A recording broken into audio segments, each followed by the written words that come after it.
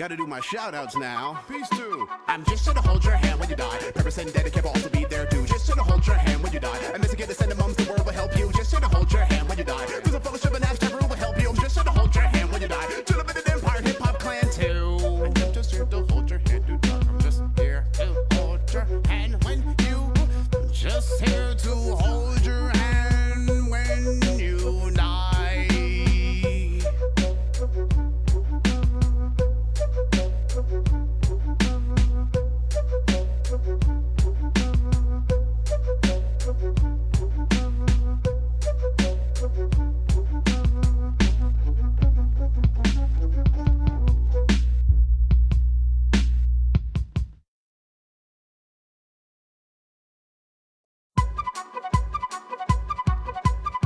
Here to hold your hand when you die, and to show you around imaginary places. Put the money lumps in my bloody stump, and it will have a smile that's a perfect circle. Die in your sleep with the sky at your feet. I'll shoot you when you're happy on it, then you will find peace. How did you do? I don't know, I'm okay. Every person I know is a secret story agent, cause I'm accused of lewd conduct. Stole the heart to rape her prom side, and I got a woman for my arrest and put me in a little bit of funny farm because of what I did, but I'm just here to hold your hand when you die. There was not a single person who could do it better. No need to scrape it in my ecosystem, but in the audience, me being a Christian ain't you know how I hate him so. But they charge me for a halo, but I'm on a scavenger hunt for a lab for the chunk of the sky, baby, I will place it with a mud pie. Dead songs on the silk screen. By my shirt, it is a kill dream. It is not to lead the way to the stairwell to a God's administrative office and a final farewell. I'm just here to hold your hand when you die. And to give you a assault rifle up and a clip. Glow in the dark when I stroll in the park. Giving everybody informative pamphlets. No sign of life for as far as I can see. Everybody's just charged me to in the car seat. Each should have died to the secret spy. Cause I have the funny feeling that I'm being watched. Money for hours, surveillance, money or power or ailments. But it's a medical supply. City shipping in the hand when niggas way too much because of an otherwise I'm just here to hold your hand when you die. It's like up in the cross driver run to find your soft spot. Make mushroom clothes under your garden hills. Turn into a dead gas blowing through the air duct. She's out of love, but I thought that she was. She doesn't love me because I don't have the right haircut. I misunderstood. I just fixed understood. But I will not apologize for anything that I said. My name is Mr. Bus Driver. This is the producer Paris. We did not have ever to admit it. We were purposing a bit of our own imaginary place.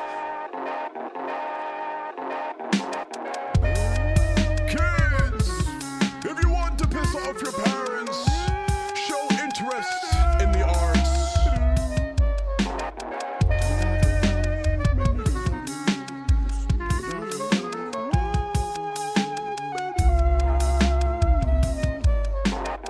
Kids, if you really want to piss off your parents, buy real estate in an imaginary place. Oh yes.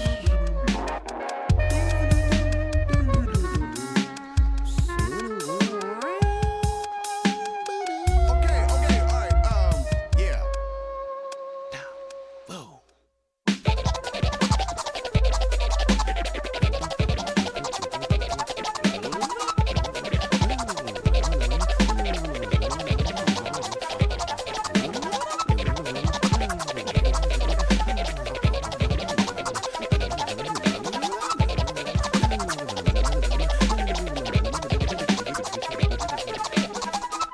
Gotta do my shout-outs now. Peace too. I'm just here to hold your hand when you die. Purpose and dedicate will also be there too. Just here to hold your hand when you die. And this again, the send mums, the world will help you. Just here to hold your hand when you die. There's a fellowship and abstract rule will help you. I'm just here to hold your hand when you die. To the minute empire, hip-hop clan too. And I'm just here to hold your hand to die. I'm just here to hold your hand when you.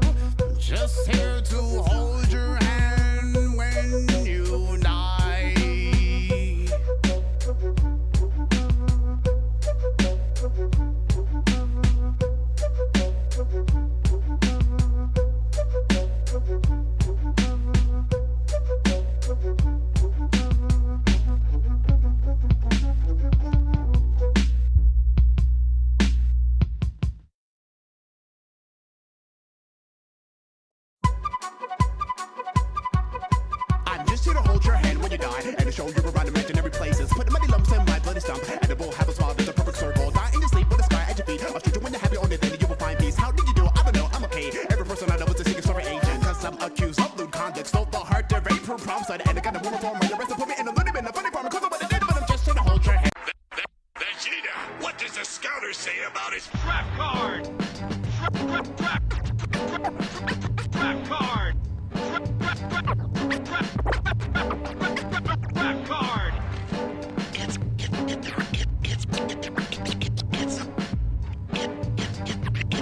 It's over now. Nine, no.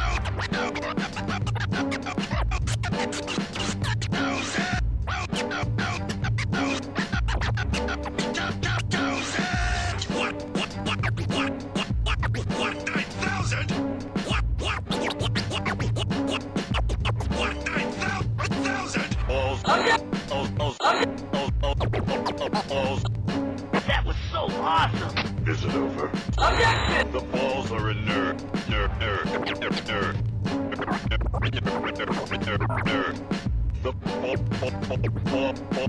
balls are inert. So she fucked up. Then it was like just one there for. Fight back! Fight back! I wanna gag, I wanna choke.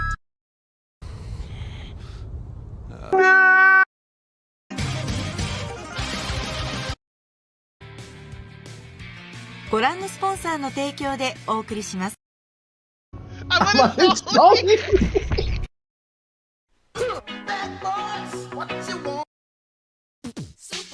I got this girl and she wants me to duke her. I told her I'll come scoop her around 8. She said, that sounds great. Shorty girls are... Just to like do an investigation on her. Yeah, that's the crazy part too. And she ended up just snitching. Yeah.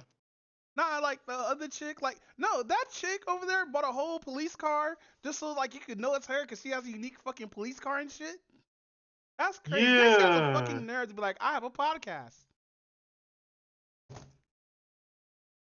I'm all like, do your fucking job. No, but I'm gonna tell the truth because they're trying to do me like they do Trump. Like, ew. But nah, welcome to episode 199 of the HotSticks podcast. I'm here with the one, the only Pac-Man. No, I'm kidding. Alicorn Lion. Howdy. And me, the ugly bastard known as Doom. And we're here today to talk about how fucked those last couple of days was because it was a heat wave. Bro, I had a fever during the heat wave and that shit was not nice. Fuck that heat wave. Bro, how was I'm it like gonna be real 103? with you. Yes, and especially Friday, there was like no humidity whatsoever. That's what that was? Yeah, that shit was Ugh. dry as fuck. And the sad thing is, I had to sit almost an hour waiting for the fucking bus. Ooh. Yeah, fucking low key I had to skip my dentist appointment because it was so damn hot. Oh my god! And then I couldn't even like really sleep in the house either because I had no AC. Bro, I hate California and the regulations for AC, bro. Like go more inland, you want AC. I hate living. How many miles do I live from the coast? Like 2 miles? No, actually, no. It's a few miles. Actually, it's like 8 miles from the coast. But no, there was no reason for it to be that fucking hot. Especially when I live in an apartment, it was 6 degrees hotter than normal, bro. You know, I use my oven to cook 90% of the fucking time. Like, I can't deal with this shit. If I turn on my oven, that's it for me. I'm cooked. I think you probably need to invest in an air fryer. I don't, cause I've been hearing more negatives than positives for air fryers and stuff like that. And thanks to hood meals being all nasty and shit, I don't think I want one.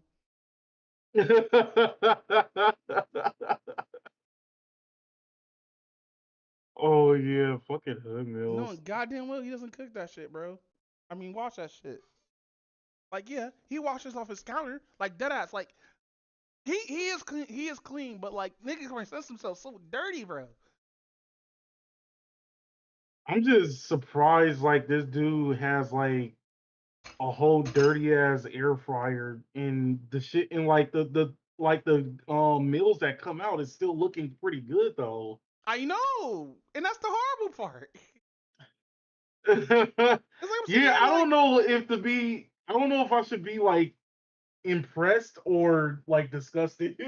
bro, I'm hungry. Hey, also, there's another motherfucker that be pouring Hennessy inside of a fucking deep fryer, bro. Like, fuck that nigga in particular, bro. Using fucking a fucking deep fryer, nigga? Really? Really, nigga? But Hey nah. man, black people gotta use Hennessy everywhere. Hey, bro, question.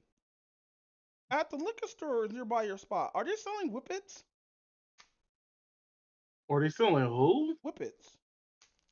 Whippets? Yeah, so you remember the whole thing? Like, you remember how the evolution of drugs and how we go through that shit? First, it started off with like some weird ass synthetic weed, which is called AKA K2. Then it started with nitrous. Wait, no, no, no. Actually, no. It's just nitrous. Whippets are just nitrous. Oh, Yeah. So they've been selling flavored nitrous in liquor stores and like other places, like Walmart and shit like that, and became an actual drug. And I hate it too, because whenever a new drug's on the street, it's always niggas who be shown doing the drug. It's never the other races. Always niggas. And it be the homeless niggas too. Like, it gotten so bad, Kanye started doing that shit. Kanye. And there's no way that shit's safe because nitrous is used as laughing gas. Where if fucking your dentist gave you that shit, they're supposed to give you a certain amount that don't make you like not your brain fucking go all fucking retarded. Yo, that sounds weird. Not even weird. It's just dumb. Why? Why do we keep evolving in drugs? Just buy weed. What's wrong? I know weed's expensive. Save up your fucking money and buy fucking couple ounces. You don't have to smoke the whole joint in a day, nigga. Just stretch out your weed. Buy a pipe. That's because um that's because like a mass majority of black people promote crash out culture. Mm. About crash out culture. You saw that Chase scam? Oh my god. Y'all, I swear, man, we like the dumbest criminal. There's so many dumb criminals out there, bro. How you gonna try to scam not only like one of the biggest banks in America, but you also gonna scam a bank that you subscribe to, knowing damn well that they have your address, Your they have social? your information, and your social, and you gonna try to pull that, bro. You like, I understand, like, you made like a new account and you faked everything, but that's gonna be highly difficult because they check that shit. They have links to the government and shit like that, so you can make these accounts and everything like that. These dumbasses is like, oh man, I saw that one video on Twitter, and then it just blew up to like several other videos of niggas doing the same shit, and then niggas making posts of that shit, so they have negative $10,000 and shit. That shit funny as fuck, bro. The before and after is crazy. That shit is mad funny. Murph was talking about divorcing. Wait, who's divorcing? Talking about divorcing. Somebody's gonna get some African chick, and then like he ends up bringing the African chick to like America, and American girls changed her, and and she was talking about what can you do for me, Eddie? And then like he's on the cover of Ebony talking about looking all disappointed. I'm not disappointed, but like that face where you look like you lost something. It's the whole half of Oh, it. the Freddie Murphy's like half. where You you haven't never lost. watched Raw? Wait, which one? Eddie Murphy's Raw. Oh, I know like I haven't watched like the full thing. I've seen like mostly clips of it. Hey, do I sound lower than normal? Like, huh? Hold on. I'm gonna switch my mic real quick. You might hear me come extra loud. Mic off. All right. Mic on. How about now? Yeah, you sound good. Okay, okay. So yeah, Eddie Murphy's Raw. You never watched that? Not the full thing. I heard the one about like Charlie Murphy accidentally taking a shit in the thing. In the bathtub. I heard the one about the gay cop. He talking wee woo wee woo. Wee, wee. You never heard the fucking bit where dude's like half? Cause he's talking about how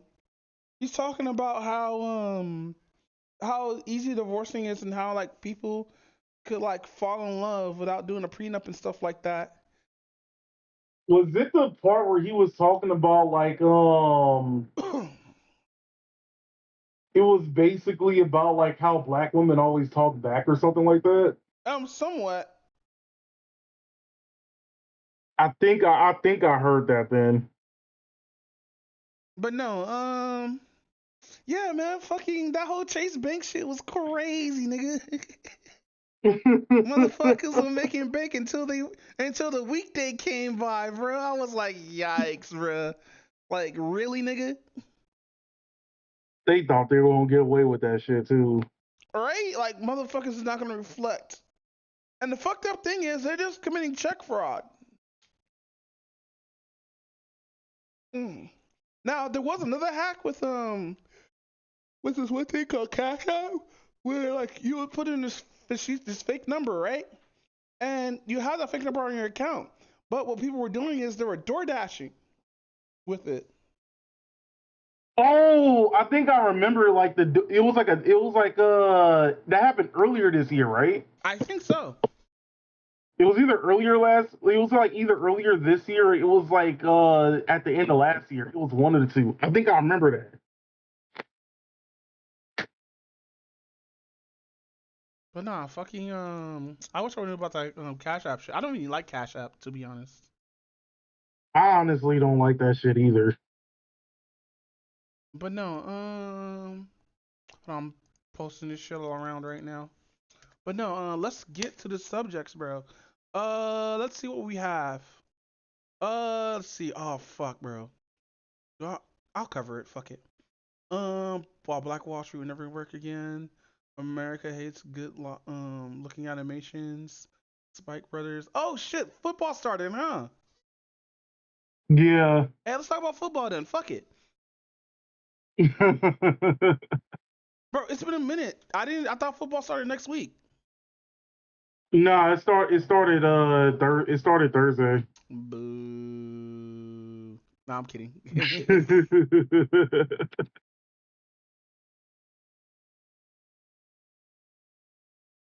But while you All doing right, that, so okay. yeah, I was about to pull up the results and everything else like that. Mm. All right, so this football season was, I mean, not this football season is gonna be kind of interesting because for one, you have the possibility of the Chiefs breaking a record if they so happen to win the Super Bowl once again. Mm-hmm. Because they win again, then it's basically going to be a three-peat, which has never happened in NFL history.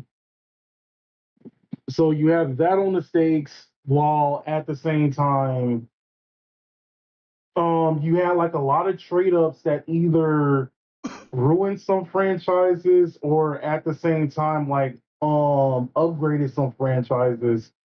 And some of the games that happened this week kind of like reflected on that.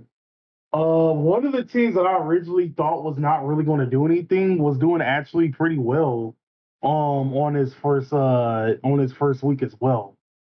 But with all that being said, let's get this started.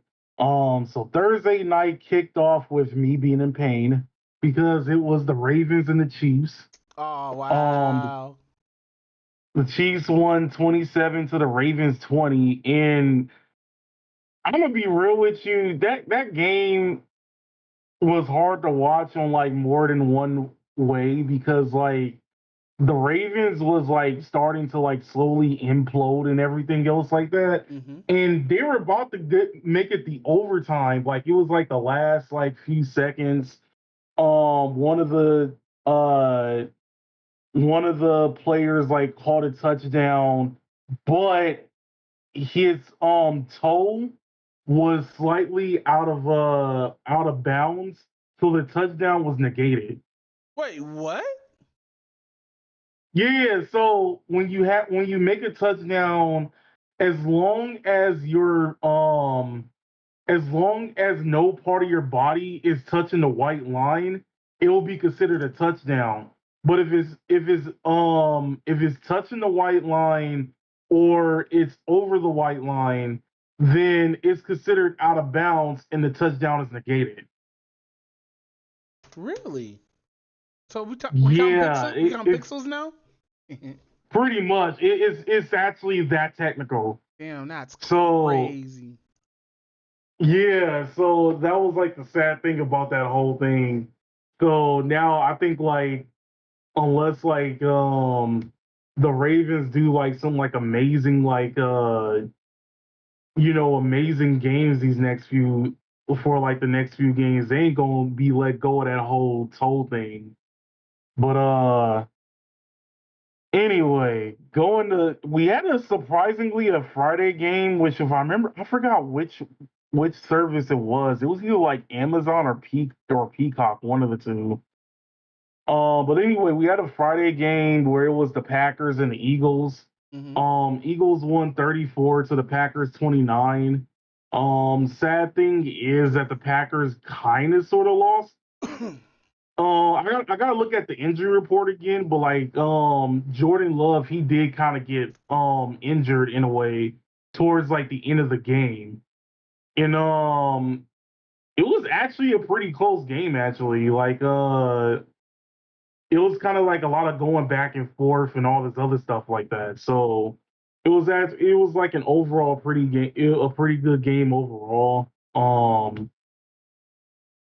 So Eagles look like they're gonna be going in pretty healthy. The Packers, they're not like completely blown out of their season isn't completely ruined though, but like it's on thin ice. I'm gonna just be real with you on that. Then we start going to the Sunday games. The Saints and the Panthers went against each other. The Saints won 47 to the Panthers 10. I'm not really super surprised, but Because it's Panthers the didn't really Saints. get anybody. Even though I haven't Yeah, watched and the football in Saints. about a year. The Saints are okay, but we'll see how they do in the rest of the games. Then it's the Vikings and the Giants. The Vikings won 28 to the Giants 6. Honestly, Vikings is one of those teams that I thought was really going to do pretty bad, but so far it looks like they're doing pretty good without Kirk Cousins. And the Giants, they basically got rid of everybody good on their team, so I'm not even surprised it got like blown out.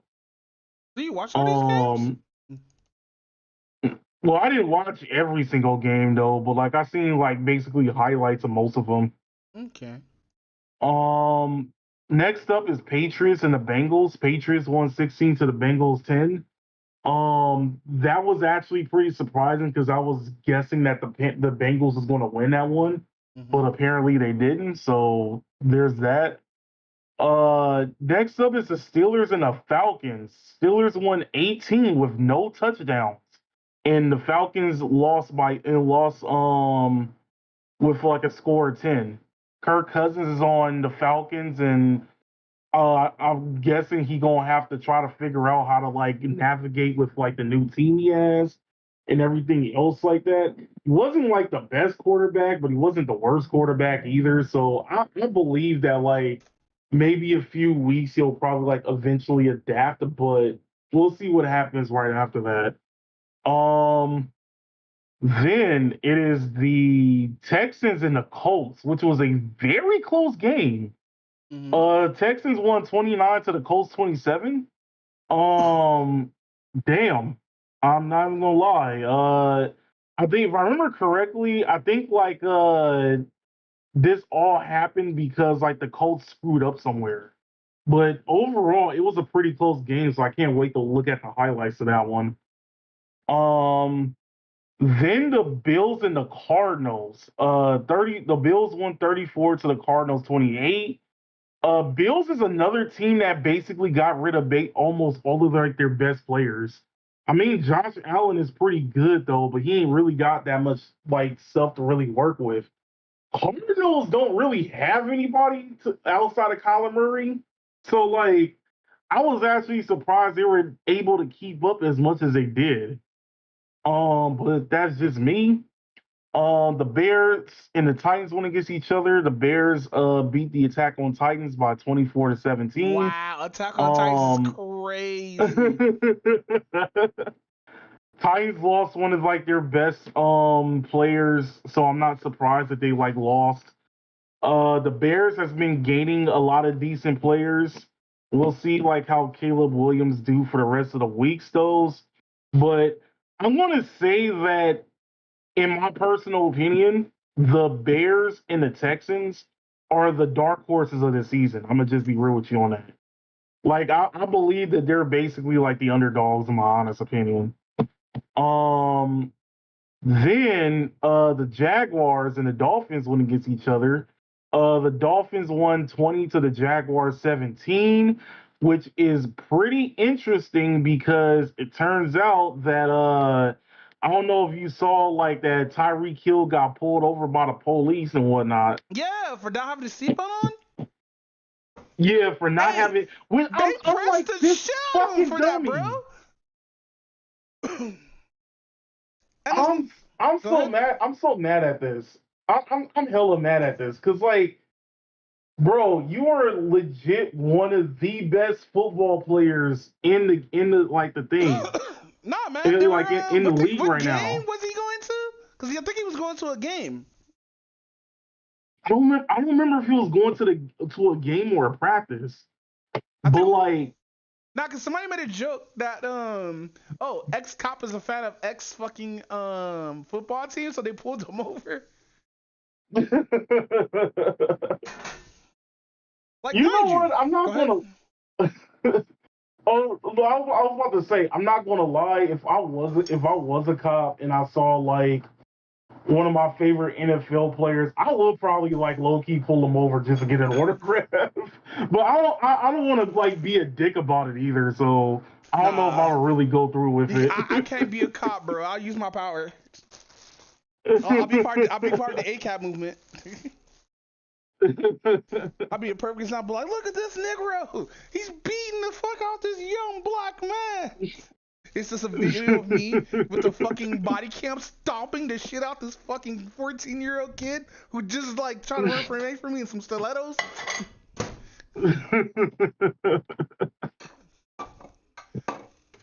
Oh my god! Jokes, But by the like, way. I'm just like, I know. Nah, I know. Just for like people in chat. Oh yeah, true. But I'm just saying, like, this dude is not only one of the most talented NFL players, he's one of the fastest, like, Mic on. he's like one of the fastest running people, like, as far as like athletes go in general. So this dude has way too much talent to be crashing out like that. The thing is, I don't think he was able to crash out because he put him out the car real quick, bro. Well, he kept refusing to get out, and then this dude was all like, "Oh yeah, like I only got out safely because I'm Tyreek Hill. What if I was just any other black man? They would have shot me, trying to kill me." I'm all like, "No, nigga, wear your seatbelt." And if I forgot like what car this dude was like driving to, but I could tell that shit. Yeah. Oh yeah, that's right. Well, It looked like a Lamborghini, and it did have not a Lamborghini. the. It could be like other, like, you know, those little Ford trucks that look all like that look all expensive and shit. I forgot what they're called. Nah, it was definitely a sports car. It was definitely a sports car. And it had the suicide door too and everything. Yeah, so it did. Yeah, nigga, wear a seatbelt. Shit, fuck. You wanna be in this fucking predicament?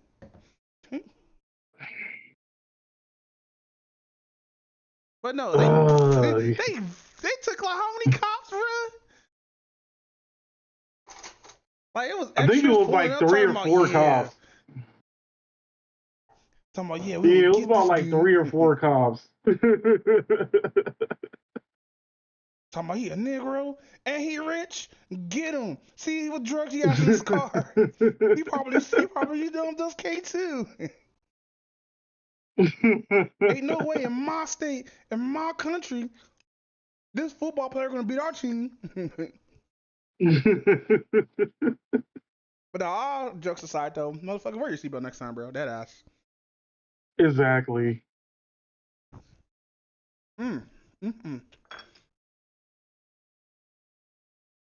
So, after him being and then had the damn nerves to do like a touchdown celebration with him getting arrested. Yo, You know what's funny? I didn't know that. I didn't put two together at the fucking time because I did see that celebration, but I didn't know about the arrest until like later on. Oh, okay. I was like, that's that's just diabolical work. hilarious. I hope he All doesn't get pulled right, over again. so yeah, like he needs to make smarter decisions. Where the fuck is his PR team? They need to make him make smarter decisions. You know, football players don't have PR teams.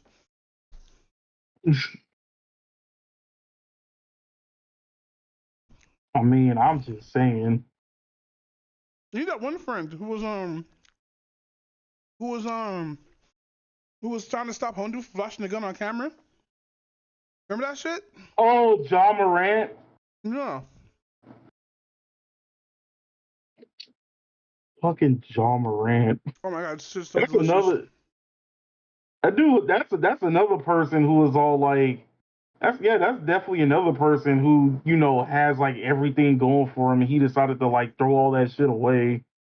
Well, didn't he almost throw it all away? Cause like the way how it looked like his friend was trying to record that. They were trying to start having a good time and shit until fucking this dude whipped out a gun. Oh yeah, then he immediately pulled the camera away. I remember that. I was like, what the fuck you doing, bro? I forgot his whole career. Yeah, dude over there. Go ahead. Oh, I'm about to say over there throwing his whole career away and whatnot, but yeah. Fucking crazy, dude. But no, let's continue with football though. All right. Seahawks and Broncos went against each other. Seahawks won 26 to the Broncos 20. Nothing too surprising there. We'll see how both teams do for the rest of the season. Then the Chargers and the Raiders went against each other. Chargers won 22 to the Raiders 10. And Chargers was another team that I kind of wrote off because they got rid of most of their good players besides Justin Herbert. But I guess if they're destroying the Raiders that badly, well, even though the Raiders weren't really doing shit in the first place, but still, I'm kind of curious to see how the Chargers are going to do for the rest of the season. Then it was the Cowboys versus the Browns. The Cowboys won 33 to the Browns 17. Hey, the Cowboys looking up. Boo. Wow. Whack. Wow. Y'all hear them? That's crazy. It's not my fault that like Cowboy fans wants to be put into this delusion of oh yeah, we're about to go to the Super Bowl and everything else like that. But what else was there? Oh, the Buccaneers and the Commanders. Buccaneers won 37 to the Commanders 20. Buccaneers is actually like looking pretty good right now, so we'll see how much of that momentum they'll keep up with. Then arguably like the most interesting game was the Rams and the Lions. What? The Lions putting in work? This was the first. Yeah, the Lions won 26 to the Rams 20, and they went in overtime. Hey. This was a Sunday night game too. Hey. Yeah. Both of the quarterbacks that used to play for each other's team going against each other once again. Yeah, that shit was amazing. Yeah, that shit was pretty don't have good. a team, sadly enough. Damn. Yeah. I'm weaking it though. I'm just gonna be like, yeah, I'm gonna be like that. Pause. I'm gonna be like that girlfriend who doesn't know what's going on, but I still watch football anyway. And then our first Monday night game was the 49ers and the Jets. The 49ers winning 32 to the Jets 19. Not super surprising, but at least Aaron Rodgers got more than 4 snaps this time. Really? So that's good. Well, if you remember, like last year, like the dude only had like 4 plays and then got like his ACL torn, so he had to be out for the whole season. Yikes. And then yeah, that shit was like weird, and that was like literally like the opening game too. But yeah, 49ers basically like stood on business and whatnot, and Jets, I don't even know what they really gonna do at this point. I think they're just gonna suck like usual, but that's just me. So for week 2, tomorrow we are having the Bills and the Dolphins going against each other. And for this one, I still kind of don't like the Dolphins, but I can see them winning, so I guess the Dolphins. Um, then we're gonna go straight to Sunday games, the 49ers and the Vikings. Boo! I know you don't want the 49ers to win, but I'm gonna have to go with them because they look pretty good compared to the Vikings. Then it's the Seahawks and the Patriots. More likely the Seahawks might win though, but I wouldn't be surprised if that becomes like an even game. Then the Commanders and the Giants are going against each other. The Commanders are going to be the ones I'll root for on this one. Oh shit! Before I continue, I forgot. I remember why the Packers and the Eagles was Friday. It's because they did that game in Brazil. Oh, really? Yeah, it was an international game. That's all I was trying to. Go ahead. Huh? No, go ahead. Yeah, I'm about to say that's why I was trying to remember why that game was specifically on a Friday. Yeah, it's because it was an international game. Okay. Hey, I know we're going a little bit off topic, but did you see this shit about Lil Wayne and the Super Bowl? Oh yeah, they announced that because the Super Bowl is going to be in New Orleans. Yeah. And they announced that Kendrick Lamar was going to be the halftime show thing. Rip So Drake, by the everybody way. is kind of White people that see this, no, actually, no, they're going to turn off the TV probably. Like 2 hours. Like that Negro, that little Negro from Compton, the most worst Negro place ever, is on my Super Bowl? Nah. Nah, Drake is dead, bro. Everybody about to, dude, it'd be fucked up if everybody, because mind you, everybody says Drake doesn't fuck with kids, but still that bar a minor. I hope everybody says that all at once in the stadium.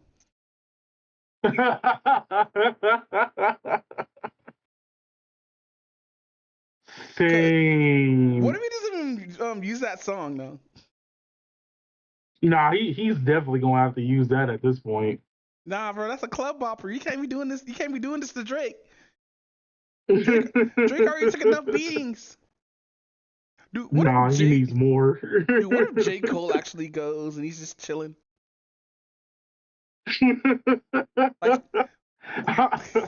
Like he's in the middle of Uranus riding his bike and talking about, nah, I'm just chilling, man. I just came here to ride my bike, you know? With my dreads. Got a dress in the bun.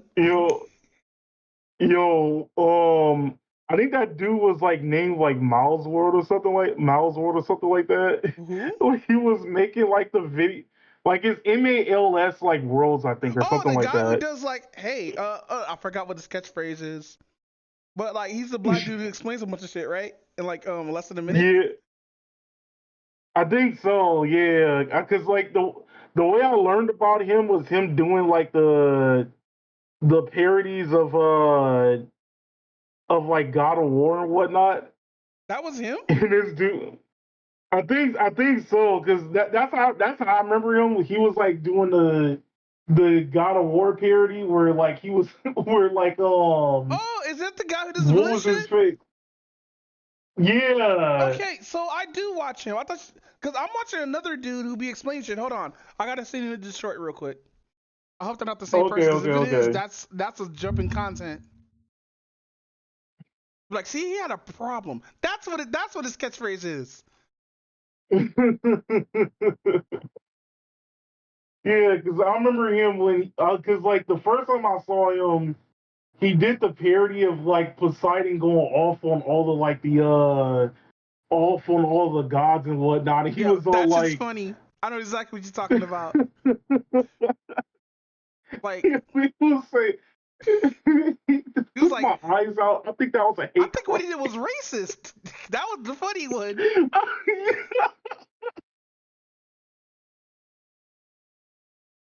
But Oh my I gotta god, that find shit was this funny.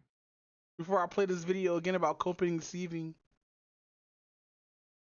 But Oh, no, you're like that shit was coping. funny because that shit was funny when he was doing like the whole Drake versus like Kendrick Lamar beef for the nutshell, and then somebody was all like, "Wait, what is J. Cole doing?"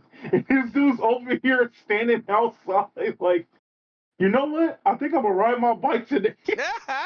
No care in the fucking world, bruh.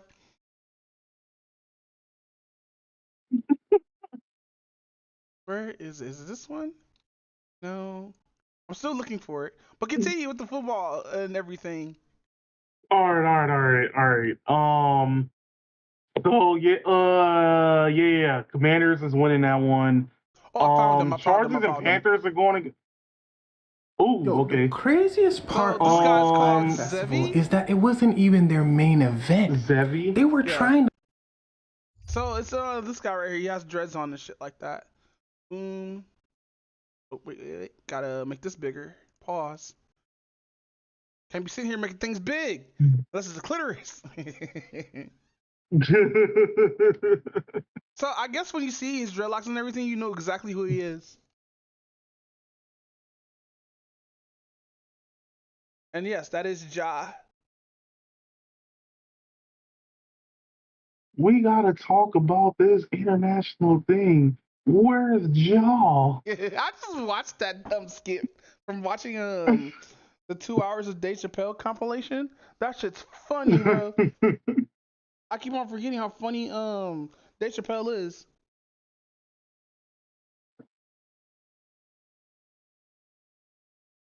Damn. Oh wait, I think I have seen this dude before. Okay, yeah. So this is how I get a little bit of my information from or whatnot, cause it's just funny as fuck. Cause he started covering like he covered the Weird Al DMX. No, not DMX. It was the MC Hammer and one of the people from the Wu-Tang Clan beef. Cause MC Hammer went to this nigga house and was like, "No, I just want to talk." Like, nigga, how the fuck you found out where I live? Even though MTV Cribs exist at the time. But no, let's continue with football. That's the guy who I was talking about. Yeah. Chargers and Panthers are going against each other. Let's be real, unless Chargers fuck up completely, they're winning that one. They have to fuck up majorly to lose that. Next up is the Saints and the Cowboys. You already know I'm rooting for the Saints on that one. I think they have a chance to go against like the Cowgirls. But after that is the Colts and the Packers. I'm going for the Colts on this one. They're at least going in like slightly more healthier than the Packers are. But I don't think the Packers are just going to like lay down and take it either. Then after that is stop. What? They like to get packed up. That's why they call the Packers. Listen, the Packers be on that pack, so somebody got to take that pack away. But no, continue. I'm sorry. No, it's cool. All right. So next is the Browns and the Jaguars. I'm definitely rooting for the Jaguars on this one. Why? Because you like furries? No. Listen, I like furries too. Damn it! I want to bang a female furry who is cisgendered one day, one of these days, bro. She's gonna be like, ooh woo. I'm sorry, bro. In order for Go ahead. I'm about to say, in order for that to happen, you have to have people like Show Tucker to exist. Damn, that's fucked. Oh, that's so. Mic off. But where was? Oh yeah. So Jets and Titans going against each other. It can go either way. Both teams are kind of hot garbage, but let's just say for namesake, I'll go for the Jets on this one. Then after that, it's the Buccaneers and the Lions going against each other, which is going to be a very interesting game. But I will probably have to give it more to the Lions than the Buccaneers, is because despite that both teams have like the momentum and all that, I do believe that the Lions will actually I think they'll actually do something against the Buccaneers and whatnot. But that's just me. Um, then it's the Raiders and the Ravens going against each other. Cool, I'm the two definitely going retard for teams. my No, I'm joking. Ravens I'm on that joking. one. I'm joking. I'm definitely going for my Ravens on this one. So we'll see how that gonna happen. Then it's the Rams and the Cardinals. I think the Rams are Mic off. definitely going to get this one. I don't like. I need to see who's on the Cardinals, because like if they were doing pretty good keeping up last on week one, I'm kind of curious of how they're going to continue keeping up with everybody. But that's just me. Then it's the Bengals and the Chiefs. Definitely going for the Chiefs on this one. Um, if the Bengals play badly again, then maybe they might become a bad team again. I'm not too sure. But we'll see what happens. I think that's going to be a game that everybody's pretty much going to tune in, to be honest. But that's just me. Then it's the Steelers and the Broncos. I don't want either team to win, but more likely, I'm going to guess that the Broncos is going to win this one. Um, I do believe that the Steelers are like a lot more focused compared to the Broncos, though. But still, Mic I think on. Broncos could pull I think they can pull a win out of their ass on this one. But that's just Okay. me. Um, then there's a Sunday night game is going to be the Bears and the Texans, which is going to be pretty interesting. I'm probably going to go more for the Texans than the Bears, but Listen, we gotta I, follow our furry yeah. brethren of letting the Bears get one in, even though they hadn't got one in since '86. Wait, who won last year's Super Bowl? What team was it? Was it like what teams was it? Wait, for the last Super Bowl? Yeah, wasn't like It two was the Chiefs and teams. the. Go ahead. It's always two No, teams. I was gonna say something retarded, but go ahead. Oh, You said it was the Chiefs yeah. and who else? And the 49ers. Oh right. I hope the Chiefs won that. The Chiefs definitely won that. You didn't watch the Super Bowl? No, I did watch it. Oh, but no. Continue. I was I'm like at a sorry. Super Bowl party and everything. Really, I But need to start being social again. But that's another thing. I think I have agoraphobia or something. holophobia? It's called agoraphobia. Fear of going outside, I guess. Oh, I didn't even know that was a thing. I think I'm saying it right. I think I'm saying it right. Maybe I have to check with my therapist. Do that little Are you just fucking trying to? what? Are you just trying to dodge not being called a neat? Yeah, because I am doing school. But no, let's stay on track. I don't want to go too far. I'll talk about school in Oh, like okay, yeah. We like a only. couple of topics.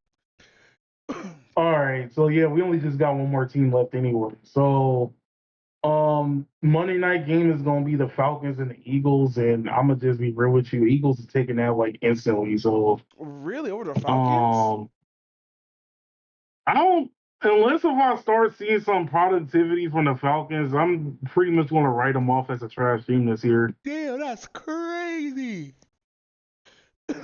Well, they didn't perform good last year either. That's the shitty part. True. But nah, with that said, bro, remember how I've been talking about like going into rabbit holes and shit like that? Right. So Wait, this, wait, what's up? wait. Before you continue, hold on for 1 second. Hold on. All right, I'm holding on to my dick. Stop.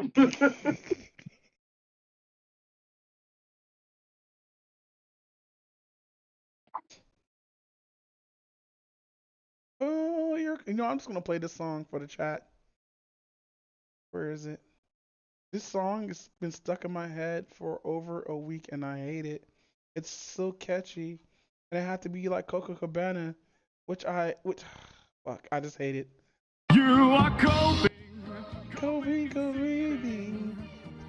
You just can't slip what you're seeing. Oh no, it's coping and seething.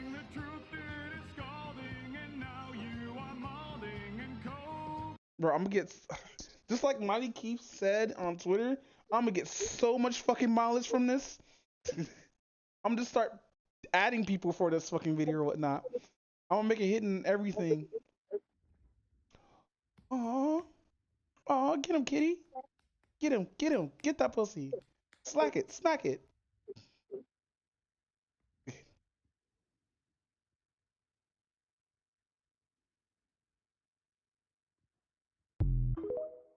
Oh god, it's TikTok. I didn't, bro. This is so dumb. Every time I look at a TikTok logo, it gives me like the fucking horror vibes, like a jump scare.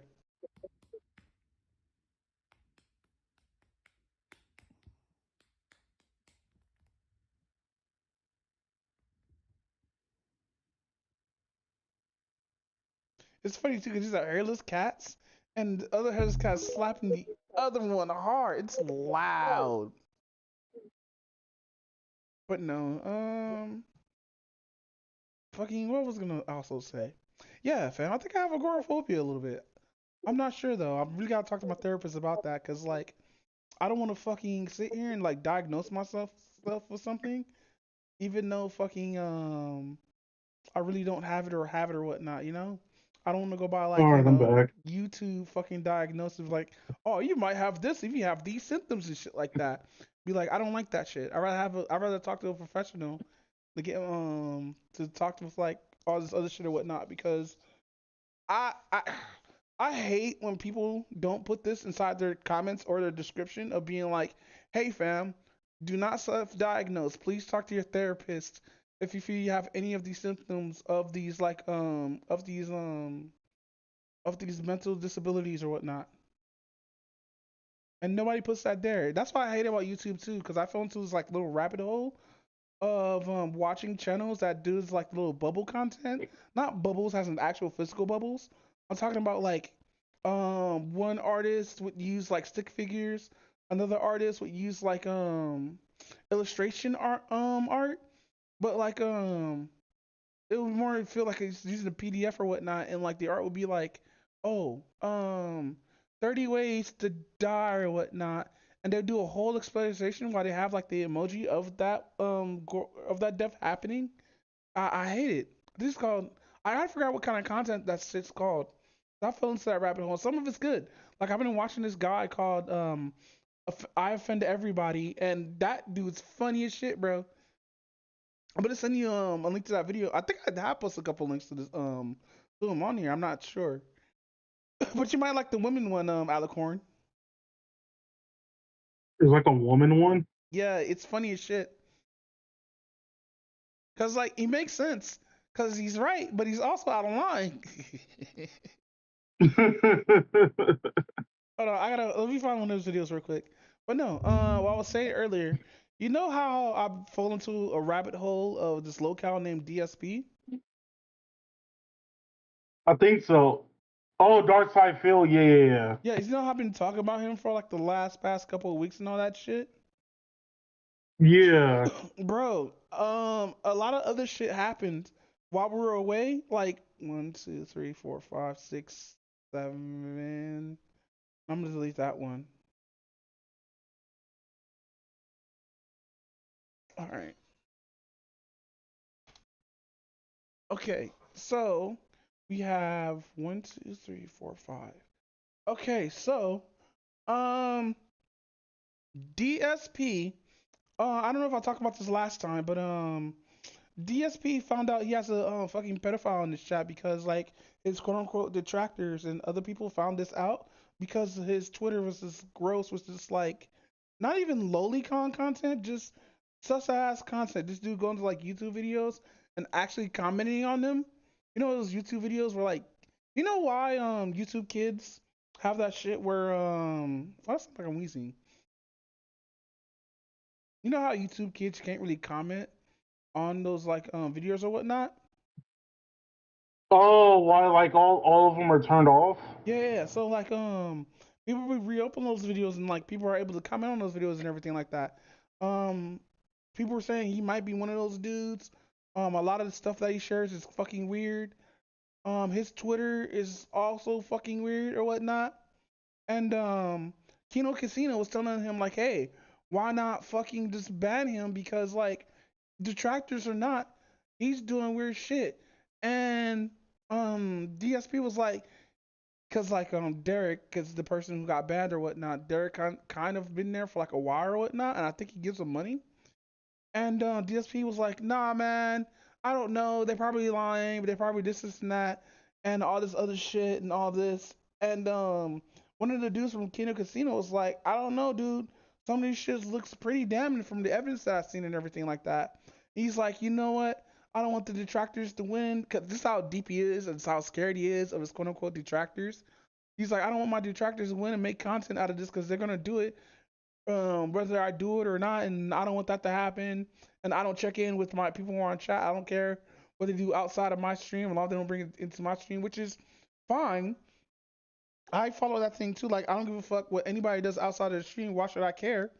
But if somebody's doing pedophilic shit, I would probably remove them. Dead ass.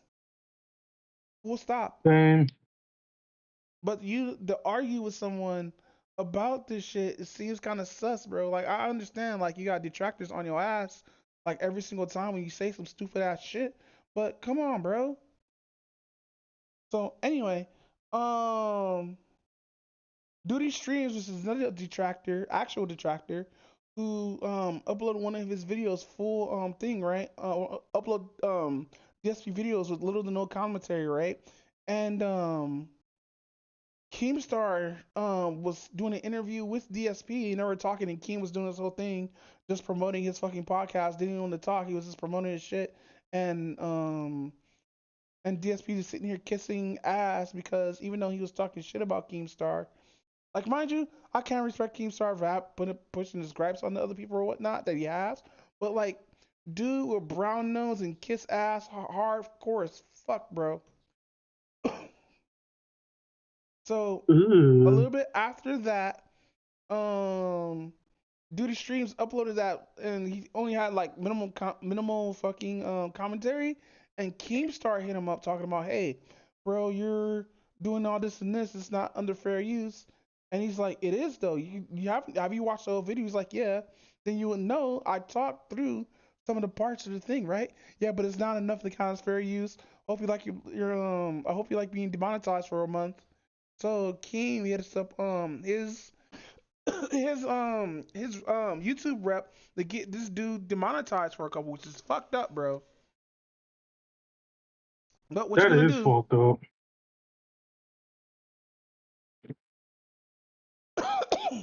I Excuse me, hold on. Mic off. Go ahead. Mic on. I'm about to say, like, I hate when people try to do the whole trying to. Oh, somebody else tried to do that. To one of the YouTubers that I watch, even though like he actually like followed the guideline and everything else like that. So I'm not surprised that people are just going to instantly start trying to do like this whole, oh, you didn't react enough to my content to make it like original enough. I'm gonna like basically get you, get you removed unjustifiably. So this is why I post up videos and the whole stream uncut onto my YouTube after like a couple of weeks or whatnot. Shit, just like this. But no, so a little bit before after that, remember how this dude used to lie about playing gotcha games and shit like that? Wait, he did that? Yeah, so basically he plays this game called WWE Superstars. It's basically like it's like a half gotcha, half what's that fucking Candy Crush?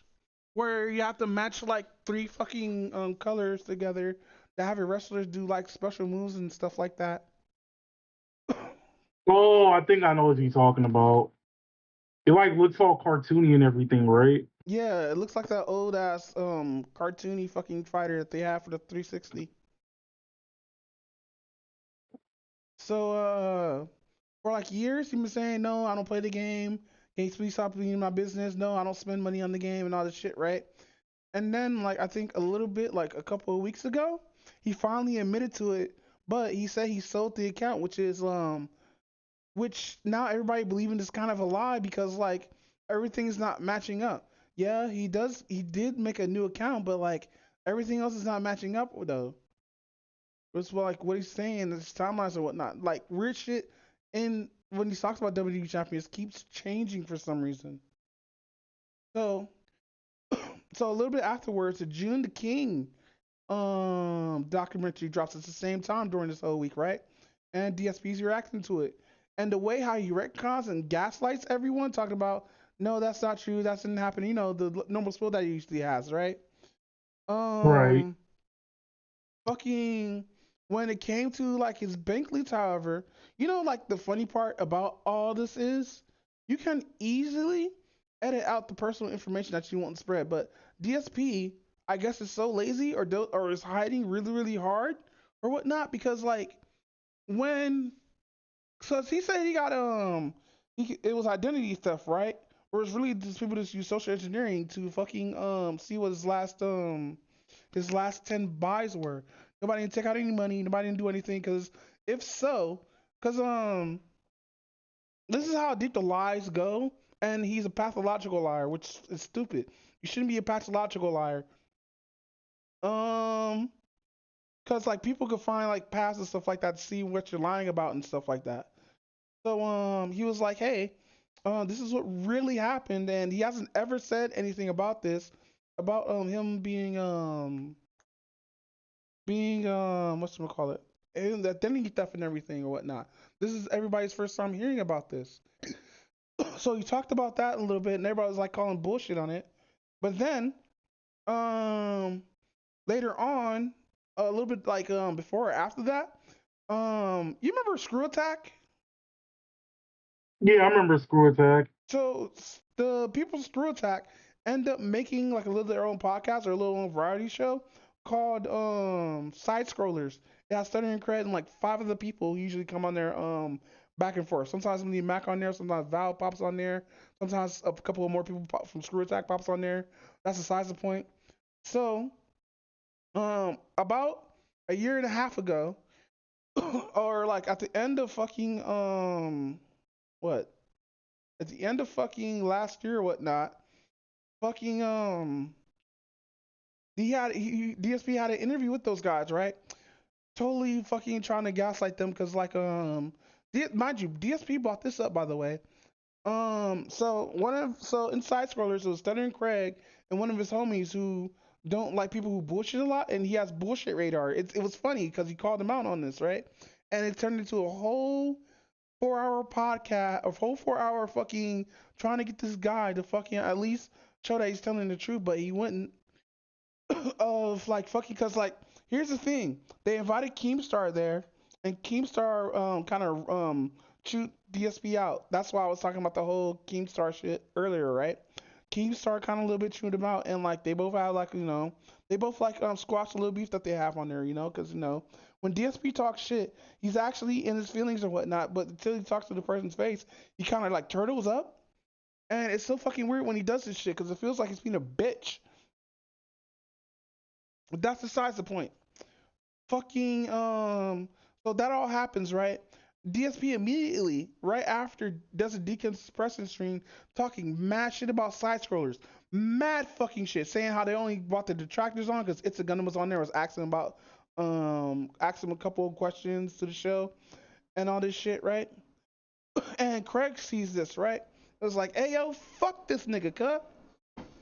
So They make a fucking stream segment of them ripping on DSP and reading all like the detractors, quote unquote detractors, and other people's what you call that? You know when you donate money to somebody, super chats, right? For like a whole 30 minutes. Oh, And so DSP catches wind of this, starts seething and coping, bro.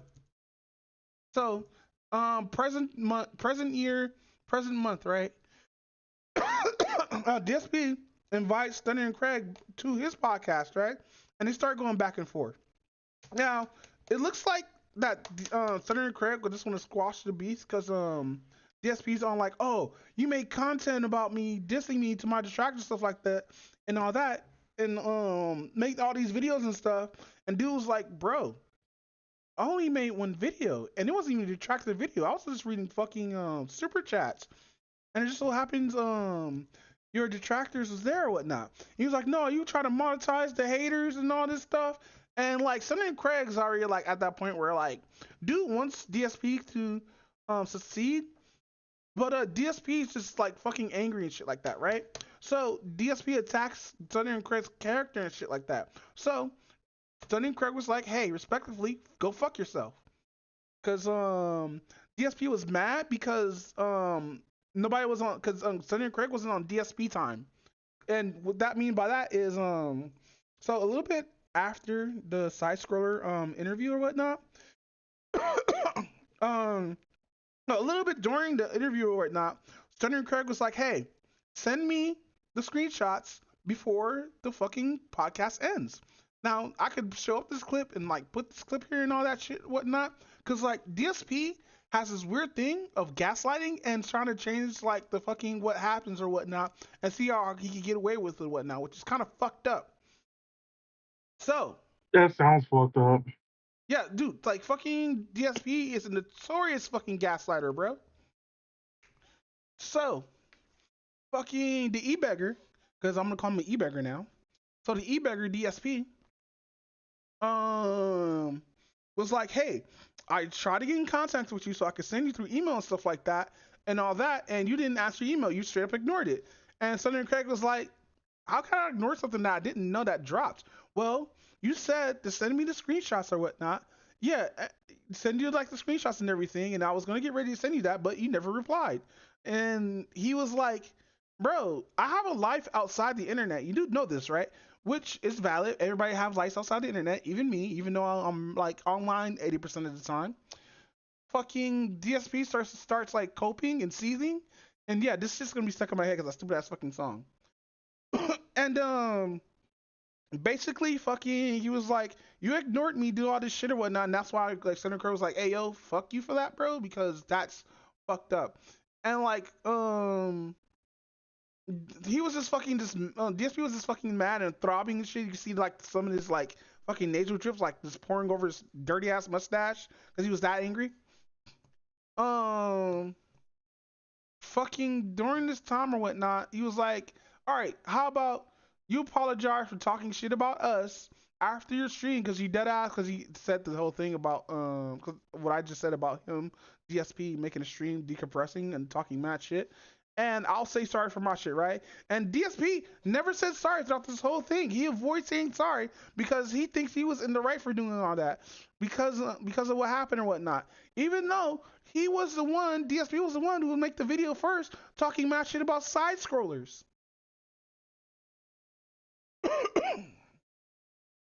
So a little bit close to the end, Sonny and Craig apologized or whatnot because Sonny and Craig wants him back onto their podcast so they can like hash things out or whatnot.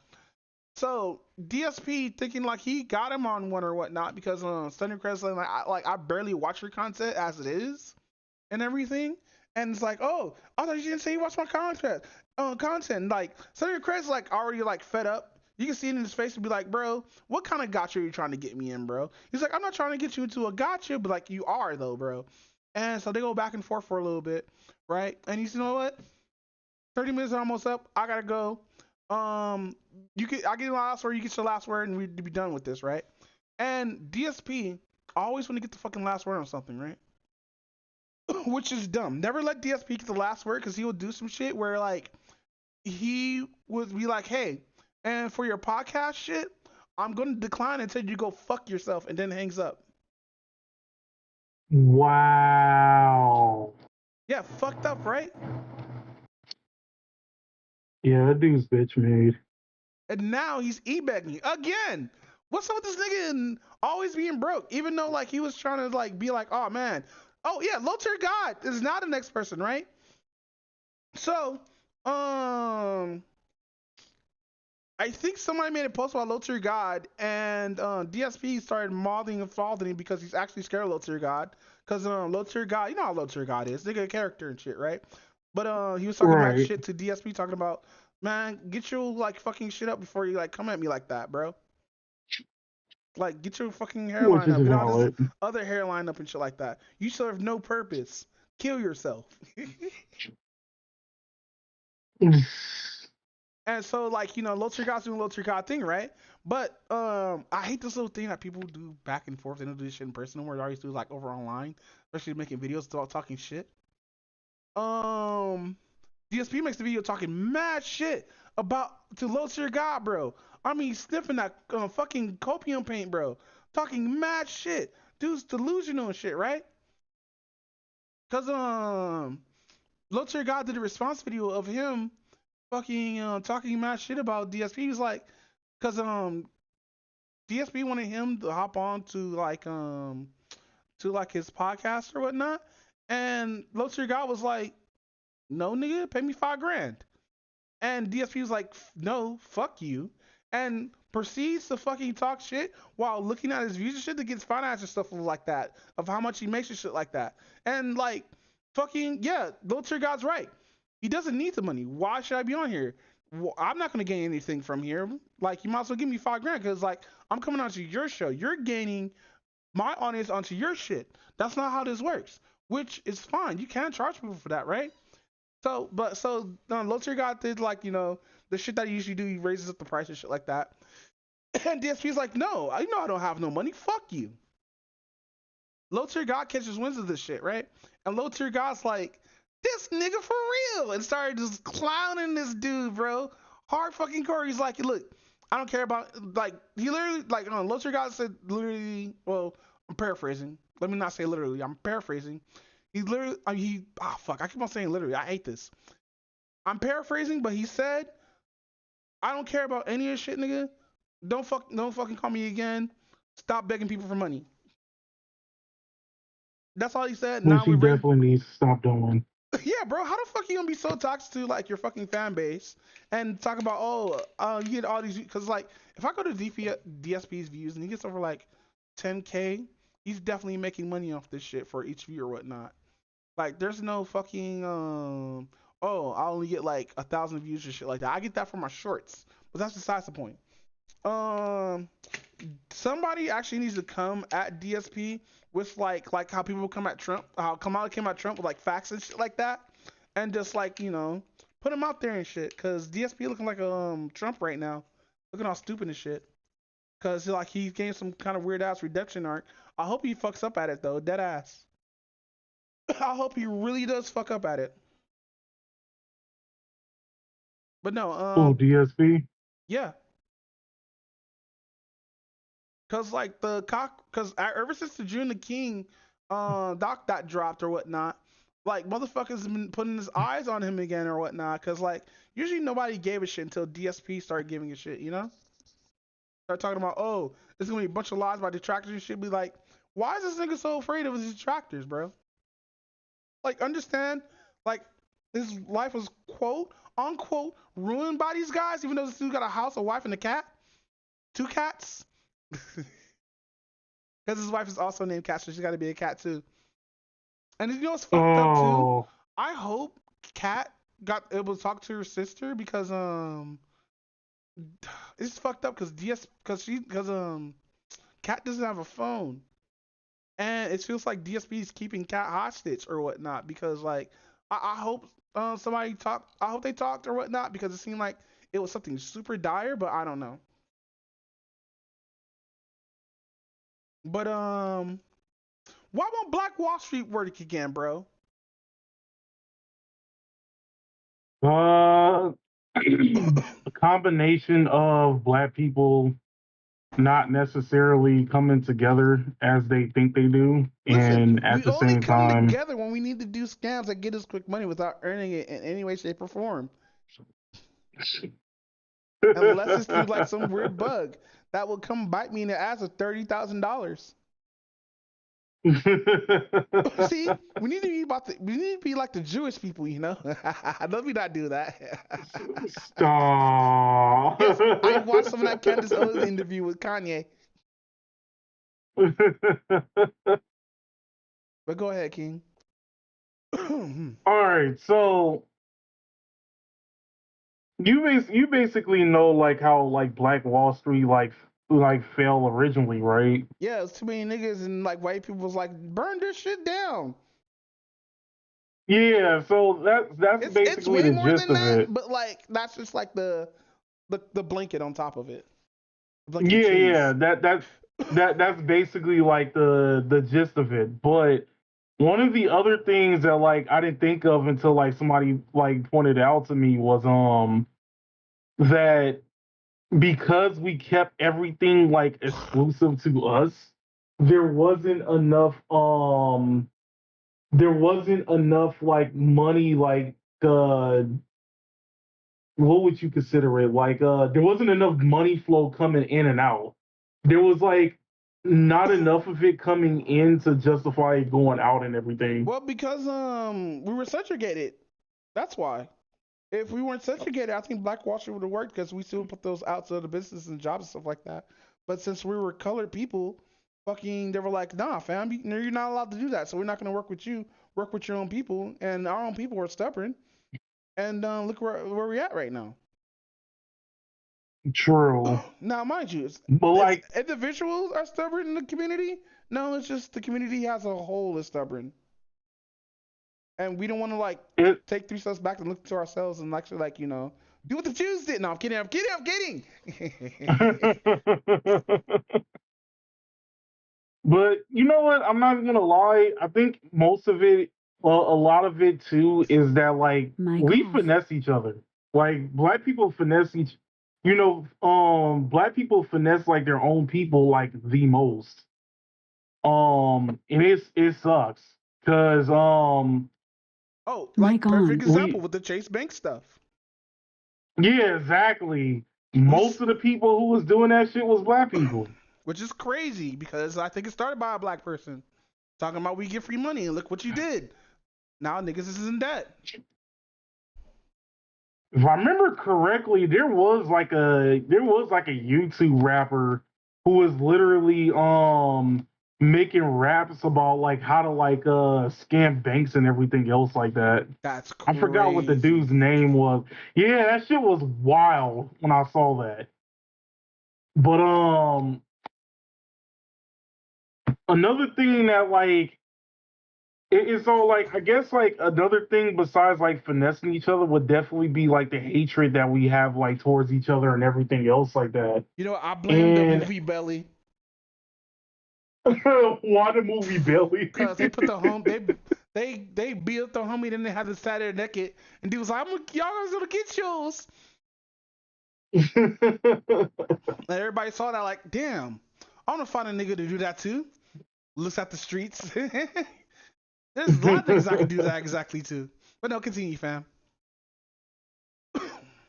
It's all like first off, one of the major reasons why like a lot of black women hate black men is basically because they believe that most of their like trauma comes from black men in general, which I'm not going to deny that some of it basically doesn't, but you can't sit here and say that like all black men basically gives Well, every single black woman trauma and whatnot. Well, it's the generalization of things, It's easier to generalize instead of like take accountability and just blame those individuals who fucked you up. And maybe yourself for like keep on assuming that or going after these toxic motherfuckers. But that's just me saying it. It's not everyone that does this. Just the ones that need to take self accountability. And yes, I know that sounds red pill as fuck, but it's true. It's past true because like how Yes, this is often a red pill are arc, we by the going way. to But no, what I was going to say was like, how often are we going to continuously blame some black men for your problems, and then at the same time blame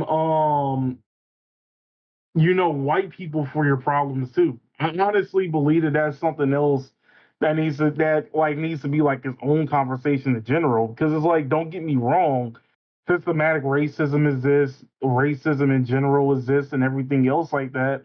And it definitely looks like it's not going to go away soon. But I find it hard to believe that, because a lot of black women claim that they are the most educated, that they're super educated and everything else like that. They can get jobs, they can make like all this type of money and have like a career and stuff like that. You can't sit here and talk about that you have a whole career, a whole education, a whole thing where you basically have like your own house, a Mercedes Benz and everything else like that. And you can't sit here and say, "Oh, well, I'm still being, systematically like held oppressed by like the white people and stuff like that." I'm all like, how? Yeah, because like, the visuals is not different. There are a bunch of white people out there that are poor right now. Are they fucking with you with the system or whatnot? Like, what's up? What's going on with all this? You know what I mean? That's what I'm saying. But continue, King. I gotta stop using Sir King, by the way.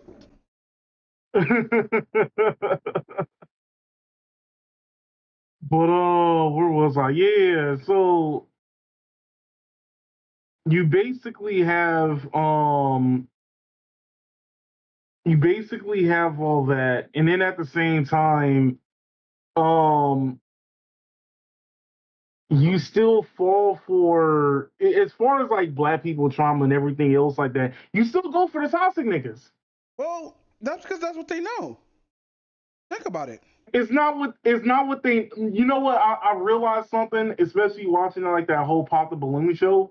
Mm-hmm. I realized that it's the aesthetics. Because you had this one dude come on here, and right, it's like the dude kind of, he didn't like dress, he didn't dress like a nigga on the street. The dude basically had What, like, you talking about Turtle Power nigga, like a sweater. Dude? Oh, no, not the turtle dude. Because It was like this one. You know damn well nobody fucking comes out of the fucking office wearing their fucking scrubs. They'll go put on some clothes, nigga. Over here trying to promote your business. The doctor dude, I will admit, that dude's like low key on demon time on some of that, because that should be hilarious. Over here making black entrepreneurs look bad, but go ahead. He be speaking the truth, and they hate that shit. And it's funny because he has everything that they're looking for. Dude's over 6 feet. Dude's making over 6 figures. Dude is all like, he ain't like butt ugly and everything else like that. No homo. But that's besides the point. The point is, this dude has everything that most women are looking for. But because this dude is over here speaking the truth and all this other stuff like that, then they want to hate on his ass. Speaking the truth, he was just talking too much. Because here's the thing, women like the bottom of the bubble don't like to be talked down. And that's the thing he was doing. He's talking down. Really, you're not supposed to be talking down women like that, to be honest. That's just me, though. Well, if he's gonna be taller than them, he has no choice but to talk down. Yeah, but like, if you're looking for a woman, especially like when it's like the whole 20 versus 1 shit or whatnot, like, do what the button does instead of doing what the fucking what the balloon does, because that's like, honestly, it's like disrespecting a nigga, dead ass. If you really look at it, the most disrespectful shit ever, bro. I think it depends on the size though, because like one of the things that I like about the Pop the Balloon thing is, you're not just gonna instantly get away with, oh yeah, I'm gonna reject this like person you know, just out of spite and everything else like that. She won't like you. You seem like the hostess. She always goes up to the person and asks, "Oh, why did you pop your balloon?" and everything else like that. You know, she makes it so that you know both people are interactive. Whereas the button is like you have like them having a conversation, and everything else like that with like the button AI talking here and there. Even sometimes stirring Actually, up the no, it's a pot voice on like actor. purpose. Oh wait, is this a voice actor, huh? Mm-hmm. All right, but okay. Anyway, yeah, you have the voice actor that kind of like stirs up the pot from time to time, but then at the same time, it's like you can't sit here and say that some of those rejections from the button thing were not due to pettiness. Like, let's just be real on that. Like there was like I remember there was like that one particular one where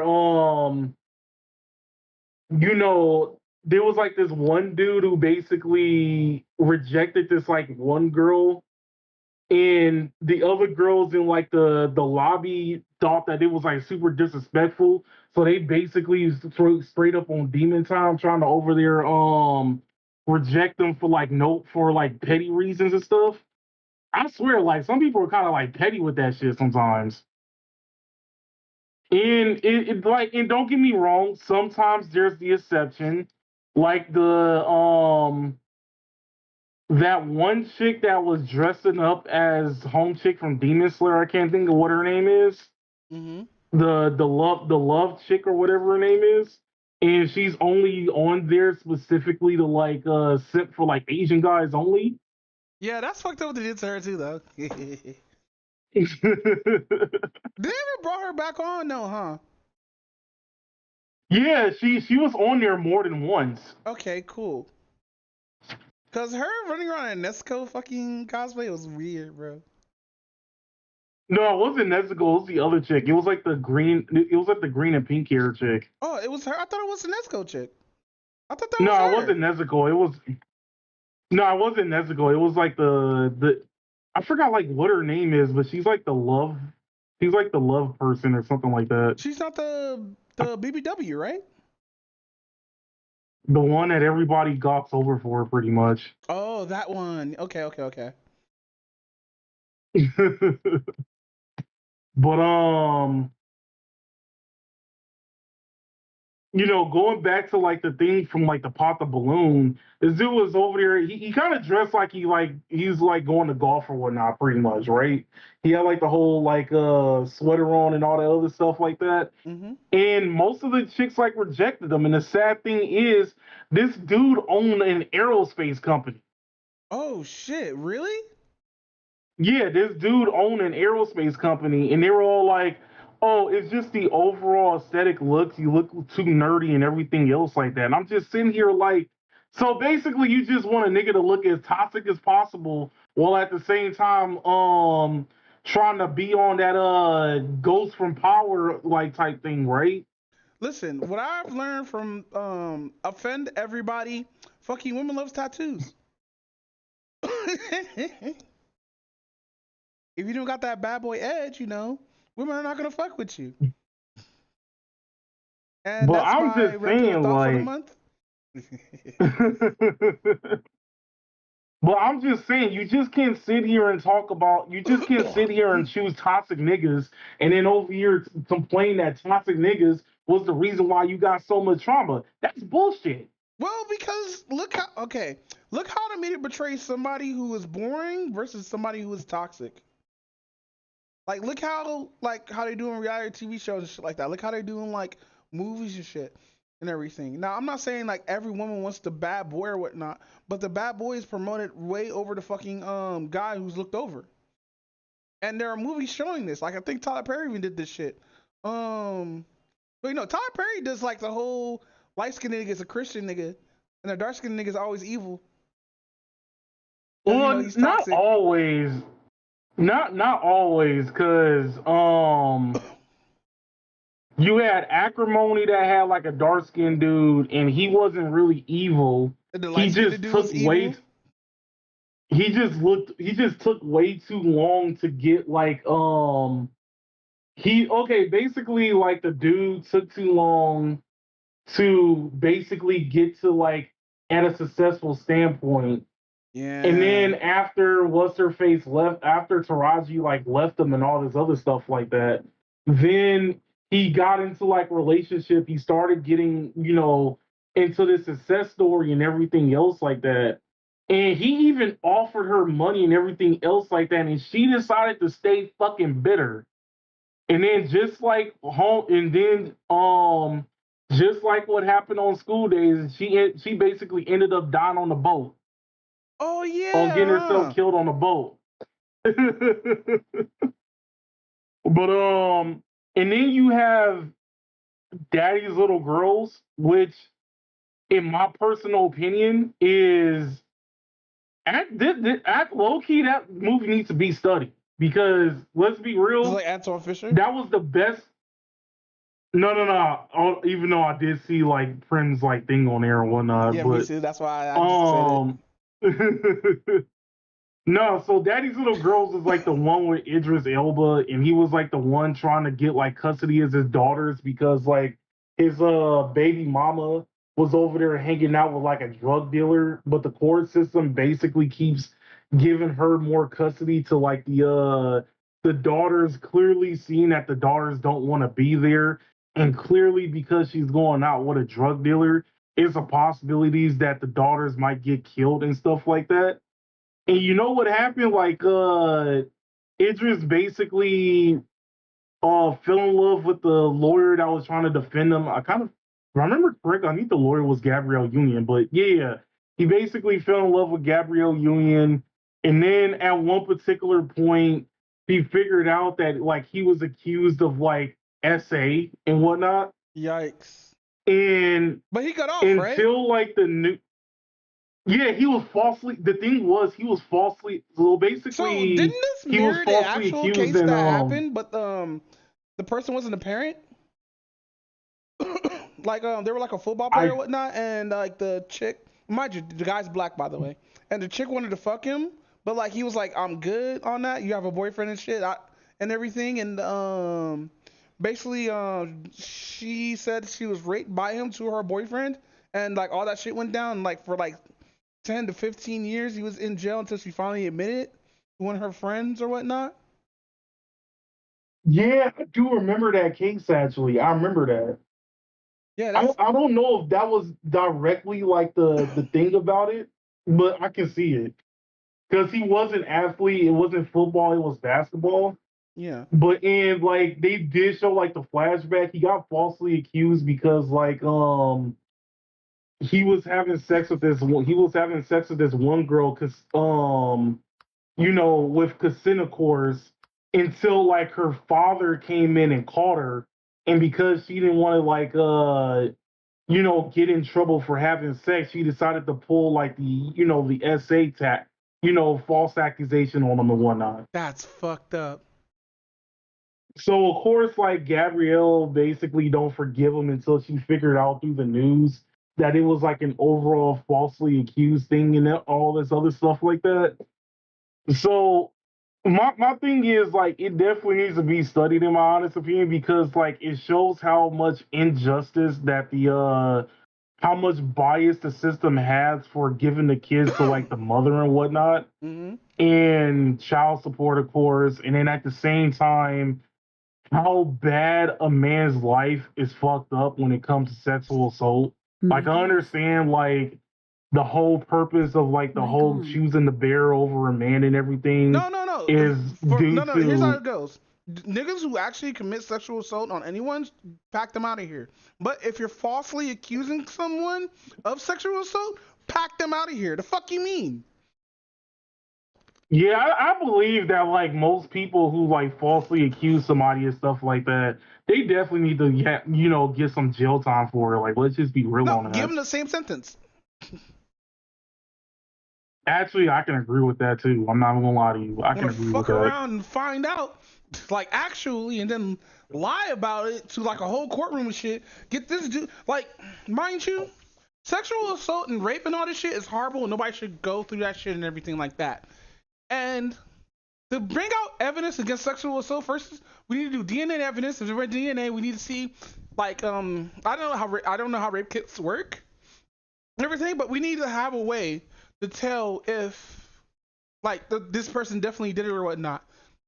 But also, we need a way to tell if there's actual evidence. Well, we need just better evidence. And I know it's hard sometimes to get evidence and shit like that because, you know, everybody see the man, oh, he's the man that got the power in the struggle or whatnot. He definitely did it or whatnot. And sometimes that's be the case because niggas is actually nasty, especially niggas that rape. Those niggas need to get gone. But to those who fucking lie about shit, bro, it's a reason why we get mad at those people. We're not mad at all rape victims or whatnot. We're not trying to say all rape victims should have evidence or whatnot. If the evidence is there, evidence is there. Cool. We can pack this nigga up. But those who lie and shit like that are the reason why a lot of actual rape victims become silent or get silenced. Bro. And I hate this narrative because this narrative has been out since like the 80s, that cops don't care about rape victims. Cops do care. What do you think the conviction rate for rape went up by 40%? Like, it's a lot of dudes who are getting packed up for this shit. Rightfully so, by the way. But those who are packed up unrightfully so, those guys, those men and women, and those who are in between need to get justice for being lied on or whatnot. Bro. But then again, I don't know. I'm an idiot, so. But no, continue, King. But yeah, overall, I think that definitely needs to be studied on. But outside of that, we just can't basically bash on black women only. Black men gotta also take responsibility and accountability for some of the shit that they do as well. Honestly, I think the whole aesthetic thing needs to like go as well too, right? Because let's be real, you cannot be over here flaunting like a bunch of like chains and iPhones and everything else like that, knowing damn well you gonna get like jacked and stuff like that, and you're trying to figure out, why you over there getting jacked and stuff. It ain't always the op that's over there jacking your shit. It's always some desperate ass nigga. I think we're the only culture that does that kind of shit, that we flaunt our wealth and stuff like that because we never had anything. Because, like, mind you, I would do this shit too. If I win like the lottery and everything like that, I'll start flaunting this shit because it's like, I grew up in a poor household. So imagine you finally get something, you want to be like, oh man, fucking I finally got something. Look at all this stuff I got. Yay. Oh shit, that's a gun, huh? But we cool, aren't we? Nah, fam. Run that shit, right?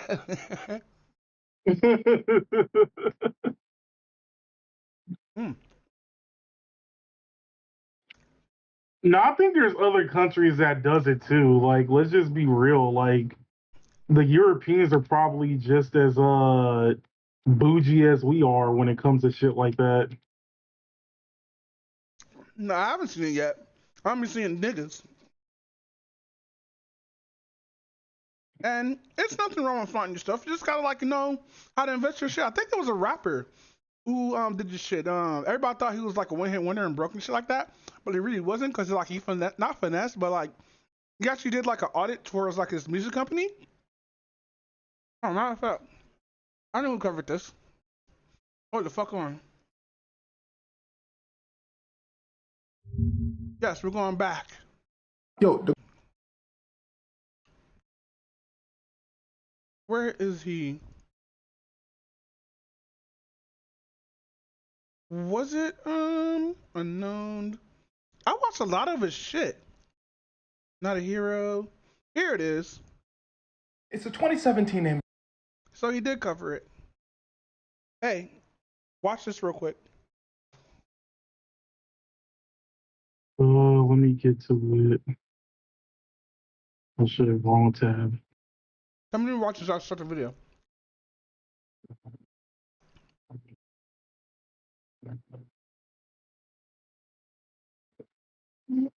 Chameleonaire. NBA Finals. Everyone's enjoying the game, then suddenly this man pops up on the screen. everyone loses it. Why? Because his name's Chameleonaire. Y'all remember Chameleonaire? He made that song, Trying to Catch Me Riding Dirty, right? It's called Riding, by the way, not Riding Dirty. Anyway, after this song, which was a huge hit, nobody heard anything from him. And then he pops up at a game. People was like, hold on.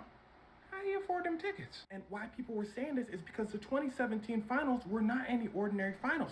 It was LeBron, Kyrie, and friends versus the Golden State Warriors. The tickets for those games were very expensive. And they were courtside, so Chameleonaire had a problem. The internet starts pocket watching them hard. They're like, hey bro, you're not supposed to afford that. They said, but I did though. They said, how? He said, I'd be investing. The internet said, nah, you lying. So the largest investment company in Los Angeles says, could we show y'all a different picture? They say, yeah, that Chameleonaire. He a resident in our By the way, he company stay wearing because hats. People said, Chameleonaire. I know, right? They said, nah, Chameleonaire don't say too much. Now, there's still something a little odd here. To invest like he was investing, listen closely, you still needed to start out with a lot of money. Now, I know what you're thinking. Well, he was a rich rapper. And you're correct. But see, he wasn't rich because he was a rapper. He was rich because he was a record label's worst nightmare. See, rappers aren't usually rich. No matter how big the song is, they're usually in debt. Why? Because record labels are basically predatory loan companies for musicians who dangle more money than musicians have ever seen in their life in front of them. The musician goes, ah. The label By the way, this was Taylor Swift was fighting for, by the way. goes, ah? You just have to give me all the money from all your songs.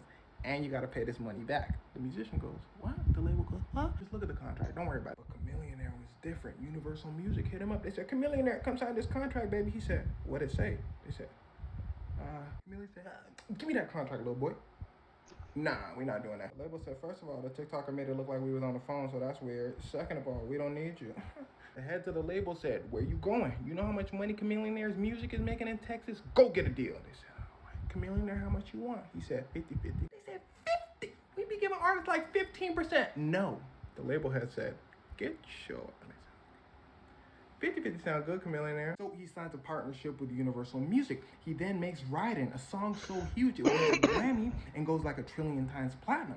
The label goes, oh snap, make another one. Because they're making a lot of money at this point. And Chameleonaire is making just as much, but here's where things start to get wicked. While he's making new songs, the label is telling him, no, we don't like it. Add this, remove that, we'll tell you when it's a hit. See, another thing record labels can do is not let you release music. And since you need to release a couple albums to leave the label, you can end up getting stuck. Nelly hits up Chameleonaire and says, tell him to do an audit. Chameleonaire says, do an audit. See, an audit basically forces a company or a person to show you how they're spending money. Label said, first of all, Nelly, you saying hot in here. You're not supposed to know about that. Second of all, we in trouble. And oh, they was in trouble. Jay-Z's audit lawyer and finds out that the label stole $600,000 from him. He said, label? They said, here, take it back, but we still not releasing you from the contract. Chameleonaire said, no, that's fine. I'm just gonna tell all your artists how to do an audit.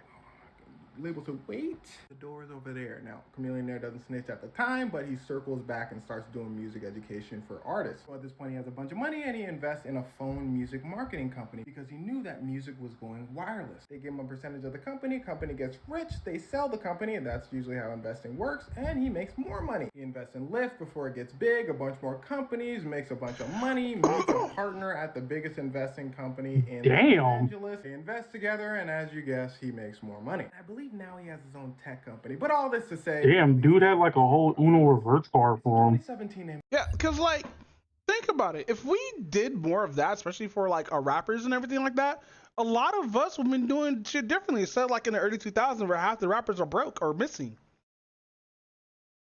True. But actually, that does kind of bring up like a good point on something. Because you remember, I don't remember if it was on his own show or it was like an interview that Danny Brown did, where he was talking about like the reason why you don't really see like an album coming from him is because he's still trying to pay off everything from the one album he did. The one that what was the name of that song? Why do I have that song like stuck? I have like the song stuck in my head, but I'm trying to think of like the name of it. Hold Is it on. Young Boy It's like something. the one that. No, it's like the one that sounds like a game show. The game show? Hold on. Oh, the album Atrocity Exhibition. Oh, okay. I know what you're talking about. Ain't It Funny is the song I'm thinking of. Ain't it funny? But Old, yeah. though. No, that's like 7 years ago. Yeah. No, almost 10. Really? It came out in 2016. That's crazy. I know, right? But nah, he was basically. Oh my bad, my bad. No, go ahead. I was about to say, like, he was basically saying, that was the reason why he don't really come out with like albums like that, because he's still paying like royalties off of that album. Maybe somebody should DM Danny Brown talking about, hey, why don't you do an audit of your, see what they're doing and all that stuff with your money. Yeah, I'm actually kind of curious on that too. Yeah, man, like going indie is hard, but also like I understand like going indie is hard because everybody's doing the streaming shit and whatnot, but like, damn, bro, it sucks how fucking companies be doing black people like that. But then again, Taylor Swift, I assume going through it too. But who cares about Taylor Swift? Because Beyonce got more Grammys. But yeah, man, the only way we could get Black Wall Street back if we just come together as a people, stop doing all this shit where we're against each other and stuff like that. Because same thing happened with Mexicans too. We need to just come together as people or whatnot and fucking work this shit out. Like, I know, like, we need a leader. Our leader might end up getting shot again. That's the fucked up part. That's probably why they took out Pop. But true. But no, to be honest, I don't think we need a leader, but we do need somebody who can push us in the right way because, like, it's 2024 and we're still down here trying to come up on scams and illegitimate ways to fucking get money and shit like that. That's fucking sucks, bro. Dead ass.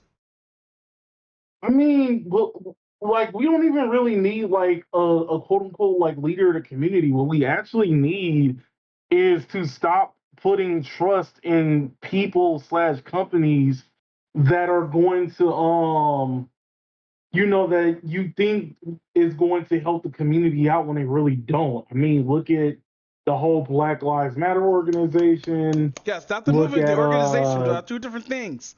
I hate when people put like, oh, true. Black Lives Matter is the one that scammed you all and stuff. Look what happened. Like, no, it was the fucking organization. But go ahead. I'm sorry. Basically white saviors, and then you also got dumbass Scamala Harris. Wow. And all this other stuff like that. Yeah, out loud, Scamala Harris. Yeah, that's crazy. But like, we gotta stop putting, we gotta stop putting, I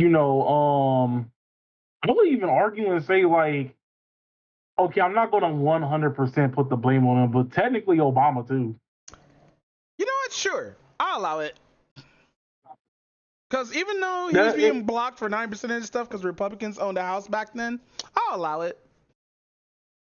Well, you got to think about it this way. Like, he was also kind of playing identity politics. And it was like, okay, at the particular time, it was understandable because this would have been the possible first black president, which eventually did happen. But then I didn't even think about it till somebody brought it up, that he was actually promoting more of the LGBTQ community than he was black people. Well, because, like, who do you want to go for? Who do you want to go for? People who are being marginalized right now, or your own people? Might as well get that, marginalized vote. But who was the one promoting them the most, though? Hey, listen, I understand, and I voted for him too, but I just want to change, Sadly, we only got change. Like, mind you, fucking the healthcare that I got, mwah. But like, on the other hand, the healthcare I got is kind of ass.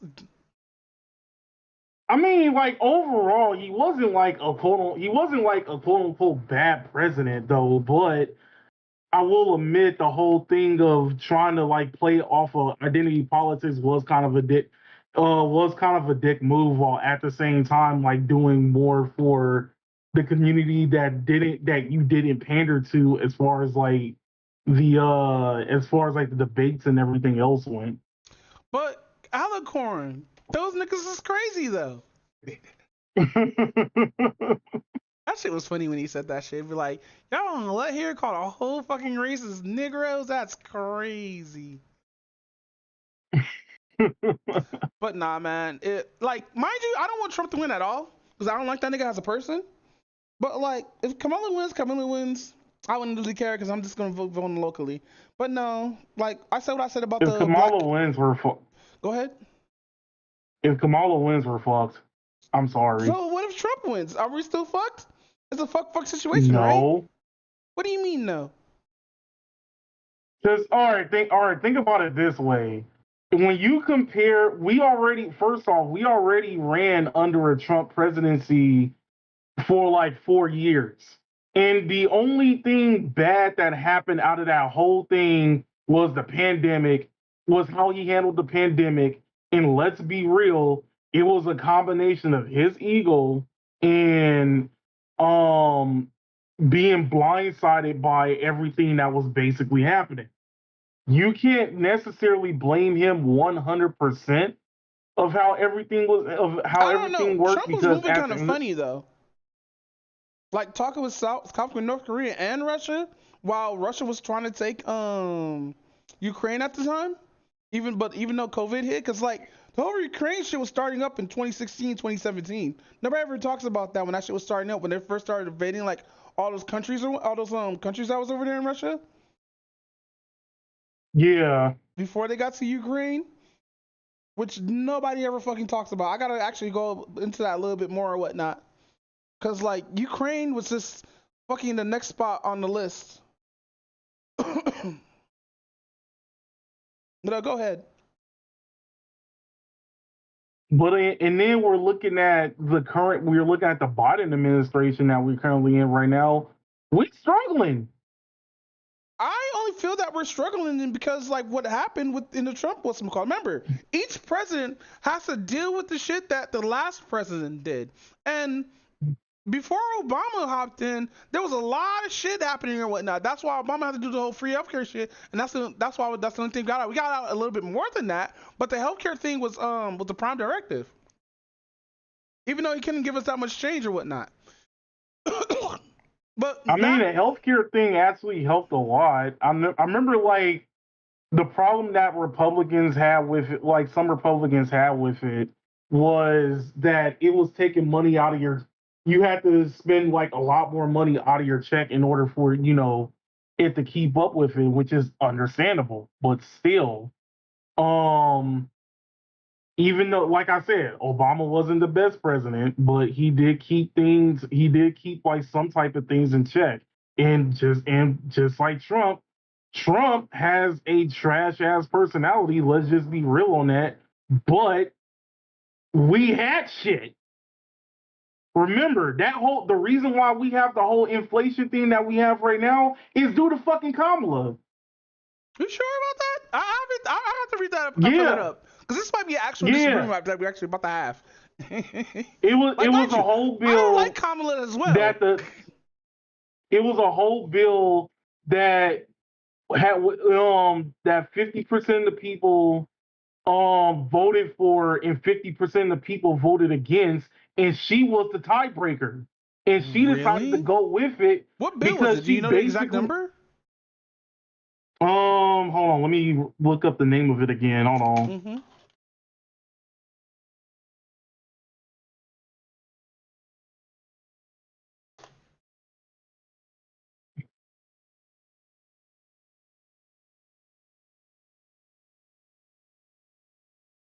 No, he's eating those chips.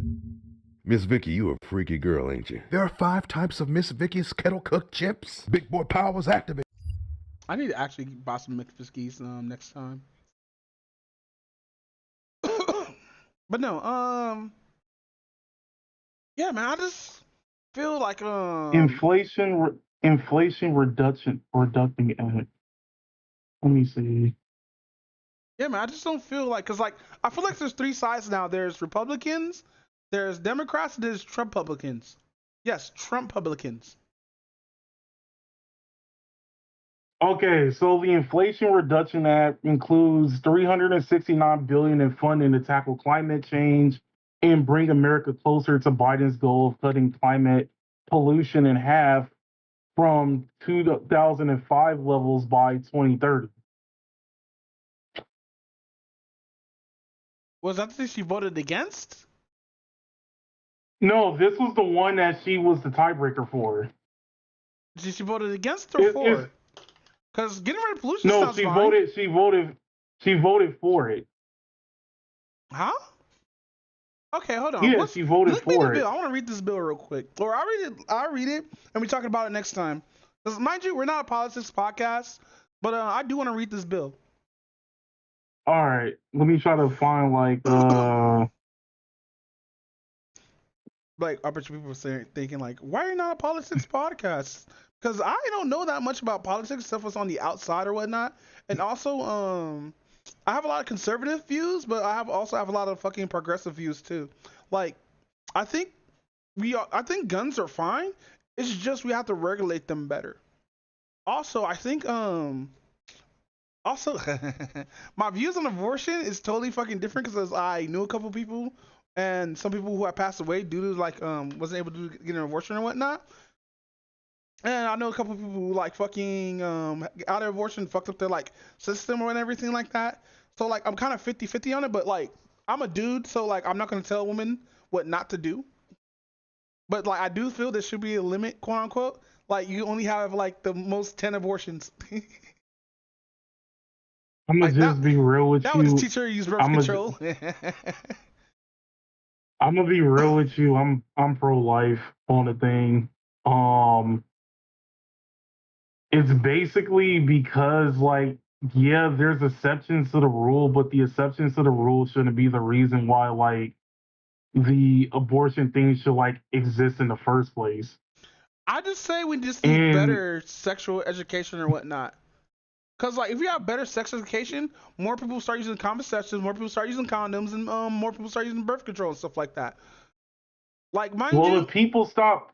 Well, the thing is, we have too many people putting sex on a pedestal. We have too many people having sex out of wedlock, and then at the same time, that's why we should have better sex education, so we don't have to put sex up there on the pedestal. Mind you, we both grew up during the time where like sex was actually put up on a pedestal until we actually fucked someone. It was like this shit's garbage. Well, not garbage, but like, where's the fireworks and sparks and everything? This is not what vanilla porn taught me. I'm kidding. But no, sex was put up on this pedestal so high or whatnot until like you're somebody who has like a lot of sex, especially with different individuals with protection and whatnot. You find out like sex is not that like not that amazing and whatnot. It's just you just busting a really really deep, very very warm nut, and then her keep going afterwards. Gets all buff and shit like Brawley. It's like you're not done, nigga. You're not done. So I say you're like you sitting there like over here like Marlon Wayans from fucking Don't Be a Menace. Like you ain't going nowhere. But no, I got a lot of like I have conservative views, but also have progressive views. I think like fucking we should actually get rid of pollution. Like dead ass. I don't want this planet to fucking burn up and die. Cause like you already see how hot it was. That shit was on Friday and shit, bro. That shit was ridiculous. Do we have any fires? We had one, I think, a couple of months ago. But like this month, have you had any fires? Not this month. Well, not to my knowledge, at least. All right. So with that said, next topic. I know this is not a drama podcast, but we still have to talk about this. So I was covering this shit as well, bro. Fucking the VTuber drama is crazy as fuck. You ever heard of Taga? It's like a purple hair it's like a purple hair chick, right? A purple hair. I think they're a femboy. But so anyway, Basically, Tyga, he had some, or they had some drama that was going on with them, right? And all this shit was being spread around, right? Now, what was being spread around that there's like some sickle degenerate pedophile who was DMing like fucking 12 between 12 and 14-year-olds and shit like that, trying to get news from them and stuff like that, right? But that wasn't the case. See, Tigger had a problem. See, he had that was a joke.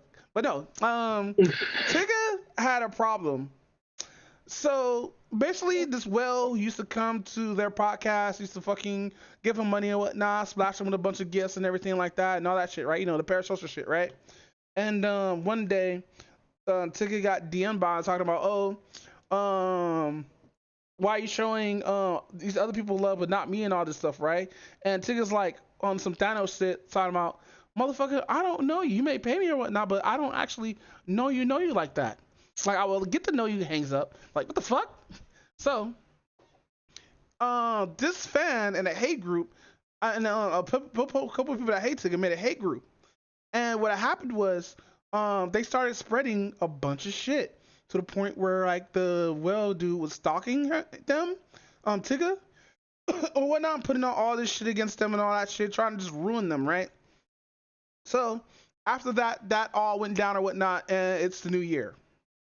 Nuxtaku and a few other VTubers who didn't know the fucking story, and apparently, more importantly, Nuxtaku, because was having an interview with Charlie, right?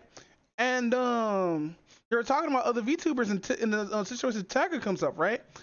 And Nuxtaku literally said, and this is verbatim, I think they're like kind of like, you know, kind of pedophilic, but I don't know the full story, but they do have some like pedophile stuff against them and stuff like that.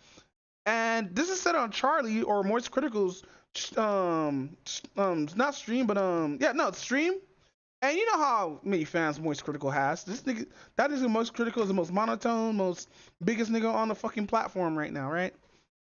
And you know, Tick Kids one of us is like, hey, that's obviously a fucking lie. You know this, Nuxtaku. Don't act like you don't know. And so, now that Tigger's back, because they had to take a break for like a long ass fucking time because of all the fucking harassment and shit given for people who don't want to accept the facts and stuff like that, which we're going to talk about a little bit, because Dr. Disrespect's back, by the way. And fucking yeah, man, dude got into, I mean, home chick or home dude, I don't know what they identify as. Fucking they this is pissed off right now that Nuxtaku, as like, he did apologize, but he didn't apologize or ask Moist Critical, hey, can you put this video with me and apologize and whatnot. He did like an apology on Twitter or whatever, right? And so Tick is pissed off at that. They're just straight up fucking mad. Now, there's another drama that's going on right now that I found out that I was watching on the stream a couple of days ago, right? It's called Falter XV. Now, they're a total opposite of Tigger. This motherfucker actually is grimy or whatnot. Dude's a gaslighter, fucking like, he will attack other VTubers for talking about him or DMC and everything like that. Basically, dude's like DSP, but without the begging. So like, he would try to lie and change the narrative, talking about, it wasn't me, go attack this person for lying and shit like that, go copyright strike him and everything. So I'm like, all right, bet, this nigga foul. So that's the dude I have to read up on again, because there's still a little bit more. And then there was these two VTubers who was playing Dead by Daylight, right? Which is another streamer and everything on the opposite side. And these two female VTubers fucking got fucking triggered and mad because they're getting their ass whipped by the fucking killer. Like, so they went to his fucking stream, because dude was streaming at the time, and start talking mad shit, dude. The scrub quote everywhere, just the most hardest fucking scrub quotes I ever fucking heard, bro. Start calling him fucking, he sounds white, so he must be like white trash or some shit like that. To like, he sounds like he got small dick energy. Or to like fucking saying like, they were humping because there's a thing that they do for in DVD called humping, I guess you I guess you stand over a fucking character or whatnot. It's like teabagging and all this other Oh, shit, right? And so, Twitter catch wind of this. It was like, hey fam, you violated TOS. Fuck out of here, both of you. And they're like, no, that's not true. He started all this shit. He sent his fans over to us, even though the opposite fucking happened. So like, their fans, the two female VTuber fans started like going on to his stuff, started like belittling him stuff like that because you talking about Oshi and nobody should do it to my Oshi. It's my wife and shit, right? And right. one of the other girls made a whole statement talking about, oh, y'all guys don't know what went down, boo hoo hoo. They started it first with us, boo hoo hoo, and all this other shit. I'm sitting here like, damn, I hate the internet. Like, y'all motherfuckers really gonna believe this shit? So, that all went down. No new updates I came up as of late, but yeah, that shit was bad, bro. Like, I forgot how hard people simp. Like, mind you, I joke that I simp because like I have simp slots. Yes, I have simp slots. I only have 3. I need to simp for 3 women on stream at a time. Now, if all 3 of them are streaming, I can't usually fucking simp because I can't be NTRing like this. Listen, I have a need, okay? And I don't like NTRing that much, but I have to NTR at least like a couple of times, all right? And y'all guys have to be solo streaming, okay? I can't be cheating like this. But no, the next VTuber who's popping off right now. Hey, remember Shitzy? Who? Shitzy. Hold on. Let me type in his name and The go ahead. the raccoon chick? No. Oh, no. I don't remember that. Okay, so this is like a couple of podcasts ago that we talked about this. I think it was like the middle of April or a little bit before April. Fucking whatchamacallit. So basically, this VTuber, a black VTuber, was exposing a bunch of people for being racist. And lo and behold, a lot of people became fucking racist. Like a metric fuck ton of people, especially in like the quote tweets and stuff like that, right? Now, everybody trying to get him for the doxing and everything like that. And uh-oh. Oh, that's crazy. Hold on, I gotta get away from this real quick. So it's this guy right here. Hold on. Let me find a video. Say his name. There we go. This dude right here.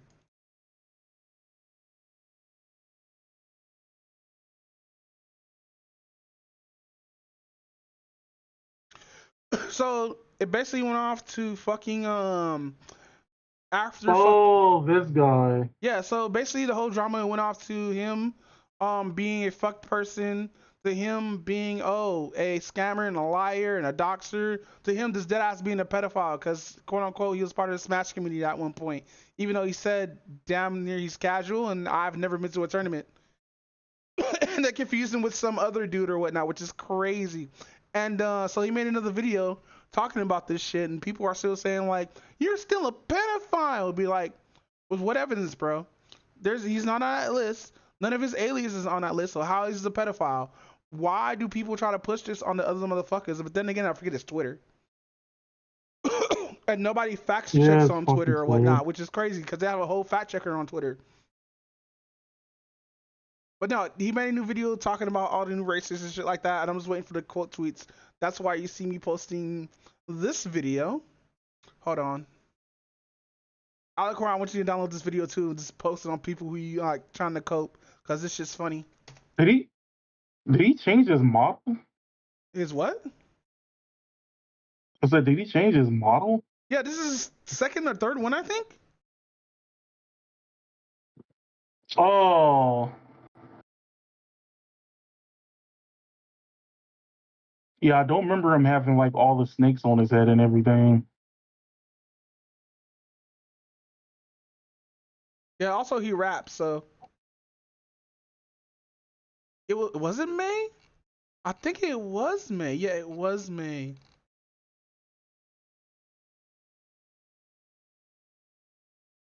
But yeah, click that video real quick.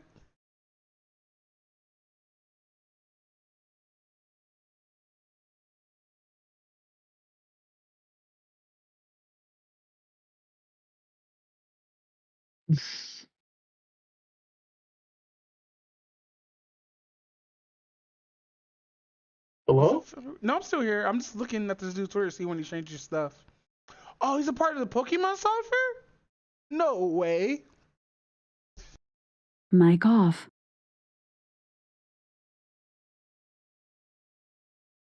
But yeah, Mic off. Oh yeah, I think he's gonna be part of the new one.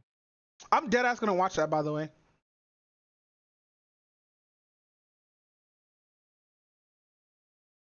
But which that said, what's going on with anime, bro?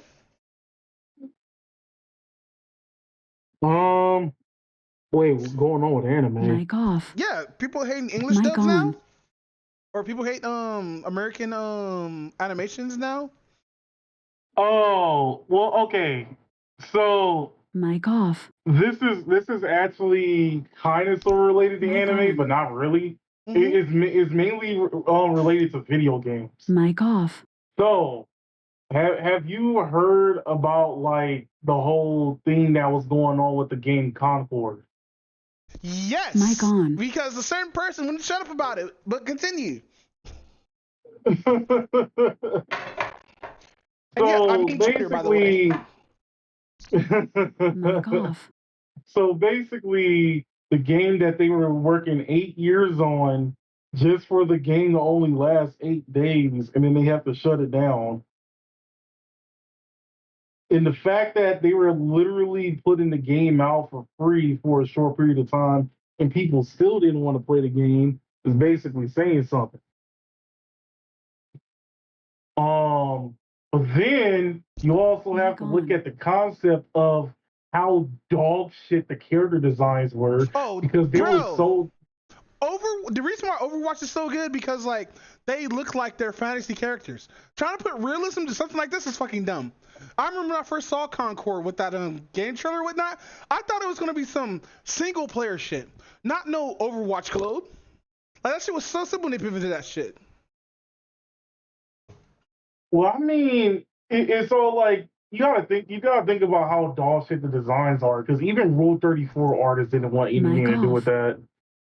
So but outside of that, okay, so here's the reason why Overwatch diversity worked for a short period of time and Concord's didn't. It was because when it came to Overwatch, the diversity thing wasn't like the selling point of the game per se. And at the same time, they had to revamp the whole world and basically make this like world building attempt in order to make everything make sense. That's why the diversity thing kind of makes sense, because it's not just like the regular world that we're used to. It's like a reconstructed futuristic version of like the current world that we basically live in.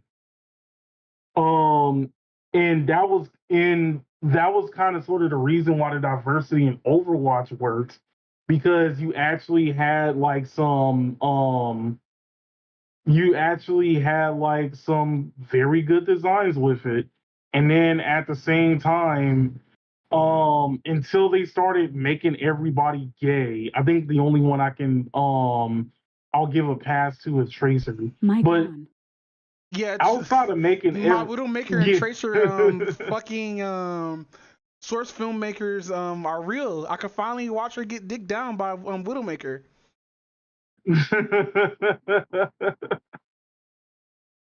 I'm sitting here like, yes. All you hear is this. Oh wait, I forgot. I have this. Where is it? Where is it? Where is it?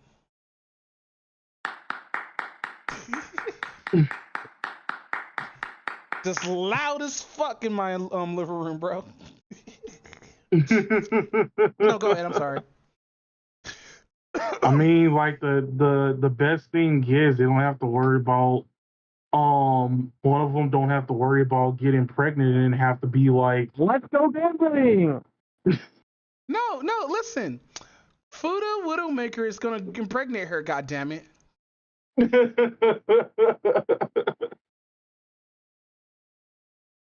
Why does Widowmaker have to be a Fuda though? Because it's the only way it works. How else you gonna stop time and ride that dick?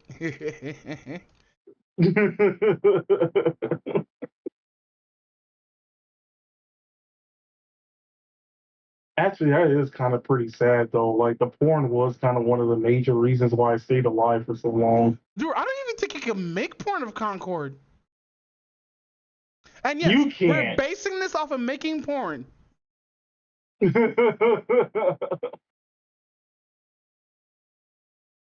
I mean, you also got to remember like the diversity choices in Overwatch is completely different than diversity choices in Concord too, right?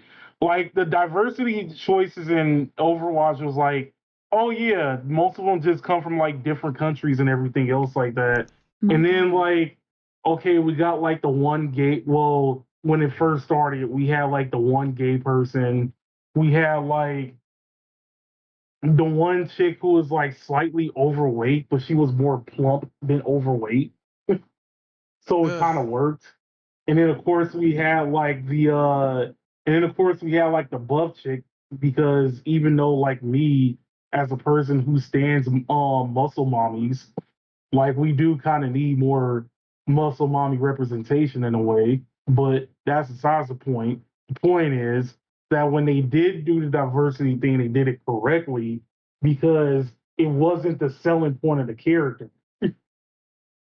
It was like, oh yeah, May is like plump and everything else like that.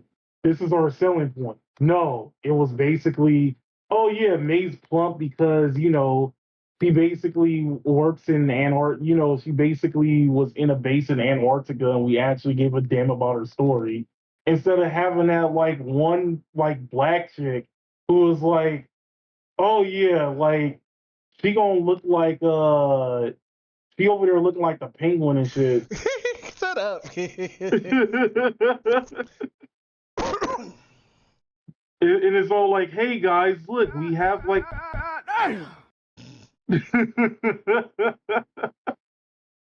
it's all like, hey, look guys, we have like a fat chick in the game. Now all the fat chicks to look represented and everything else Yeah, like let's that. represent Oh, every look. single marginalized person by making them black, fat, and probably LGBT. Hey, look, there's a gay person over here. See, we're pandering towards gay people. Buy our game. Buy our game. And I'm just sitting here like, no, this is not how any of this works. No, it's just like I think if this game was made like 10 years ago, it would have been fine. But since like nah, even if this came out 10 years ago, nah. No, what's wild is about this fucking game is that it's fucking not free to play. Yeah, it was $40. Well, actually, now it went up in price because of The like controller? internet scalpers.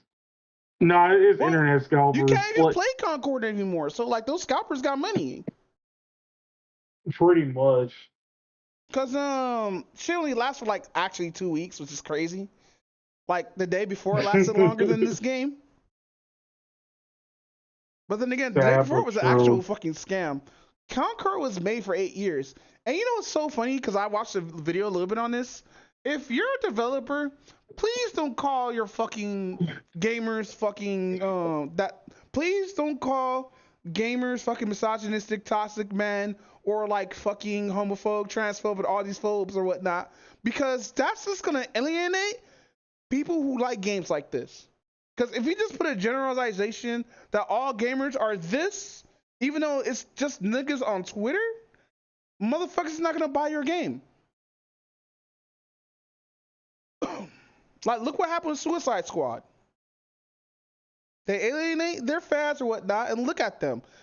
Now, fucking, you can't even get a new voice actor for Batman. But no. Sad but true. But no, then, like, Elden Ring's a better game anyway.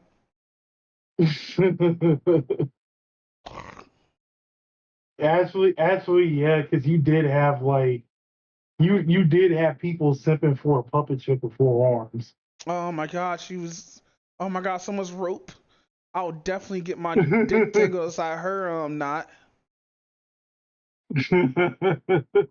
What she has like a knot, Sounds like an pretty actual naughty. like knot.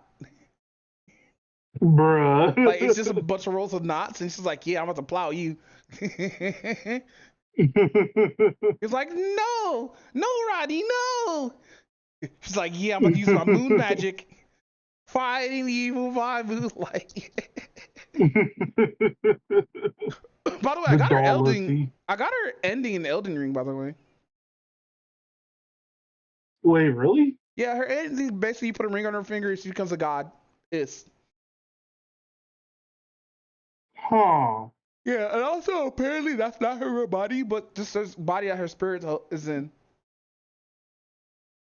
Actually, that sounds about right. Yeah, because the doll that you talk to her and it's hilarious as fuck. Cause like, hey, because you have to talk to the doll 3 times and then she hits you up talking about, oh, I see you like talking to dolls, weirdo. I'm like, what? She's like, don't worry, I like it, baka. But no, yeah, man, Concord is like, mind you, I think this is marketed for like, I think it came out the wrong time, and I think this is marketed to people who don't really play video games. Cause who the fuck's gonna play $40 for a hero shooter where there's free ones out there already? Like even Overwatch I 2 know. is free, and that game used to be pay to play. Yeah, the only thing you're really paying for the game now is pretty much the what is it, the season pass? I'm not even sure. I haven't played Overwatch because somebody was like, "Get off my character! It's my character." What the fuck y'all talking about? We're talking about Concord. Okay. The failure that went down the drain? Yes. That's 8 years that went down the drain. The failure that went down the drain. Damn, your mic is shit right now, bro.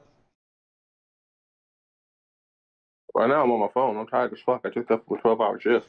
Bro, are they Oh, paying you shit. extra at least? Yeah, I'm getting the OT for me, but shit. I don't want to keep working that good. Bro, but it's 60 hours a week though.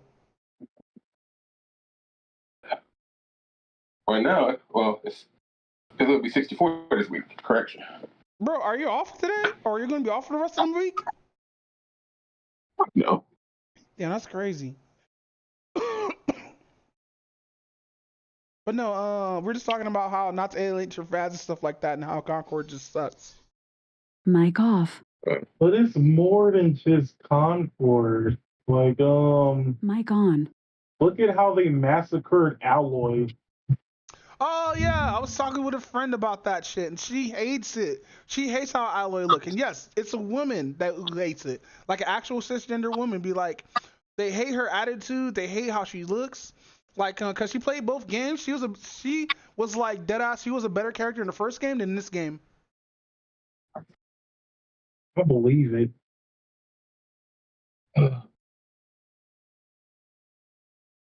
But the thing that kind of got me wanted to talk about this more was looking at this picture right here.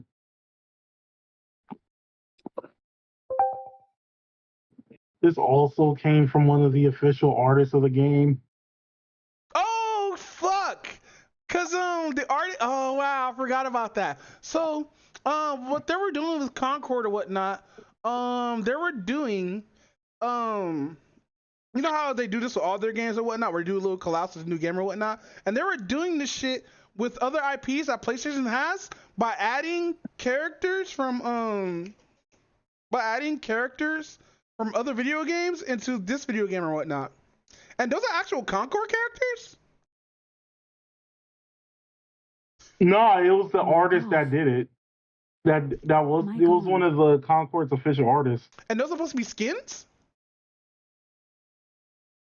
No, that's how he actually drew Ray and Oscar.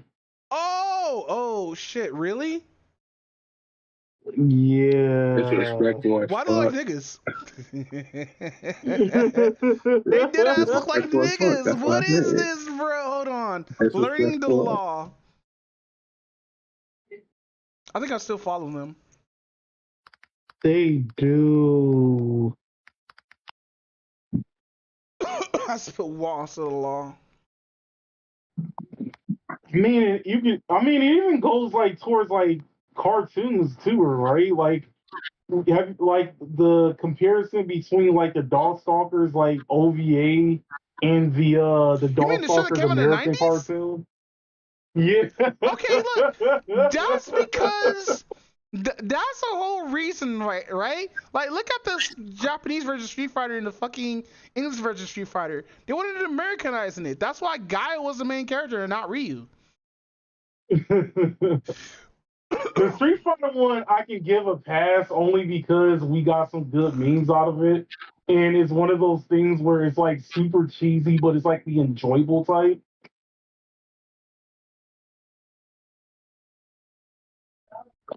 Modern Western games in a single picture. Damn, learning the law. That's crazy. They're doing all out with that. I mean, that's actually true because, like, you know what? Here's my thing. Like, if you wanted to give like the LGBT, like the alphabet people, like representation in the game, that's what character customization is for. Well, it's not even that.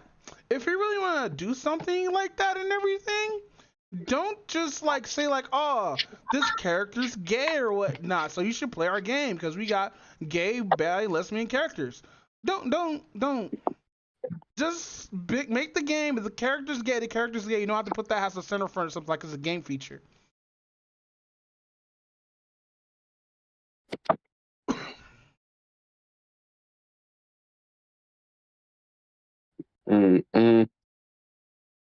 Which is sad but true.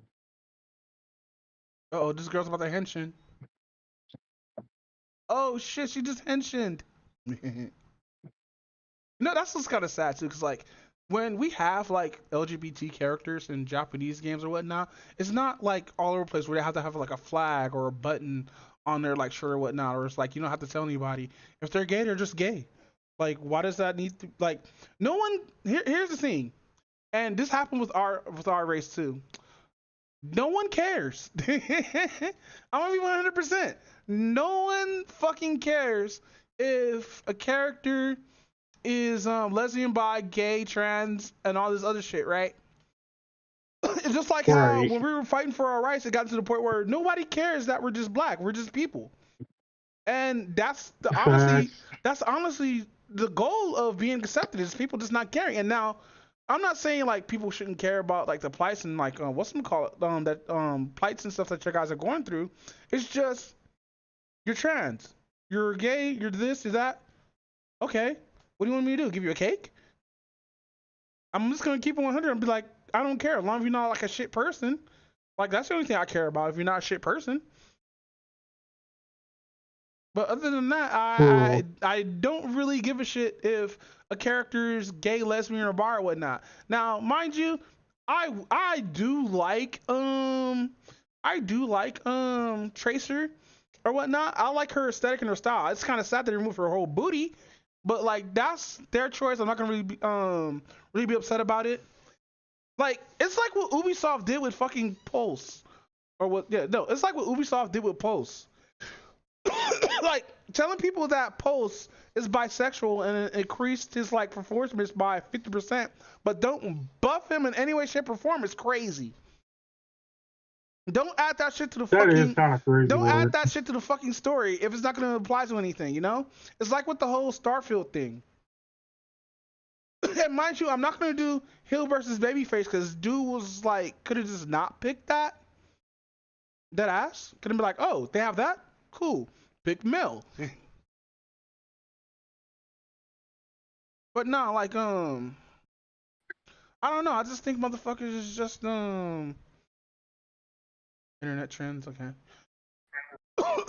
No, I just think like the whole shit that happened in Concord, and like it wasn't even the whole LGBT shit. with Concord. It's just motherfuckers just want to push a certain agenda to get like a certain group to play video games or whatnot and to feel like they're welcome and everything, while fucking segregating a lot of other fucking gamers.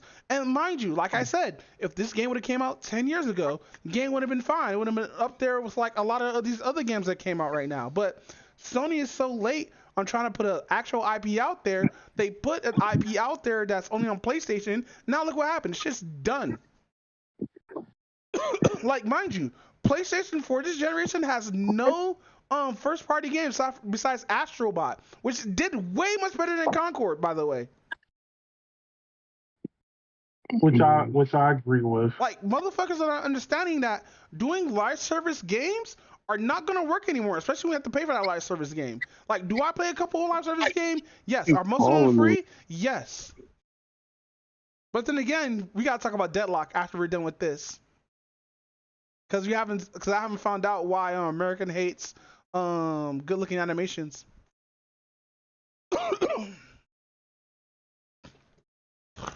Wait, Deadlock. Yes. You never heard of Deadlock? I think so. I know like it sounds familiar. So Deadlock is a game just like Concord, but except it's like Dota mixed with Overwatch. Oh. Yeah, I've been playing with a couple of people for like nonstop. It's invite only through Steam Friends, which I thought was actually pretty fucking smart. So I low-key want to reverse engineer this to see how far it goes or whatnot. See who was the first person who started giving out invites for this shit. Cause like everybody got an invite, I got an invite. I think I passed everybody in this room an invite. And the game's pretty fucking fun. That's the crazy part. Like I would think it'd be like any other hero shooter, but no, the game's actually fucking fun. And like that's what's up. You don't pick characters just off the bat. You picked off like 3 characters and everything like that, and all that good stuff. And like you either choose between 3 characters, priorities, who you're gonna get, who you're not gonna get, or you're gonna get who you're gonna get if somebody picks your shit, and who you're gonna get when both slots are taken. I wonder what happens if all 3 slots are taken. Like, do they just give you a random character? Because I got like 6 slots that I have held, but that's besides the point. Fucking Deadlock's gunplay is really good. The way how they do their fucking jungle is good. Everything's just good. And like, mind you, I'm a Lash player, and like, this is funny because I already got character bios and stuff like that. And like, there is a little bit of DEI here, but like, the white dude's just an asshole, which is funny as fuck. Because like, there's a couple of white dudes in here, there's a couple of black dudes in here, which one of them is like a fire guy, which I was like, yes, the black guy's not lightning. They gave it to a fucking robot. I was so happy when none of the black people are here have no lightning powers. Like they don't have fire powers or some shit. But no, during my like 3 weeks of playing Deadlock, the game is fun, especially when playing with others, because randos just suck. But then again, you realize how much you're like holding back the team and how much you're feeding. When you just end up dying your lane, because like I don't know if it's I think it's just this is just me. I just suck. Yeah, I just suck at video games. Like, unless it's single player, I just really suck at video games. I can't do multiplayer games anymore. I think I'm that old. I can't compete with these 17-year-olds that be calling us hard R's or taking Adderall and Red Bull together. So I'm just sitting here just old manning it, trying to fucking do shit while motherfuckers just teabagging me talking about get fucked, get shit on, get cope, seethe. I don't think those are the terms anymore. I thought the terms now was skibbity toilet. Skibbity! Skibbity dance! Skibbity toilet! Get skibbity on, bitch! On that thing! Like, why you got 2 on that thing? Shut up, hard R! Hard R. So you know what I've been doing this like past like year or whatnot? I've been calling people F slurs, and once they call me the hard R now.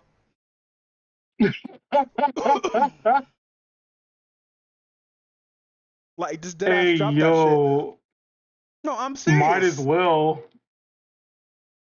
Cause like if you're not gonna come up, like mind you, if you come up with a good racist joke or a racist slur at me, that's actually really good and that will actually make me laugh or whatnot. I remember we were teasing this dude because in one of these voice chats or whatnot, because they were talking about Black Myth Wukong, but they called it Black Monkey Wukong. I was and I had my cam on at the time. I was like, damn, that's crazy. You don't call me a black monkey Wukong. He's like, no, that's what I meant. I'm not racist, I swear. I was like, you only said monkeys. That was because I turned on my shit, huh? Like I knew what he meant. Like it was a Freudian slip. He didn't mean to say monkey, but like it was still funny as shit, bro. That was the subconsciousness calling you a monkey. Bro got into his browser brag and was like, monkey. If anybody who's old enough to remember that Super Mario reference, not from the new one, but from the old one, you're old.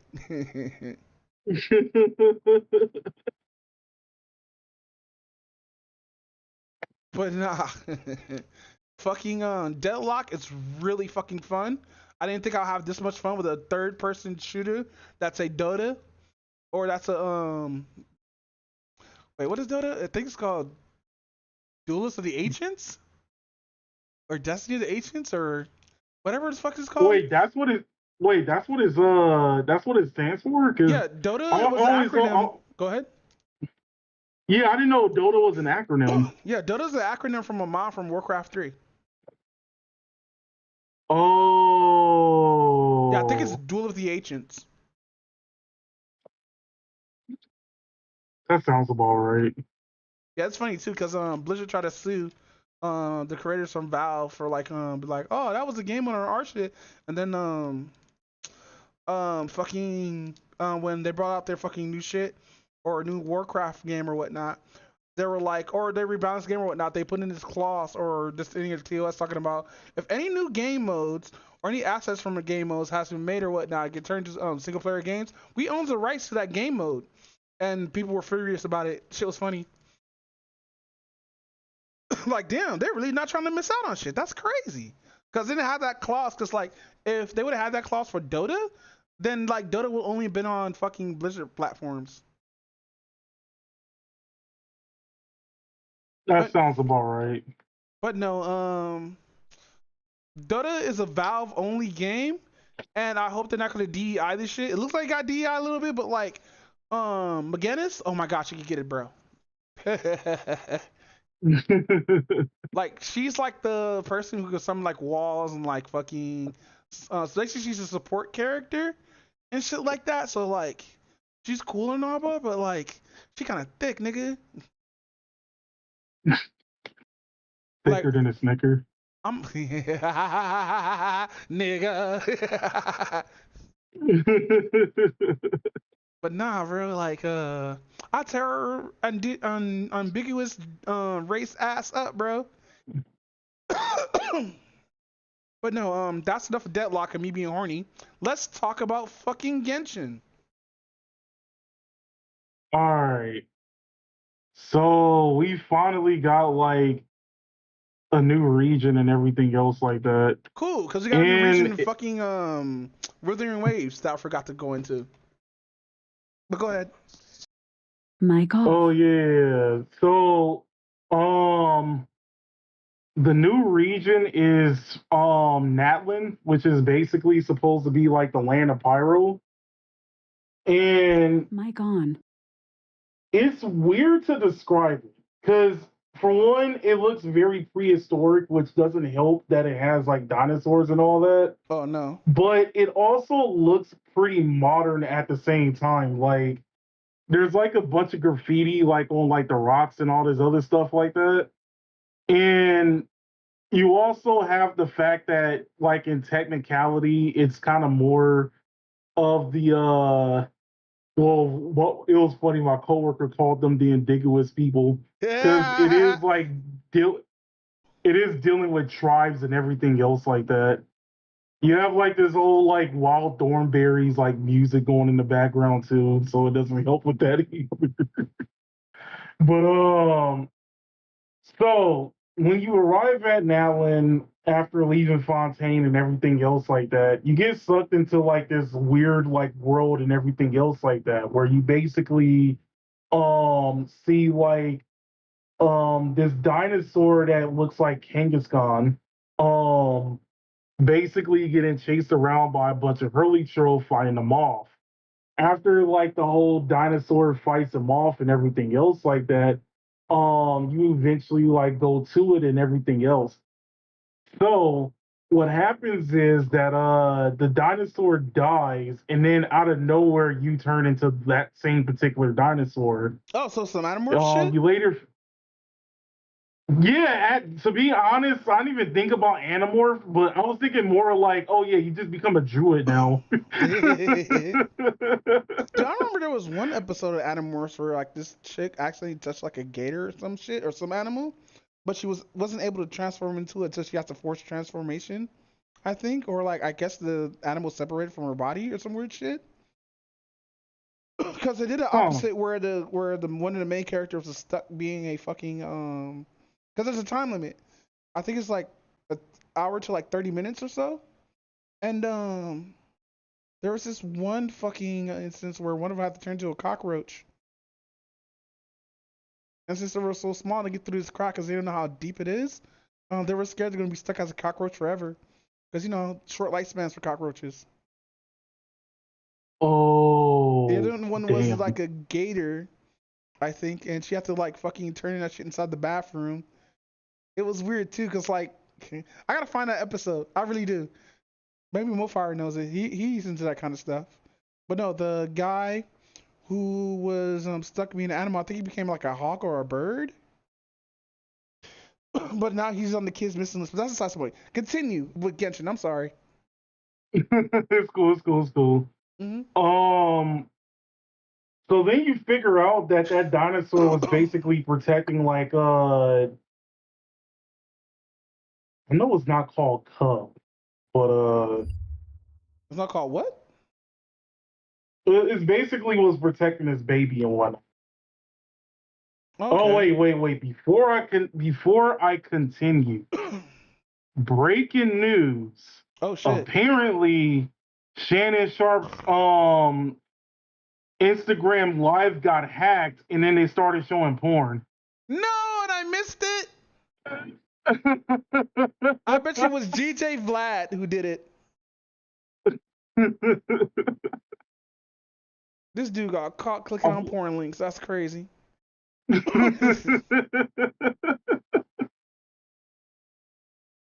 Oh my gosh. But back to what I was gonna say. So the Traveler and Paimon basically realizes that, you know, the dinosaur is too young to, you know, protect itself. So you actually get a pet dinosaur now. Aww. And then you actually get the naming and everything else like that. So I decided to name mine Rocksteady. Wait, what? Why? Because it's like a rock. It looks like a rock-based dinosaur. Boo! You know. I would have named it something like Godzilla, or after a monster and a monster. I don't know.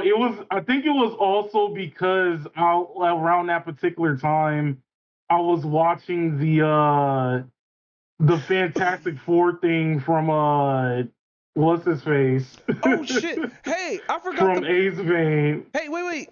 More breaking news. I totally forgot Hey, remember Nikado Avocado? Oh yeah, the whole weight loss. Yeah, didn't I call that out or no? I have to go back and check because I could have sworn I think you did, but I don't remember it. Okay, no, continue. I'm sorry for cutting you off. So you named your dinosaur Rocksteady.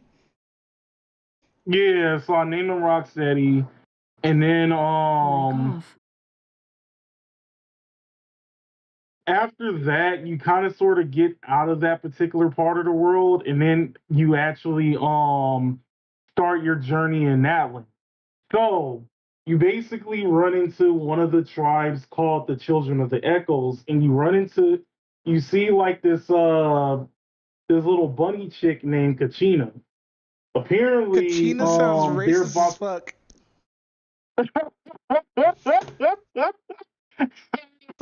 It sounds like a Filipino slur. Mic off. Okay, I'm gonna go with that because that sounds funny as hell. It sounds like Filipino slur. Go ahead. Mic I'm gonna be on. like coughing off my lungs while you talk. Mic off. Okay.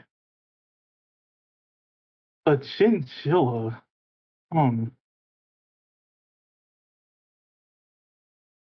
Except for the tail, she kind of does look like a chinchilla.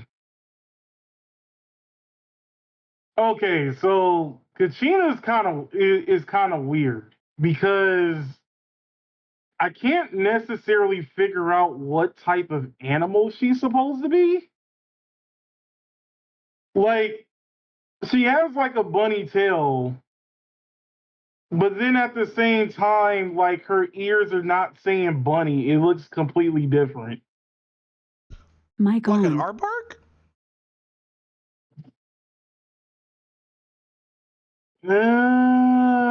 Well, let me post it in the chat real quick. Hmm. Oh.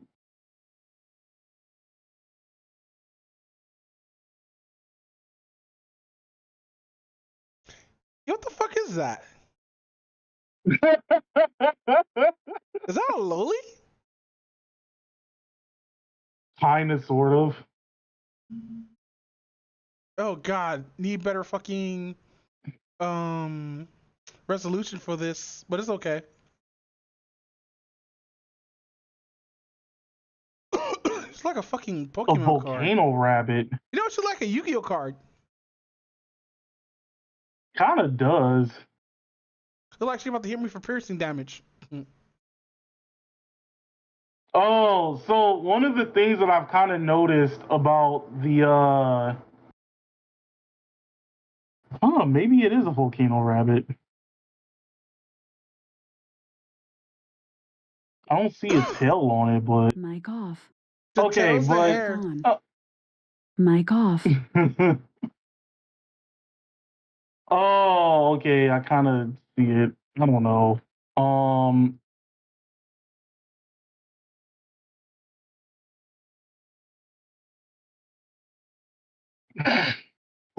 Okay, but anyway, going back to like the whole thing. So there's a few things that the culture in Natlan actually kind of cares about, right? One of the major things that they care about is basically they take pride in a few things. They basically take pride in being a champion and being a hero, and then at the same time what they consider having an ancient name. So basically one of the major issues that's happening in Natlan is that they're actually directly going against the Abyss. The Abyss basically goes to the nation and basically sends out like their troops to basically destroy the nation. And this is because they have a thing called they basically have this flame called the Odia Resurrection. And basically this is how this competition goes. You have like you have two different parts of the competition. You have one that is based around teams, and then you have one that is just individual battle. You have like a few different types of sections of these type of individual battles. And basically like the top 5 of like the scoreboard basically goes on a mission to basically destroy as much of the Abyss as possible. The thing is that it's understandable that warriors basically fall. And as long as one warrior survives and completes the mission, the Odia Resurrection Flame could revive the ones that has fallen. So basically, in TLDR terms, the OD of resurrection is the gulag. The gulag? The OD is this gulag with guns or no?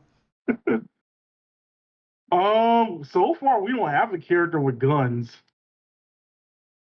Well, really? as far as Natling goes, we don't have a character with guns.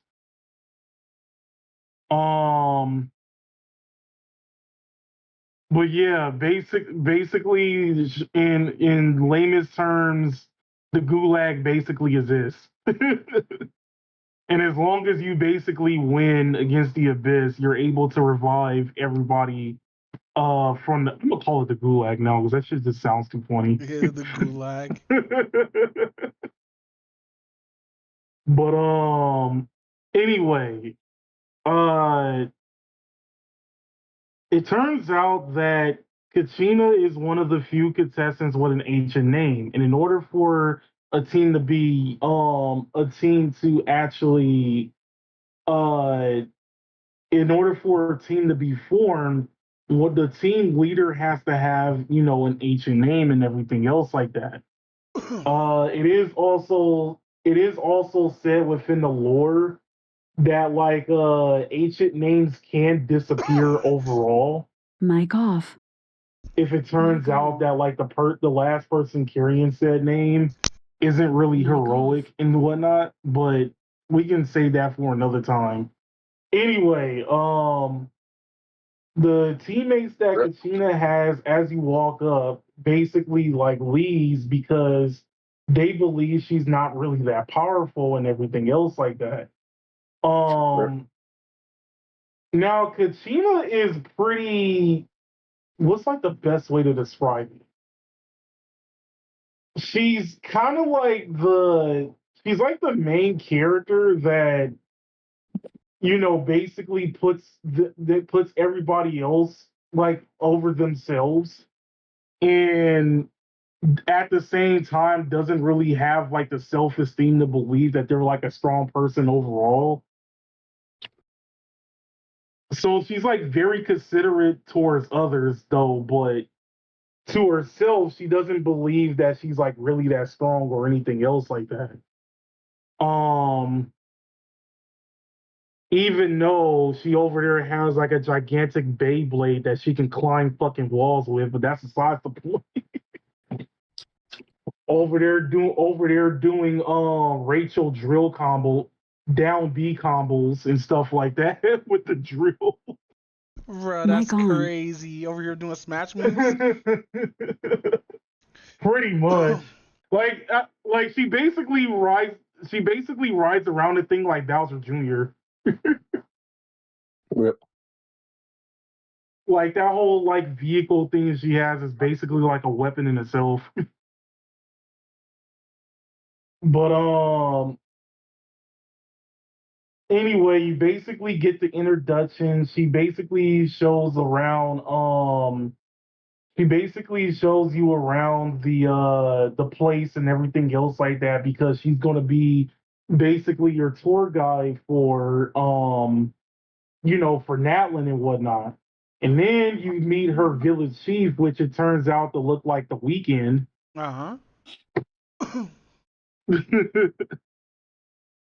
And it's basically she's trying to figure out like how we're going to. It turns out that like the Traveler and Paimon wants to help her, but they can't because they're outsiders.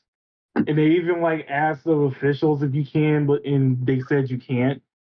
So then, after exploring a little bit outside of the thing, you figure out something is actually strange. So whenever you go to like a new nation, once you go to the Statue of the Seven, you're able to get the element powers from that particular nation. But when you go to the Statue of Seven this time, you don't get any pyro powers or anything else like that. Basically, you and Paimon are trying to figure out like why this is a thing and can't necessarily figure out, so you basically go about your way. Then you run into a few of the natives The first one is a chick named Mulani, which she's basic. She basically comes from a water tribe, and she like rides on a shark, like a surfboard and whatnot. Mm-hmm. So she's basically like replace that shark with a dolphin. She's basically May. Well, no, no, she does use sharks. She uses whales and dolphins, which are the deadliest predators. They are, well, yeah, more deadly than sharks. This is crazy, by the way. That's because sharks had a bad. That's because sharks had a bad PR team. Wait, listen, Jaws was amazing. Okay.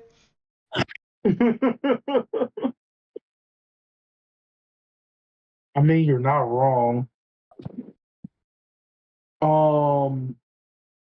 But anyway, then you meet like I'm trying to. It's hard to really pronounce like this dude's name, but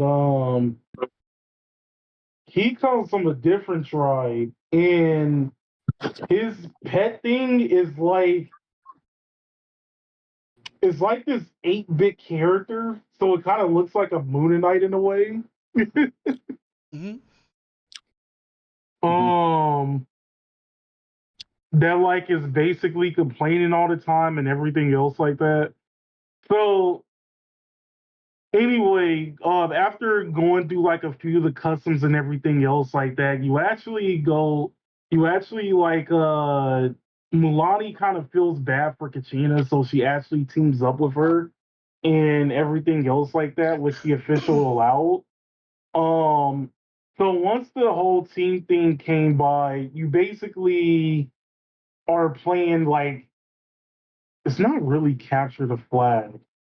Well, it's technically capture the flag, but not really. You're essentially trying to get like these flames and everything else like that, and you have to collect 3 different flames and then make it back with everybody in your team. The moment somebody from your team is either got killed or basically can no longer fight or anything else like that, your whole team is basically disqualified like altogether and everything else like that.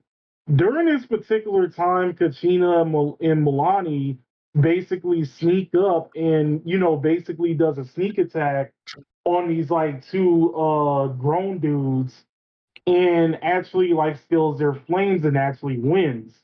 After the competition is over and after Kachina and Mulani basically secure their wins, it turns out that those 2 dudes were so salty that they wanted to basically just like beat up Kachina altogether.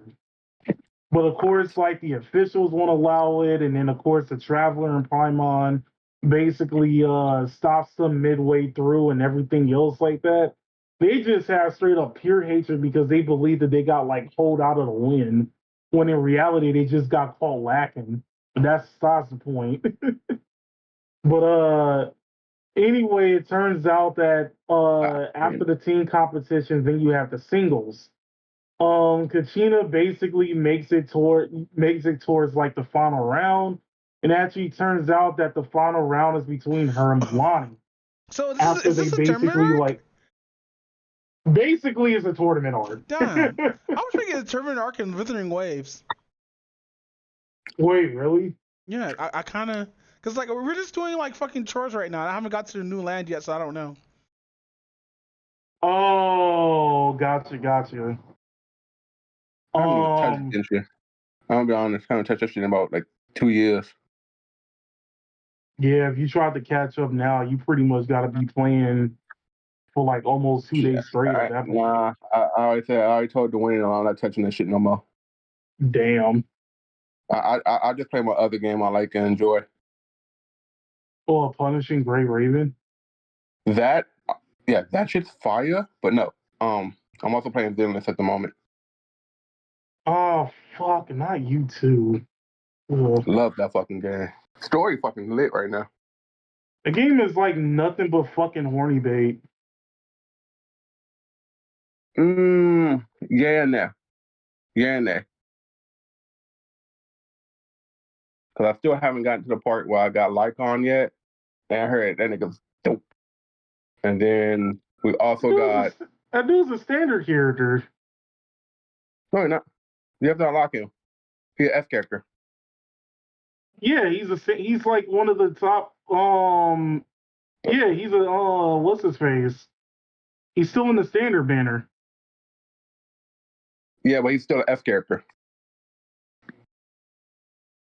And pulls on there have been rough. I mean, are you surprised? It's a Hoyle first game. That's why I said it too. That's why I was like, it's just gonna be rough.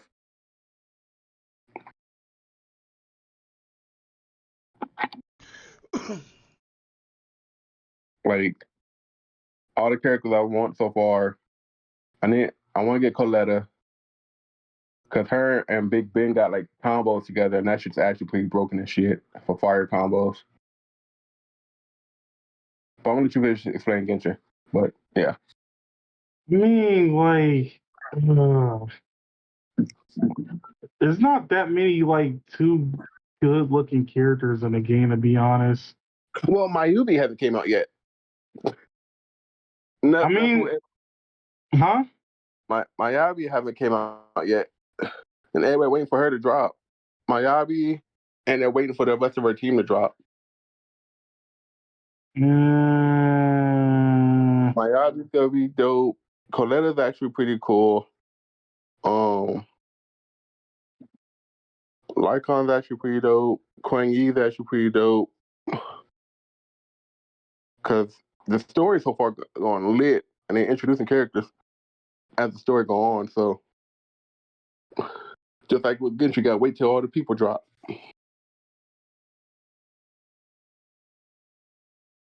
But yeah, being a Hoyoverse game, that shit's rough. The pulls are rough. It's not even the fact that the pulls are rough or anything. Shit is rough.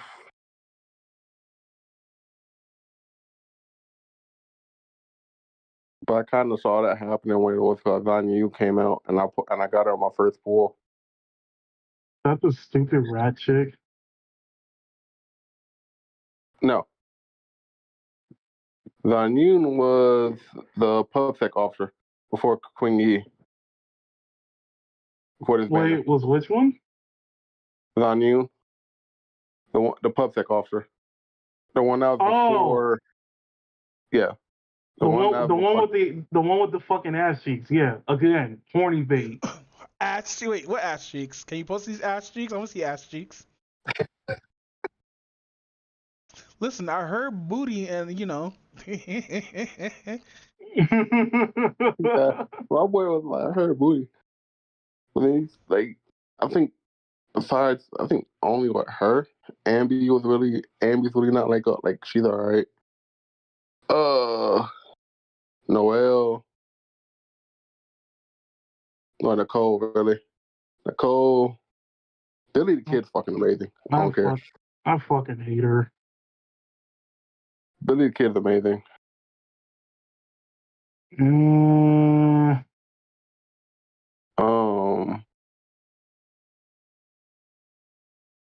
Ambi's actually pretty nonchalant about things. I like her character. She's actually pretty funny. Ben, I actually like the bear. Ben's actually really dope. And he's the defender class. But so how are you liking the story so far? Or are you done?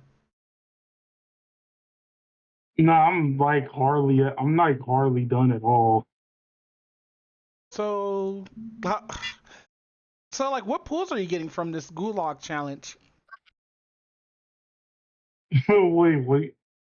No, like that whole thing is like towards the story in general. Oh, no, I know it's in the story. I just wanted to call it gulag challenge. The gulag challenge.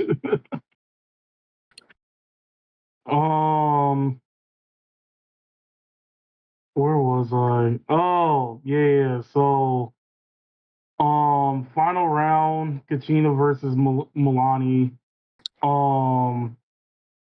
Kachina basically won she had to basically pull the heart of the cards to win that one, but she won overall. And then after that, you're introduced to like the other four winners. And all five of them basically goes to basically the abyss to basically fight. So during this particular time, while they're fighting the abyss and everything, Mulani actually takes over as a tour guide and basically decides to show you around and to like her part of the village and stuff like that. So one of the things that is noticeable about like her village is that it looks like a Hawaii resort and everything else like that. And one of the major things that is very as far as like commercial wise go is their hot springs. But they're not like ordinary hot springs, they're like a lot more hotter compared to normal. And it basically got up to a point where they actually had where anybody from the outside has to test out the artificial pools to see if they can actually handle the heat of the hot springs and everything else like that. Then you're kind of introduced to like one of the characters of the village, which it turns out that she has like corrosion inside of her because she got damaged during one of the abyss attacks, and it's basically taking a toll on her overall mental health. Well, not mental health, but her actual health and everything else like that. Um, so you basically stay at the village, and you basically have like a good old time until the abyss actually attacks in the middle of the night. Um, During this particular time, the particular chick that I was telling you about earlier that couldn't necessarily go into like the pool because she had the corrosion and everything. She gets she gets damaged to the point where she's like near death's door and everything else like that. Um Mulan after finishing the attack, Mulani basically goes there and you join her. And of course, like home chick is fine for her life. So then the traveler thinks of something that I literally forgot about because up until now, they haven't really even brought the fact that he can do this one thing, which happened all the way back in Mondstadt, that he actually has the abilities to purify anything that the abyss touches. Literally, after he did that in Mondstadt, you didn't hear anything about this ability until after he gets to this particular point, which I literally forgot he had this. But anyway, he basically purifies Home Chick, and she basically gets healed even though she's not out of the woodworks yet. So she seems fine. But then there's also realization that she had the corrosion for so much that she has permanent damage. She has permanent damage in her organs and everything else like that. And she's been trying to figure out a way to tell Mulani, but the traveler figured it out during the time he was on the purifier. So after they have like a side conversation with the traveler and Mulani about like her condition and everything else like that, she has like a final wish before eventually, well, not passing away at that particular time, but she will eventually pass, I think. It's speculated. So she gives this thing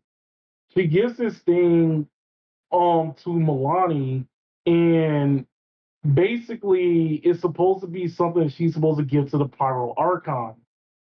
She said that the Pyro Archon will basically know what it means and everything else like that. And then it goes on to the next day. The next day, everybody from the Abyss trip basically comes back, and then it turns out that Kachina did fall in battle, sadly. So they were like, "Oh, well, we completed our mission. We're just going to revive her from the Odia resurrection." But then when they actually do the ceremony and everything else like that, the Pyro Archon couldn't necessarily find her soul or anything, so she can't be resurrected. So of course, everybody trying to figure out what's going on because this stuff never happened before, especially considering that they completed the mission. So the Pyro Archon decides to actually talk to the Traveler, Mulani, and pretty much all the other four that went into the Abyss Trip. You actually learn that the flame is actually dying and is not up to full par and everything else like that, especially with the Archon's power. You also kind of learn like a little bit more about the Pyro Archon's lore, where it turns out that she's not like every other Archon. Um, actually every other Archon that isn't Farina. So the other four Archons, Venti, Zhongling, Shogun, and Nadia, they were basically born as an Archon. But the Pyro Archon herself, she wasn't born as an Archon, instead. They basically choose like a human with an ancient name, and then they eventually just become the Archon. And I think it kind of depends on like the durability. They haven't went to like super full details of it. But because of this basically meant that like the family that she had, which was which she did grow up in a two-parent household with like a sister and everything else like that, she had to eventually leave behind, and they have long gone passed away because her life span is extended because she's like the Pyro Archon and whatnot. So she basically says that like it basically comes down to the only way to actually save Kachina and everything else like that is to basically go down to the abyss and actually try to like retrieve her soul from there. Oh, so it's But like the Made in problem Abyss. is, yeah, pretty So much. is this gonna be layers like how they do in Dante's Inferno? Not necessarily. Although I think they should have. I think they should have went that route. But anyway, a few things that actually happens. A few things that happens at first is, for one, you have to figure out a way to retrieve Kachina's ancient name because that was one of the major reasons she couldn't get her through the OD of resurrection. So after going through like this long task of like finding her ancient name, then you actually go into the abyss and everything else like that to basically retrieve her body. Well, her soul basically. It turns out that like one of the souls that basically protects you from getting corrupted by everything else that exists like within there. And of course, you have like they all have a certain time limit before they actually trapped inside the abyss. So during this particular time, um, once you find Kachina's soul, instead of just immediately leaving, she was like, "Hey, there was somebody that was basically keeping me from being, consumed by like the souls of this place. So I want to actually like save that person and whatnot." So they basically goes a little bit further deep into the abyss to actually save this statue and whatnot, but it actually turns out that it was one of the abyss leaders that was basically like playing her like a fiddle and whatnot. So after defeating that particular like leader and everything else like that, then one of the actual statues that has somebody talking to Kachina actually appears. And guess what the name of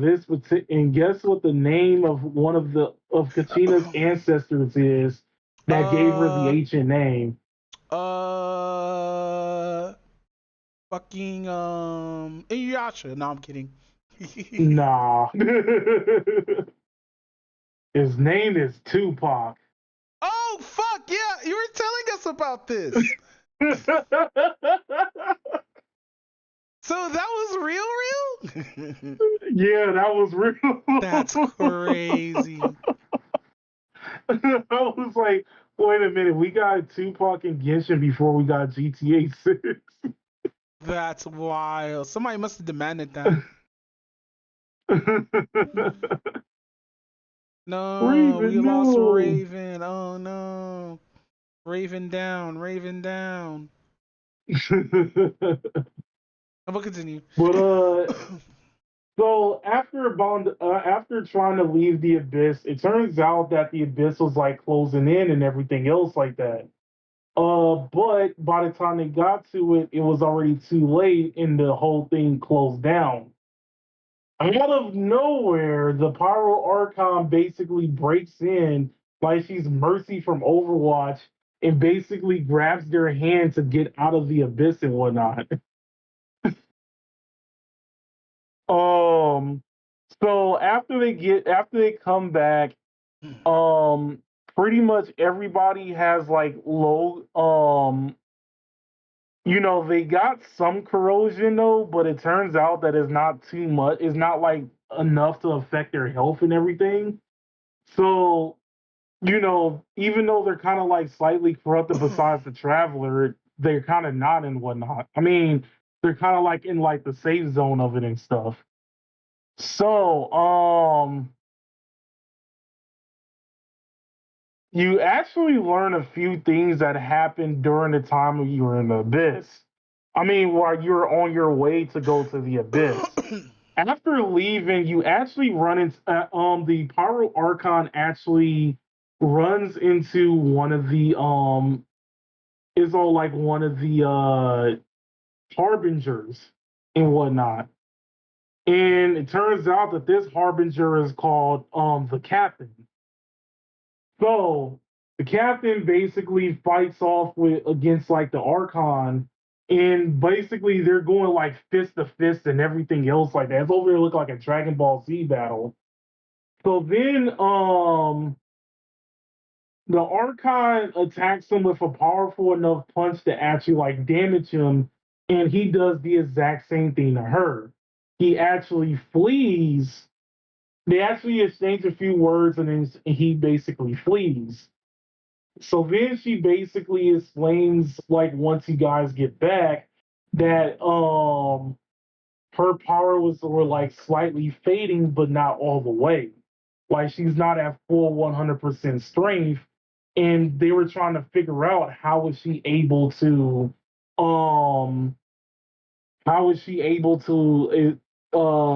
rescue them from the abyss and whatnot. Mm-hmm. So it turns out that the nation of Natlin is doomed for destruction in less than a year. And it actually turns out that in order to save it, they have to pretty much find all of the ancient names from 7 different tribes. And so far, they only have like about 4 of them.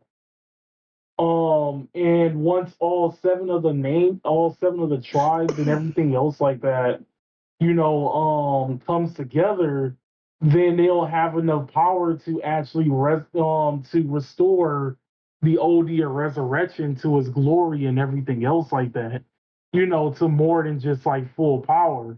So it's enough to actually stop the Abyss from attacking them.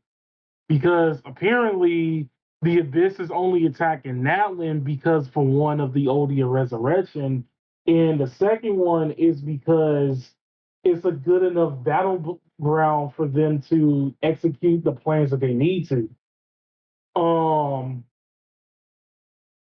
And basically she had like it's weird to explain. She basically had like 2 lives, but she had to waste the one life in order for her to save everybody from the abyss and whatnot. It's kind of weird to explain. I probably should have looked at a recap real quickly before coming on here. But anyway, after all that is said and done, basically it goes a little bit into like her interactions between like her parents and her sibling and whatnot. And after that, there's not really too much of the story left, really. So we just gotta wait till next patch to see what they're gonna do. Okay. Oh shit. Fucking. So how are the pools like? Cause I'm not sure if like they just give you free stuff and get you. I know I keep asking, but like, are they gonna give you any free stuff? Well, we already got like at least like because it is the anniversary not too far from now, but we did get like we did get enough for like 20 or 30 pulls and whatnot. On like standard banner. I mean not on standard banners, on the limited banners and everything else like that. And then we got like a few stuff here and there. They did like a lot of good updates to the game that they should have done a long time ago, but it's whatever. But anyway, uh outside of that, oh okay, I see his message now.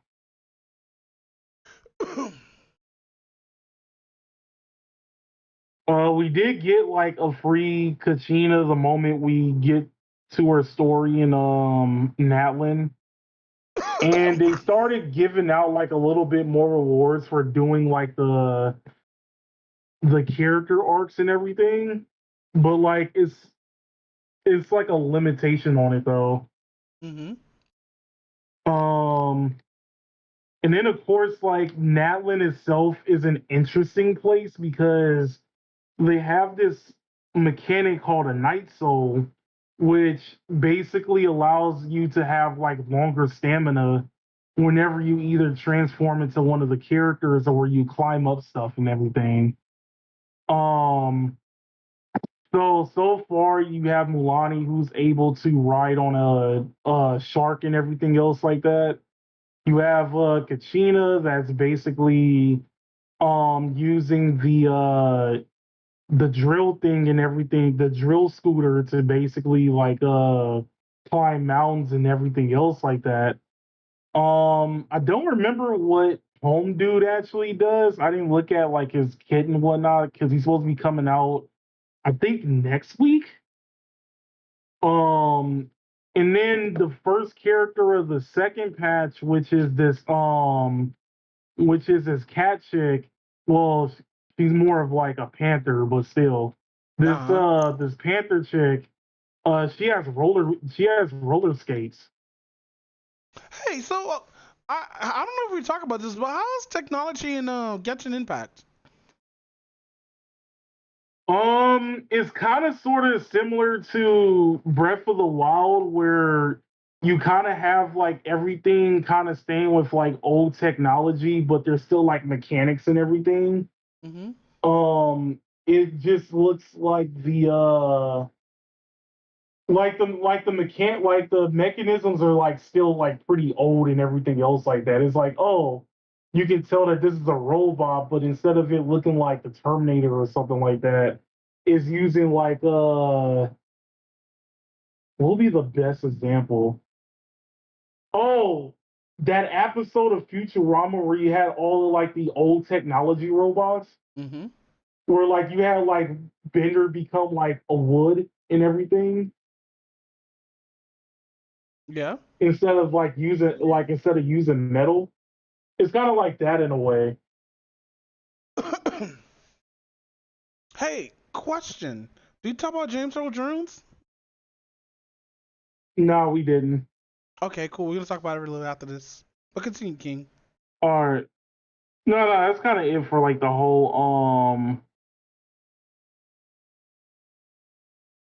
Yeah, that's kind of basically it for like Genshin in general. Okay, cool. All right, where are we at? We are on Pyro X Games. Okay, I I mean, got some. essentially, that's what it is. No, it's just funny. So, dude, playing Wuthering Waves is so weird coming back to it after being not playing for like a couple of months. So now I gotta get my bags back and see if I can do every side quest before I start doing the main story mode for stream. I kind of did a little bit of it, but I kind of fucked up a little bit, so I had to stop. But no, with that said, rest in peace to a king, to a legend, to a fucking emperor or a emperor Jedi or whatnot. Fucking James Earl Jones. He passed away, I think, what 2 days ago or 2 something? days ago. Yeah, 2 days Yeah, on ago. Monday. Rip King, Rip Dark the real Dark Vader, you know. Fucking I grew up and seeing him as like, the father figures. I grew up with watching Coming to America and stuff. Cause that was my like kid show. Yeah. It's the first time I saw titties. The real penis is clean, Your Highness. Big old black titties, bro. But no, That movie was go a ahead. legend. I know, right? But no, it kind of sucks that fucking he ended up passing away and all that. Sad. That threw me off guard. I'm not even gonna lie to you on that. Well, they are kind of old. Like he lived longer than a lot of the people. 'Cause he came from that era of like the fucking 70s and 80s and stuff like that. I remember I saw him sign a Black Yeah. exploitation film. I don't remember which one. I do have to look it up, but whew, man, it's been so fucking long, bro. But so long to Mufasa, bro. Oh my, yeah, Mufasa, So that Darth Lion King Vader. meme was posted by somebody else, by the way. I just stole the idea and just tagged it in there. Oh yeah, everybody's all like, oh yeah, this scene's gonna hit different now. Yeah, I know, right? Which I agree. Motherfuckers is gonna be like, no.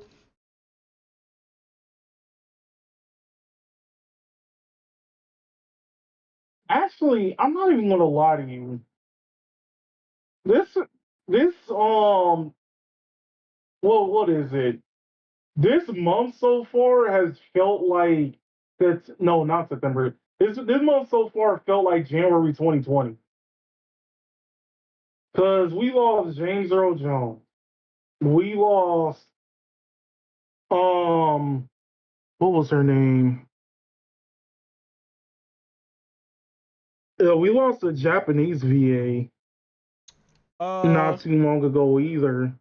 No, we lost a lot of fucking famous people actually. But I think the one that we're talking about is for like not Yu Yu Hakusho, but is that Naruto? Is that Naruto? No. No, Emmy shit. Well, I think she did play a character in Naruto, but Emi Shinohara, which played Sailor Jupiter. Oh yeah. Damn, rip. You know, we never did. Yeah, that was the role. That was the role she was most known for. Maybe I should actually watch this show a little bit, just a little bit, you know. What, Sailor Moon? Yeah, but she's too young though. I already got my feels with gushing over magical girls. But just over magical girls is amazing, okay? Mm-hmm. What? Listen, the fight scenes are cool. They had a lot of cool costumes. This plot was okay. And that's the only thing that was going on. Just those three things. Exactly. Mm-hmm. Don't me, goddammit. But no, so about watching things. Oh, I think. Go ahead. I think, if I remember correctly, I think she's playing. Oh, she is. Yeah, she played Naruto's mom. Oh, as well. Damn, that sucks. That does. Imagine playing somebody's mom and you just passed away due to it. I mean, not due to it, but like or afterwards. That's the only notable thing that you know from Naruto. Damn. And then this morning we lost Frankie Beverly. Frankie Beverly's gone too? Damn. You know Yeah, I what? was like, what? Alicorn Line, we're just old, bro. That ass, all this shit that we watched in our childhood and our early teens and shit like that, those people are just passing away.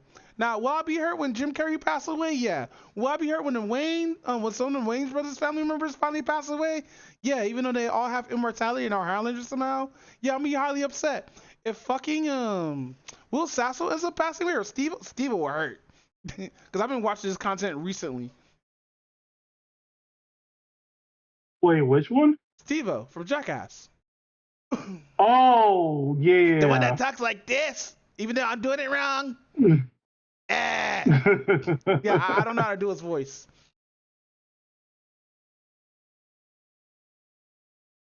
But nah, about watching things, I've been watching this TV show. I only watched season 1 of it, called The Man on the High Castle.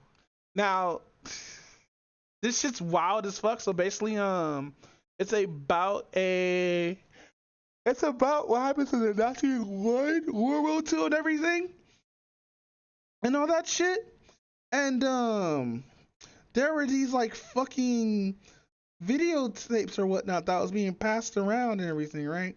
And the Nazis need those tapes because how the basically plot goes, America's already been invaded. Germany owns the east side, while Japan owns the west side. It's like 1960s, 1970, no, 1960s, late 1950s, America, and yeah, it's fucked, bro. There's like bounty hunters that's being super racist. Because there was a scene in there we talked to one of the black characters with Vigiligo, because he has like white skin but he's black, and dude was like, the bounty hunter was getting his shoe shines from him. He's like, man, you got all these beautiful features, but it got to be wasted on somebody like you. And I was like, fuck, bro. Damn. Like, how did he have the best and worst of both worlds? I'm like, damn, bro. Like, that shit kind of fucked me over, bro. Dead ass. But no, basically, it basically goes over like multiple characters in the story or whatnot. It goes over one of the main characters, who's a woman who finds this film and ends up watching and shit like that. And the film actually shows like the fall of Germany during World War II and everything like that. And he's like, wait, that didn't happen. Is this shit real? Like, they're not making any movies like this, even though movies are barely even being made. It's funny too, because like there's like 1950s animes being made here and shit.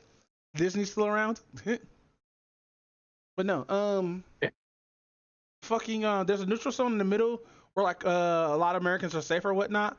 But it goes to the main character and everything like that. And the main character's boyfriend is and so she ends up accidentally finding this tape that her sister had. And after that, her sister was murdered, nigga.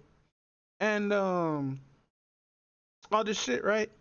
So while this is going on, she ends up finding out this group or whatnot who knows about these films and everything. And so they do a little adventure thing or whatnot, where she's supposed to go to the neutral zone to pass off this film. Now there's another person there who's trying to do the same thing, right? But he's actually a double agent. So he's an agent, but on the Nazi side. So we find out that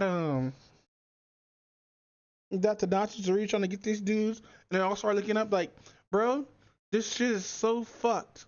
They are casually gassing Jewish people in this. What? Yeah, just casually, bro.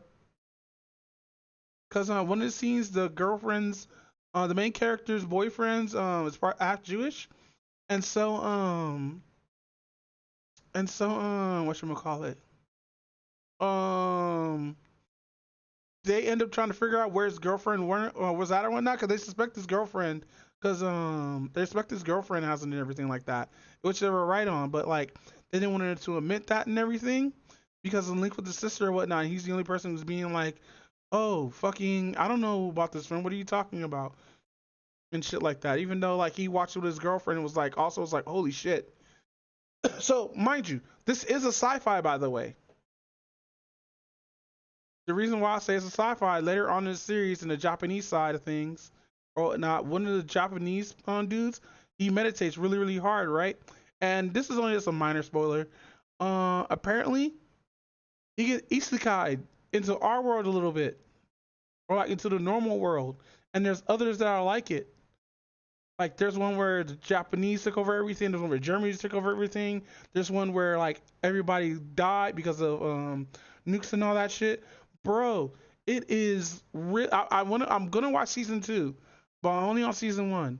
I'm really enjoying this series though, but I haven't been back to it ever since I finished season 1. So I watched a little bit of season 2 and I was like, I'm gonna wait a bit. Because I really want to talk about season 1 on the podcast and I don't want to go too far ahead. But no, old man fucking Adolf Hitler's there too. Old as fuck and still paranoid. Can't be old as fuck and paranoid. Like, damn. Bro, it is so hilarious. And nobody wants to kill this dude. Like, dude was ready about to kill this dude, but no. He has blown his own brains out. I was like, God damn it. If we would have just shot him, he would have just been dead. All this would have been over. But no. But you no. know what? I'm not gonna lie. I can see that happening with somebody today in these days. I just hate it, bro.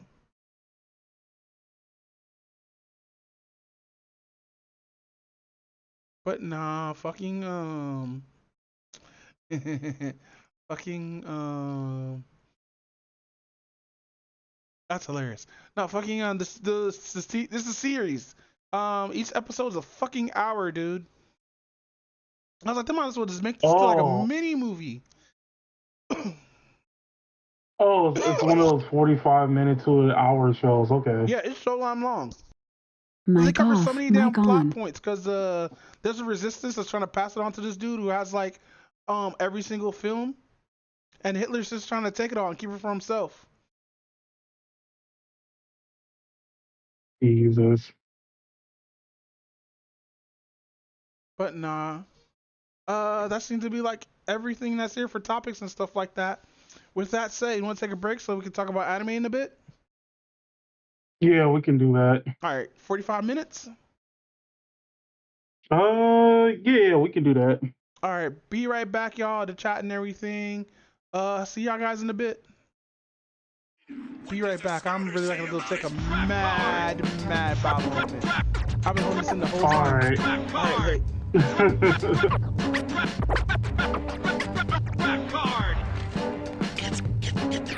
I know you guys heard that. Voodoo has to get out somehow. It's over now. 9,000.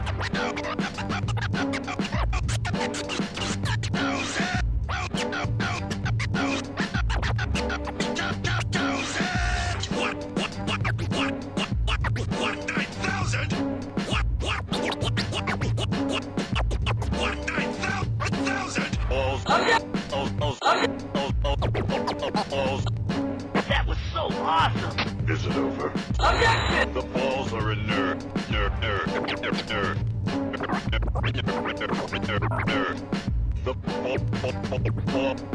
The balls are inert.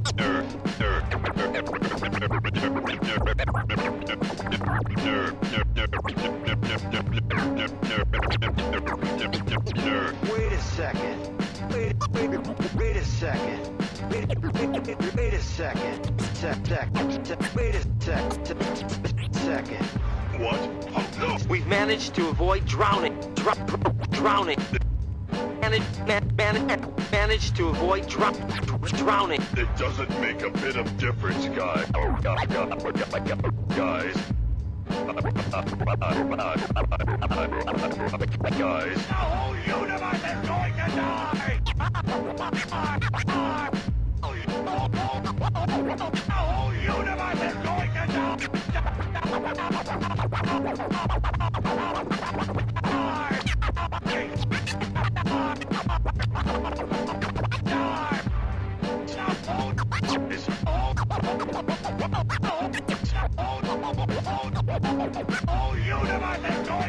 Die, darn it!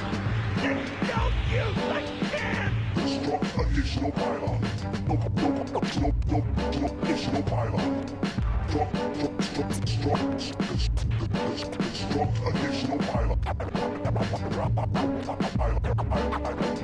Pylons. Impossible! My pants aren't there! Iva, what's going on?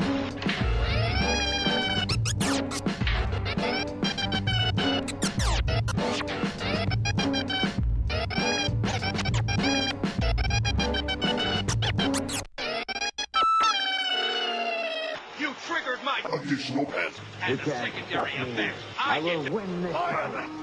Objection! It was incredible. I didn't think his body would hold it. Man, I don't like the feel of this.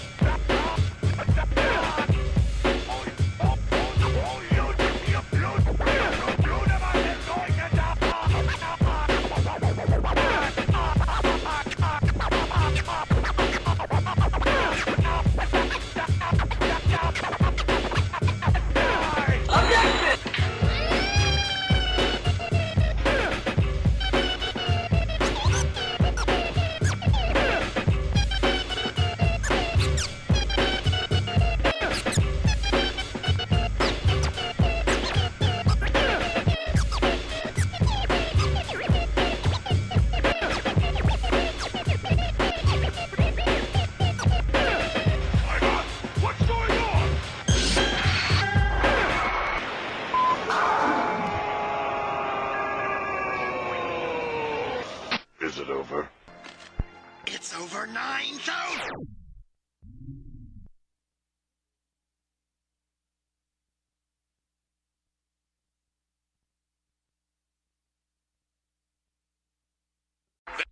Vegeta, what does the scouter say about his Trap card! Trap card! Trap card!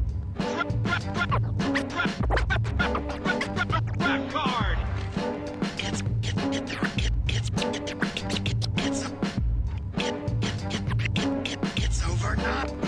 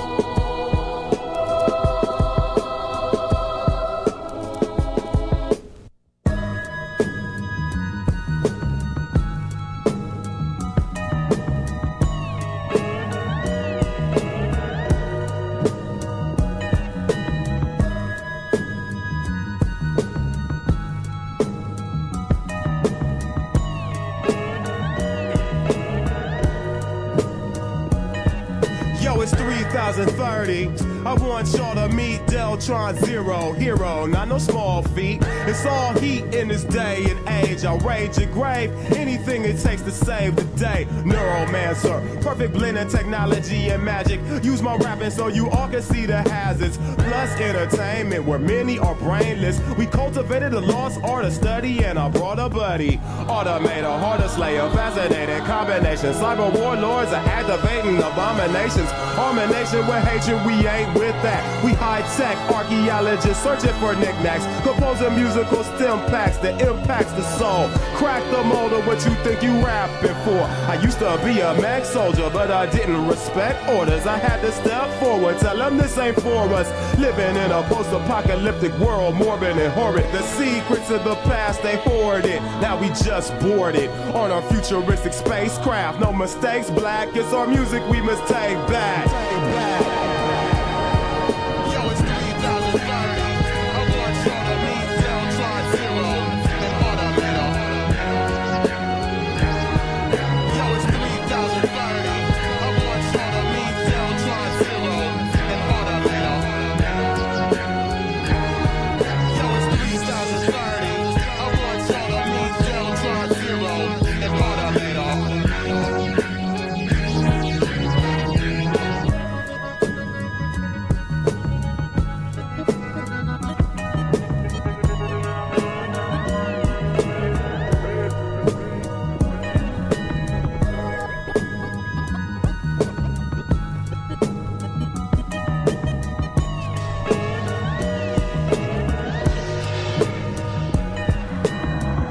I'm feeling like a ghost in a shell. I wrote this in jail, playing host to a cell for the pure verbal. They said my sentence was equivalent to murder, just another hurdle. I bounced through a portal. I knew they had the mind state of mere mortals. My ears morphed to receptors that catch up every word about gravity control and the families they hold for handsome ransoms. On the run with a handgun, blast bioforms. I am warned that a planet-wide manhunt with cannons will make me abandon my foolish plan of uprising.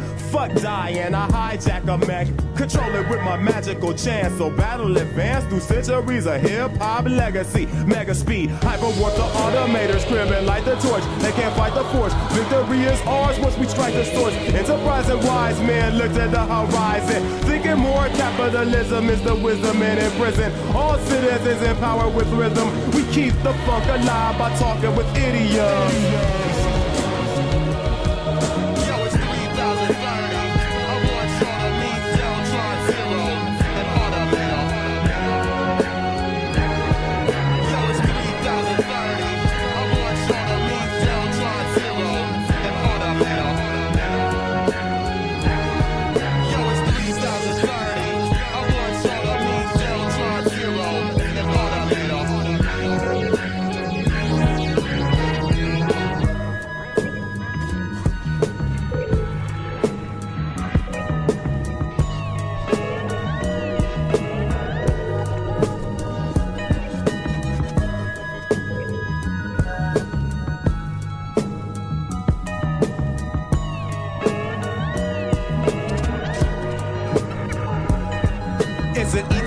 Evil concerned with thievery, medieval prehistoric rhetoric. Well, we ahead of that. Lay it down with sound waves that pound pavement. Original minstrels. My central processing unit is into it. My heart for this art, not artificial, cause that makes it hard to miss you. Copycats finish last in the human race, staying glued to safes, too crude to take a Buddha break. We got espers that let us bless with fresh shit, undetected by yes men questing for 5 fleeting nanoseconds of fame, protecting the brain from conspiracies against my cosmos, while I float the Neo-Tokyo with OPO, or discuss combustible rust clusters with plus, evade cyber police in a computer crib, confuse the kids, but I can make it kick and rounds that's sacred, telepathic mind that takes its greatness from the matrix, Esperon professor rushes occult oppressions with correction measures, while half the world's a desert, cannibals eat human brains for dessert, buried in a deep dirt, mobility inert, I insert these codes for the cataclysm, ever since I had the vision, use my magnetism, in this modern metropolis that tries to lock us up under preposterous laws that's not for us. Yo, it's 3030.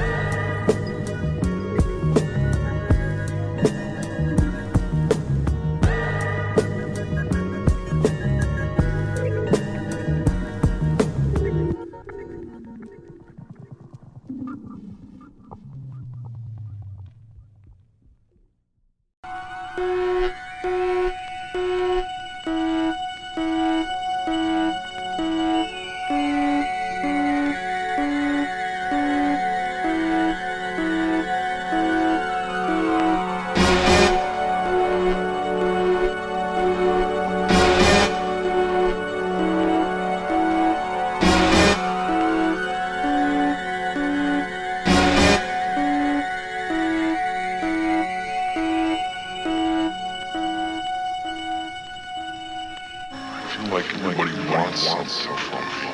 Yeah, tell me about it. It's a cold world out there. Sometimes I think I'm getting a little frosty myself. My sound, mechanical found ghost, but my ghetto is animal found toast. My sound, mechanical found ghost, but my ghetto is animal found toast. My sound, mechanical found ghost, but my ghetto is animal found toast. Animal found toast, but my ghetto animal. Life's ill. Sometimes life might kill. For the mega 5 digits, grab mic, might strike type ill. Is life real? I keep bills when life feel like earth don't spin. Whirlwinds might blend. Life's at a standstill. Dangerous cause man kills and still. Cats visualize life ghetto like one mind. Sometimes these cats see life street like incomplete light and be like I'ma live life after this one crime. One line from the megala blow spine. Everyone knows the city's ill. Cats kill still black man holds nine. Gotta chill star. See Allah be the light of Shamar. Work hard Shamar see cipher Allah. Adapt bars snatch stars and detach large channels. But a bar's handle might break mics. Voodoo megala the cannibal 8 mics. Strive live live fuck 5. I want 108 mics. Son, did you see that kid, yo?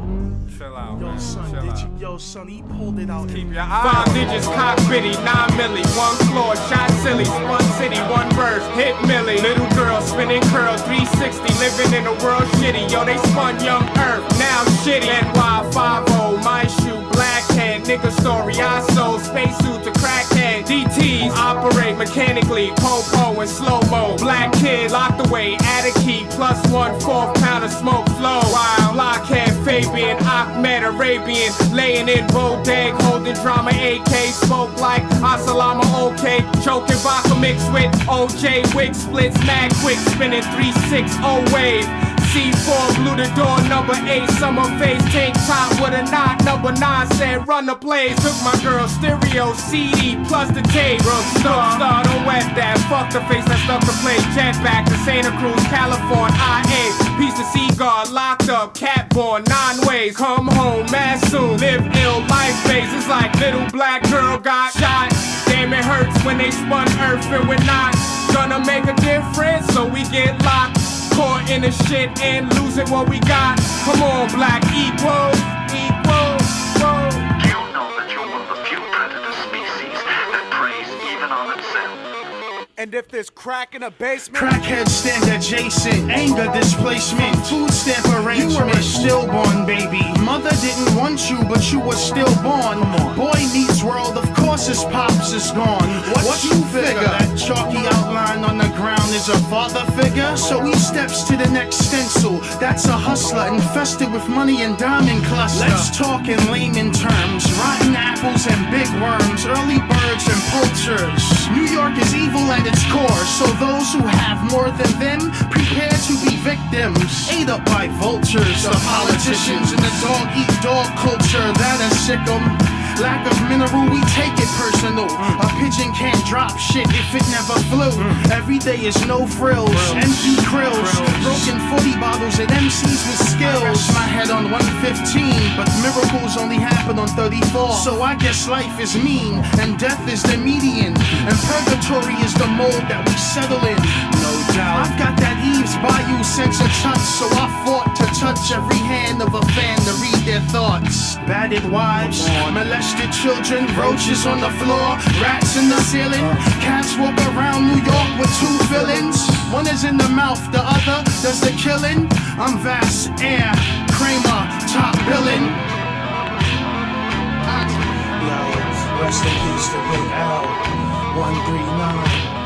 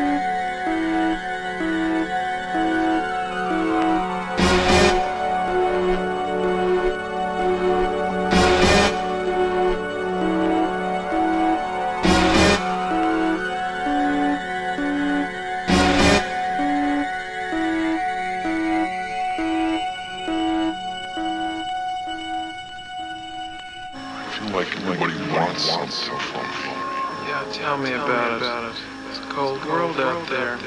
Sometimes I think.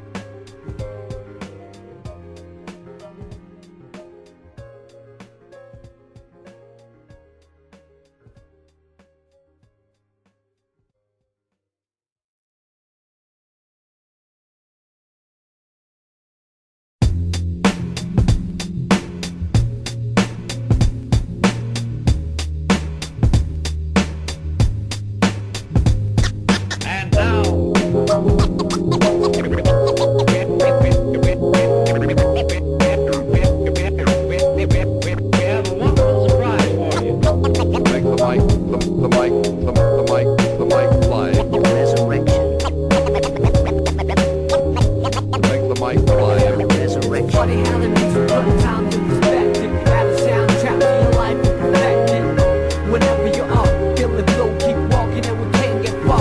Wherever you are, funny how the music put time to perspective. Add a soundtrack to your life and perfect it. Whenever you are feeling low, keep walking and we can't get far.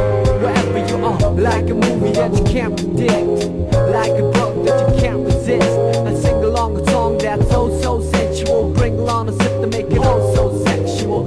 Verbally that is making love to the music means vibing to the beat at night with the whole city fast asleep. Out cold, true words seem to rise to the lips. Take hold of a poet of me most powerfully. I feel free when the world doesn't know it to me. It's so hard to find a gig that lives up to the billing. Trying to find a reason to work out, willing to admit my thinking is wishful. Like a star upon a child gazing up to the ceiling. How far do we have to stretch the truth to fit the lifestyle for road and overdue? We can take it all back to the register and start all over from the canister. Let's break it all down into pieces of bright moments that pass by like a meteorite. Throw on your favorite reel, that's good to go. On the analog player, watch the people go. Sit back with the breeze and let the memories flow. Comedy, tragedy, all the highs and lows. It's funny how the music put time to perspective. Add a soundtrack to your life and perfect it. Whenever you are feeling low, keep walking and we can't get far. Wherever you are, it's funny how the music put time to perspective. Add a soundtrack to your life and perfect it. Whenever you are feeling low, keep walking and we can't get far. Wherever you are.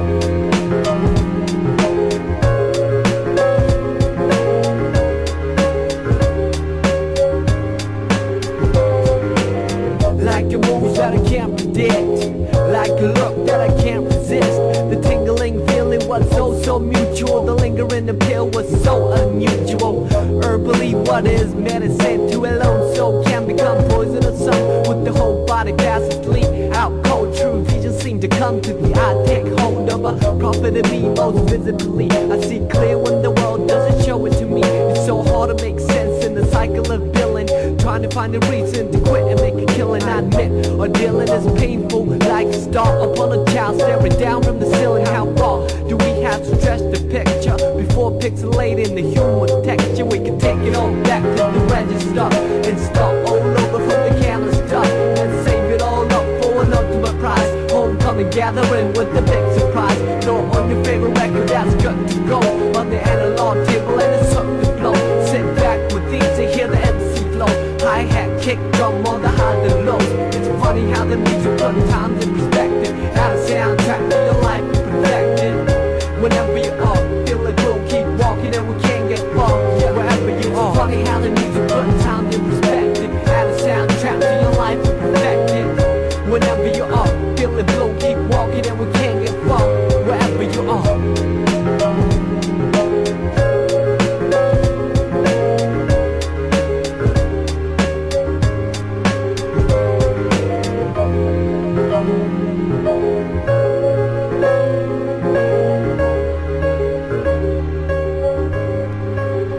Okay, we can take it all back to the register and start all over from the canister. Let's break it all down into pieces of bright moments that pass by like a meteorite. Throw on your favorite jacket and you're good to roll on the analog trail and you look the roll. Just stroll to the trees and let your miseries go. Sunshine, hurricane on the highs and lows.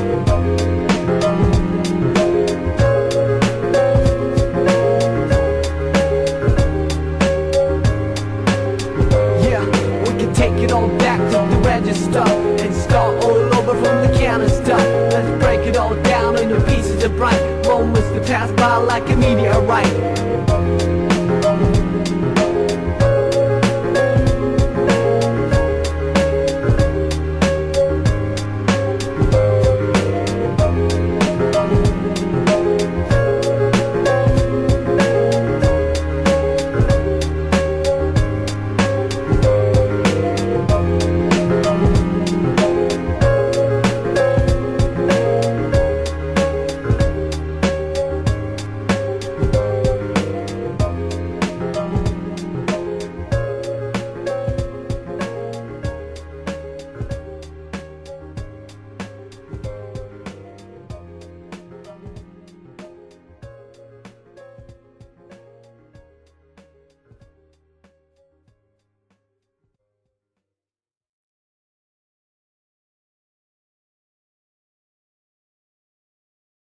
Red Lobster got the best cheese biscuits ever.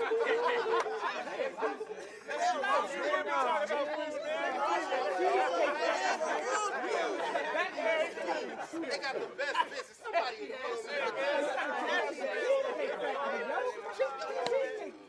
Hey, my man! Oh, look at his kicks! Hey, my man! Hey, my man! Word up. Look out for the cops, though. 2 for 5s over here, baby. Word up. 2 for 5s. Some niggas got garbage down the way. Word up. Check this old fly shit out. Word up. Step on my shoes, I will kill you. Knew he had a crew, there wasn't no punk, and they spit fire shirts and SB dumps. Step on my shoes, I will kill you. Size 10, maybe 10 and a half. Good condition, for many years they last. Creative Rex, Vans, DCs. A life supreme on the pumps on my feet. Shoe color is bright. Fuck it, all of those above you can catch in the night. It's like walk the streets with my Nike SBs. Purposely place the fat tongue in front of jeans. Cautious round these. Put frowns on faces. My kick game is so mean. You choose an insect, I hear you need aid. Release a couple sprays from my Nike Air Raids. No matter what the cost is, me without kicks on my feet is Rashid without forces. And while I spit that shit, notice that these Fifth Element kicks hang from my neck. Knew he had a crew, there wasn't no punk, and they spit fire shirts and SB dumps. Kicks rule everything around me. Get your sneakers, got my SBs on. Knew he had a crew, there wasn't no punk, and they spit fire shirts and SB dumps. Kicks rule everything around me. Get your sneakers, got my Reeboks on.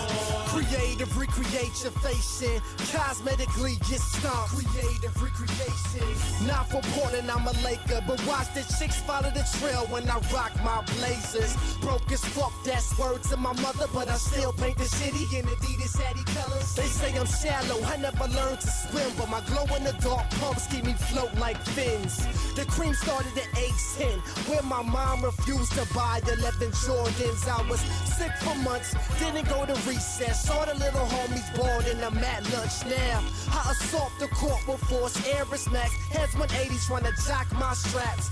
Cash trying to bite the shoe game with black. Flip them inside out, Air Force attack. Knew he had a crew, there wasn't no punk, and they spit fire shirts and SB dumps. Kicks rule everything around me.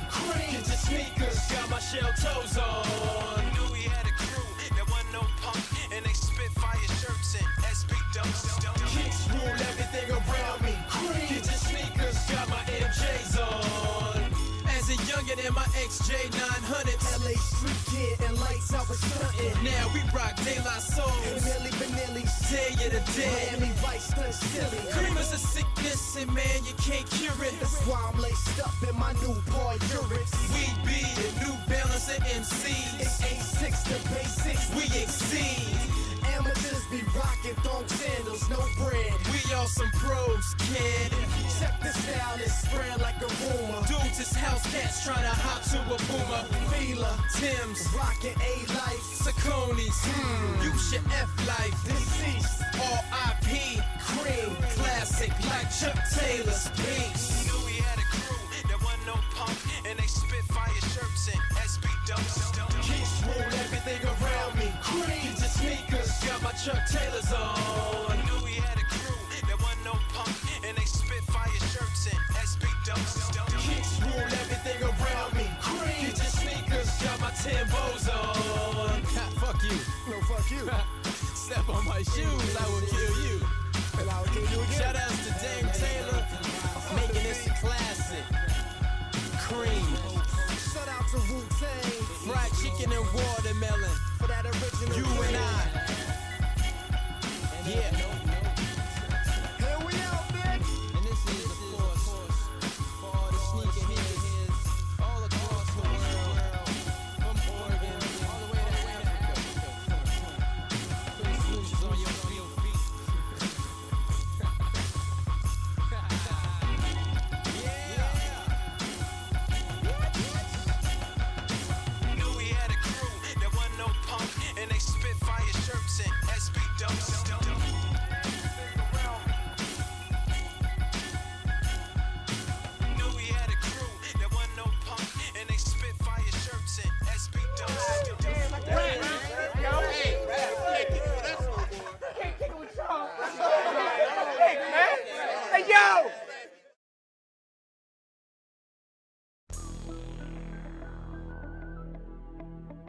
regulators.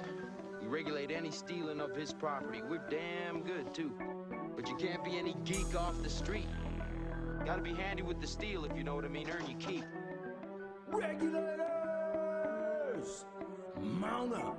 It was a clear black night, a clear white moon. Warren G was on the streets, trying to consume some skirts for the E, so I could get some phones. Rolling in my ride, chilling all alone. Just hit the east side of the LBC, on a mission trying to find Mr. Warren G. Seen a car full of girls, ain't no need to tweak. All of you search know what's up with 213. So I hooked a left on 21 and Lewis. Some brothers shooting dice, so I said, let's do this. I jumped out the ride and said, what's up? Some brothers pulled some, so I said, I'm stuck. Since these girls peeping me, I'm gonna glide and swerve. These looking so hard, they straight hit the curve. Want to bigger, better things than some horny tricks. I see my homie and some suckers all in his mix. I'm getting jacked, I'm breaking myself.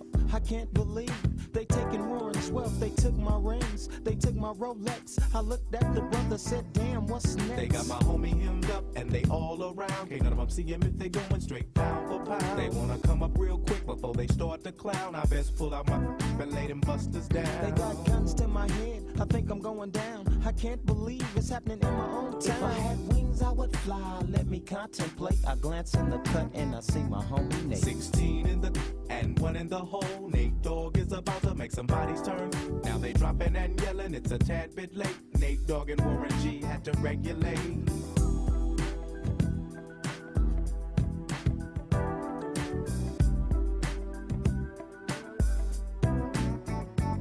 I laid all them busters down, I let my explode. Now I'm switching my mind back into freak mode. If you won't skirt, sit back and observe. I just left a gang of over there on the curb. Now they got the freaks, and that's a known fact. Before I got jacked, I was on the same track.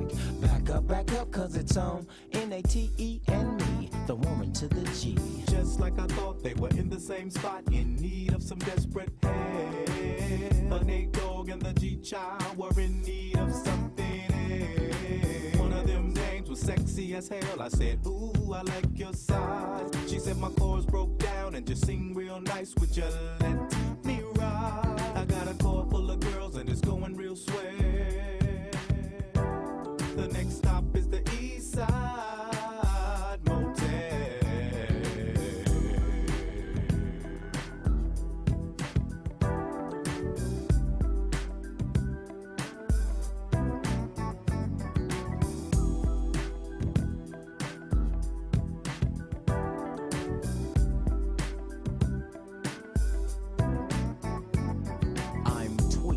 To a whole new era. G-Funk, step to this, I dare ya. Funk on a whole new level. The rhythm is the bass and the bass is the treble. Chords, strings, we brings melody. G-Funk, where rhythm is life and life is rhythm.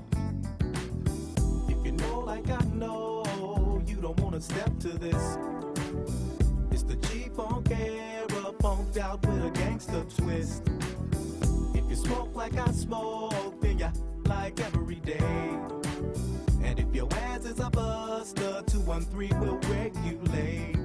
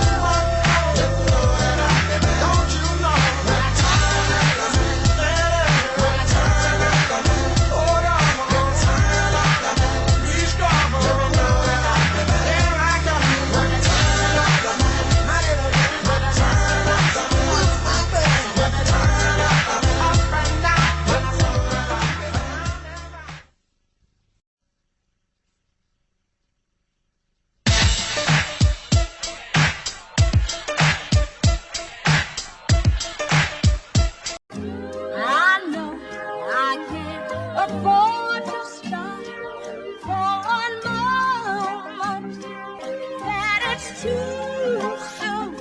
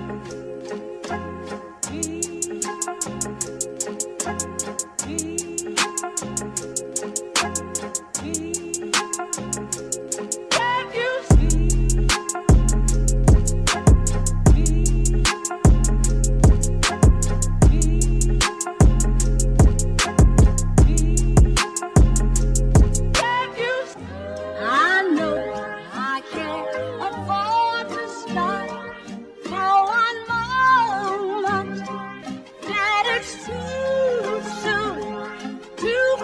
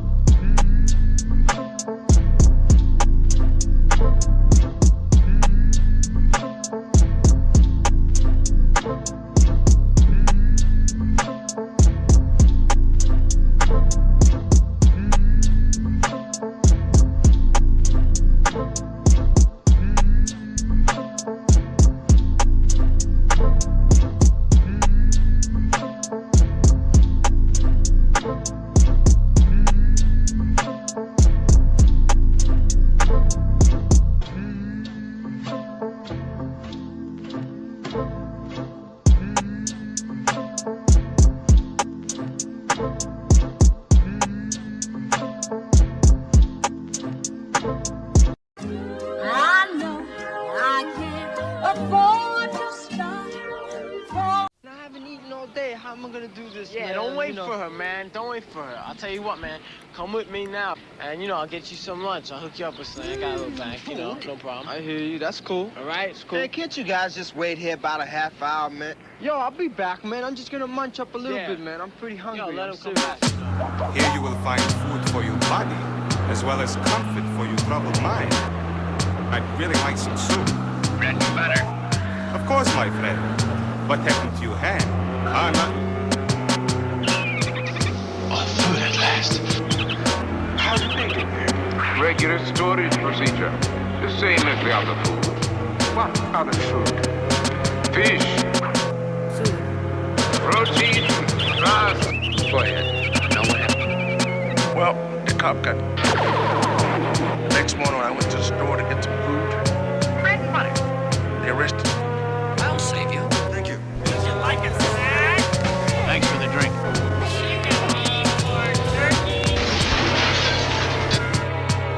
Operation Doomsday complete. All units are close casualty, damage estimates. Enough. You talk of the people's rights. The people have only those rights which I choose to give them. And that is for their own good, believe me. I do.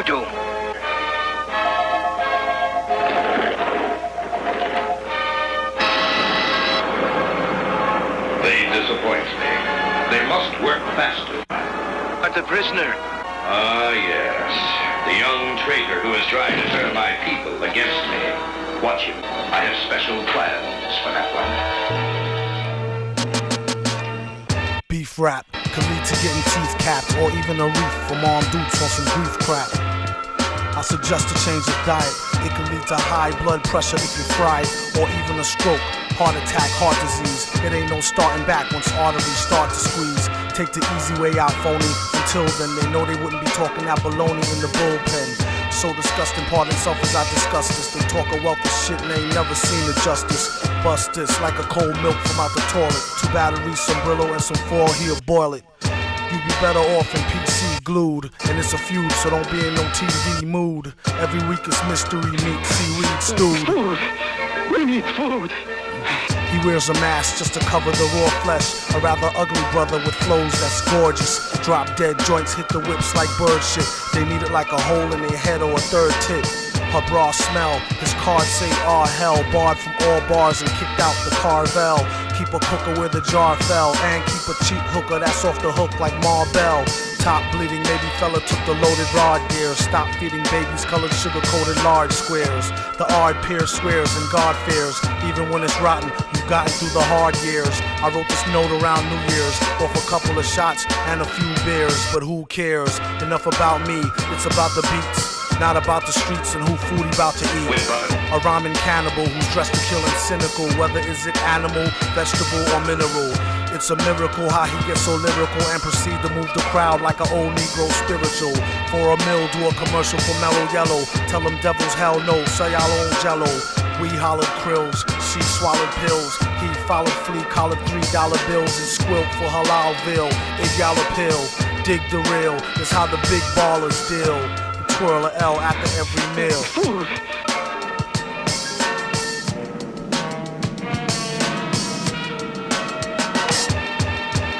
What up? To all rappers, shut up with your shutting up and keep a shirt on, at least a button up. Yuck, is the rhymers are stripping males. Out of work jerks since they shut down Chippendales. They chipping nails, doom, chipping scales, let alone the pre-orders that's counted off shipping sales. This one goes out to all my people, skipping bail, dipping jail, whipping tail and sipping ale. Like the doobie till it glow like a ruby. After which they couldn't find the villain like Scooby. He's in the lab on some old Buddha monk shit, overproof drunk shit, but who'da thunk it? Punk try and ask why ours be better. Could be the Iron Mask or the Cosby sweater. Yes, you, who's screwed by the dude on the CD, nude. We need food.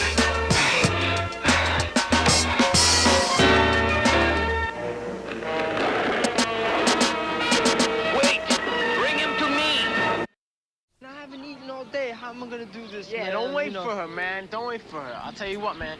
Come with me now. And, I'll get you some lunch. I'll hook you up with something. I got a little bank, no problem. I hear you. That's cool. All right, it's cool. Man, can't you guys just wait here about a half hour, man? Yo, I'll be... One lonely evening alone home, end up with carpal tunnel syndrome. It might seem ill, feeling to be a dream guy till ice cream spills off Mrs. Paul's pie. Tonight's dreams for real. You can see the steam off his nice mean grill. A ill flick of hardcore Lorna Doom. Hot on a platter or either raw on a spoon. Just Blaze Radio, Just Blaze Radio. Take out Friday. For the bootleggers. He's fortune with the go sideways, as they say. Even though it's little, at least he gets to figure out the riddle in the middle. Once in a blue moon could use a good nut of butter, even if it's homemade. Amateur with no cutter. Just linger out to the old man at the cookie bar. And the child standing with his hand all in the cookie jar. Forgot to close it, although he swears he meant to. 50-cent joints with the chewy cherry center. Get caught arthritis or the itis. First you need to try to find the package that's the tightest. Just Blaze Radio, thumbnail, get all in the Gitano. Thin mint or chocolate dip, orange Milano. Petrus Farm remembers nothing dietetic. Sure could use a sugar boost with symptoms of a diabetic. Some have gone blind, like staring at the screen too long while online. Crackers is for the birds, they plain and they break easy. Idaho potato chips is too flaky and greasy. Keep your Triscuits with the icky fake cheese flavor. Give me something sweet and sticky, make the bees chase you. Read the ingredients, make sure you want it. You might be allergic, don't give me nothing with no nuts on it. They come with the territory, testosterone, and enough stress to test Oscar grown. Me love hot chocolate chips, melt sweetly on me lips. And how about macaroon? You got style that make me swoon. To me crave coconut, no if, no and, no but. And to me take Fig Newton, cowabunga sure as shootin'. The perfect midnight snack, matter of fact, rig the whole pack. Okay. Even if I hit skid black, I have to keep a pack of them. Okay. Remember as kids, going back, we always jack stacks of them. One lonely evening alone home, end up with carpal tunnel syndrome.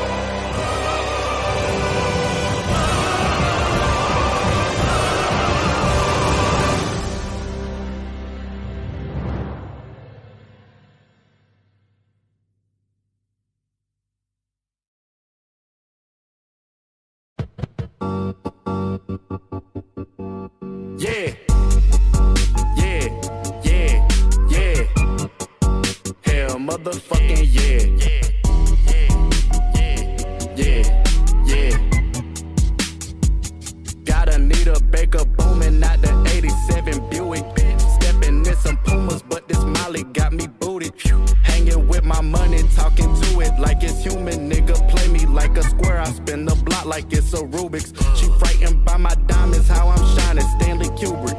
Drip like Alex Mack, I spent them racks and turned to fluid. Pockets looking nauseous, blowing money like it's mucus. Told my nigga, get in loser, let's go shooting like it's clueless. Money tall like Iron Giant, need a hanger for these racks. Fuck the beef, it's crunch time, turn them niggas to a pack. Black and white diamonds, man, my wrist should be on black. On my bracelets and watches on my arms, I look like Jacks. Came up in Atlanta, me and mama had to struggle. Nerdy nigga, but I'm thuggin', it's the zone, 6 McLovin.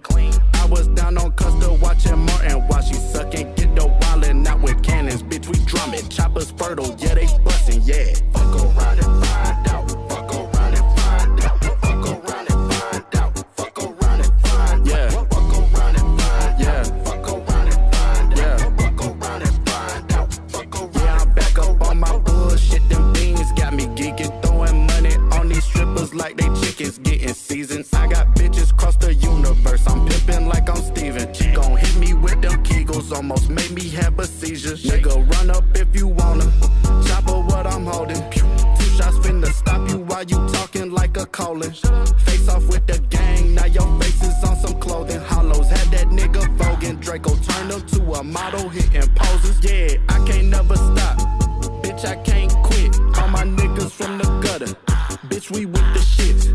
I've been out the pocket since a motherfucking jig. Raised my hand up in the class and told the teacher suck my dick. Fuck around and find out, fuck around and find out, fuck around and find out, fuck around and find out, yeah. Fuck around and find out, yeah. Fuck around and find out, yeah. Fuck around and find out, fuck around and fuck around.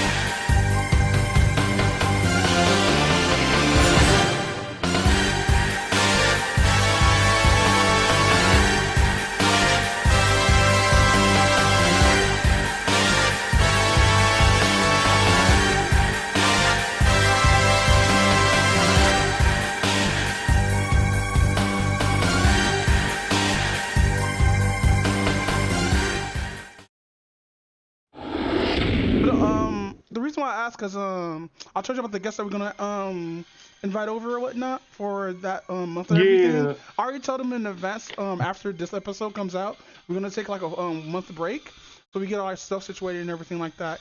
And I'm gonna actually make it like a new I'm gonna experiment with like front grounds. So what I'm gonna do is the Discord will be now stream running, not the chat, but like the window of the call itself. So I'm gonna have to figure out that and do all that shit and everything to figure out how to do that.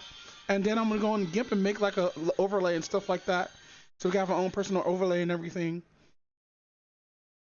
Okay. But no, I was watching Omni a little bit, and I think I'm gonna have to. I'm not a person of politics, but I think I'm gonna have to watch this debate on stream. So after I'm done with this, I'm probably gonna end up streaming the debate. Yeah, because I will admit they kind of came unfair against Trump and whatnot. Because like he was kind of calm and collective for like the first 10 minutes though, but then like it was both Kamala and the host over there basically trying to fact check everything he's saying, but they never fact check Kamala not once. Low. Well, the shit about the fucking people eating pets in Springfield, that could easily be fact checked, and it was. Like, he was blaming on the immigrants that was going over there. Like I said, I did my little bit of research and everything like that, but that was defunct. Even if you like find the ground news articles. And by the way, this podcast is not sponsored by Ground News, but I do want it to be sponsored by Ground News because I do use that for information gathering. But no, go ahead. I'm trying to think, is Ground News the one that basically shows you what the left is not showing and what the right is not showing? Yeah, it goes to like it usually goes to neutral, left and right. But they've been doing this new where they go into like a little bit extra and more. Like they're showing like sites from like stuff like this was happening like Israel and Palestine and stuff like that on there and everything. And they're doing like the little verses that Azazera, my favorite news source. Uh-huh. Yeah, fucking. Did you know like this year they got banned from covering the Israel stuff? So what they've been doing, they've been running up there with like different fucking they're different fucking with different fucking people who are press, but they're not. They say they're not affiliated with Azazera.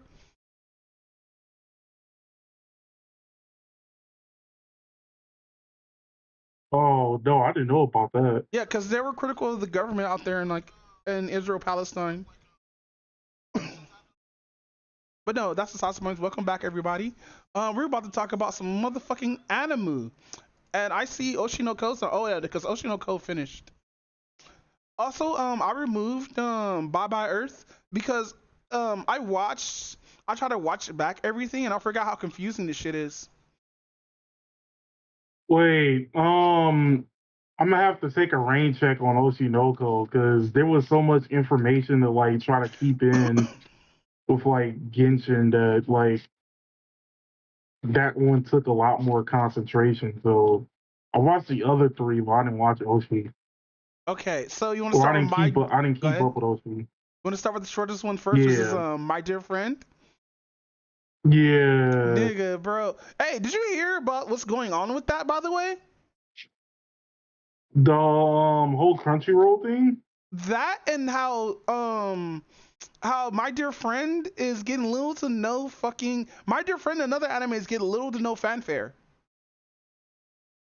Wait, why is that though? To be honest, I don't know. I only got the cliff notes. I didn't read too much into it because like I thought this was because I used to go to Sakaku Complex to get some of my news and stuff like that because I go to other outlets in Otaku and then Kotaku and everything. And that's where I found out the news that, but like it was only a short article. And once I think it did mention Crunchyroll, but I think Crunchyroll was talking about something else, right? About not localizing it, right? I think like the way Crunchyroll is doing is when they try to translate it, they try to translate using I think the way it was described to me is when they translate, they basically only translate how everything will be said in English instead of doing like a direct translation or something like that. Are they using AI? And I think it is. I did hear something about that they were kind of using AI in order to make it like go faster or something, but I'm not too sure. I know the Japanese are going to use AI because they were talking about how like fucking us Americans were putting like shit that's not inside the animation or the localization of the script.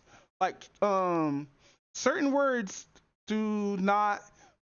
The Japanese do not have certain words that us Americans made up, like patriarchy. I don't think the Japanese have a word for that. Actually, when you think about it, I'm not too surprised at that. But no, yeah, man, My Dear Friend.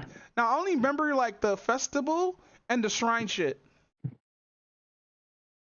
Oh yeah, that shrine one was funny. Hell yeah, bro! Like they all just worshiping her and shit. But no, there was one where all the students rolled up, right? Where there was like because they had an episode where all the students were coming to like the fucking student president, who is the president of the student council, who was the chick who was the president of the Deer Club. Yeah. Yeah, was that the last episode that we talked about, or was something else? No, the last one that we did on the podcast was Yeah, which one? Oh, the one where they did like the 18 episodes in one. Oh yeah, that shit was funny. Yeah. Like, damn, this is supposed to be 24 episodes. That's crazy. But no, I thought that was gonna end afterwards, but no, it kept going. I was like, yes.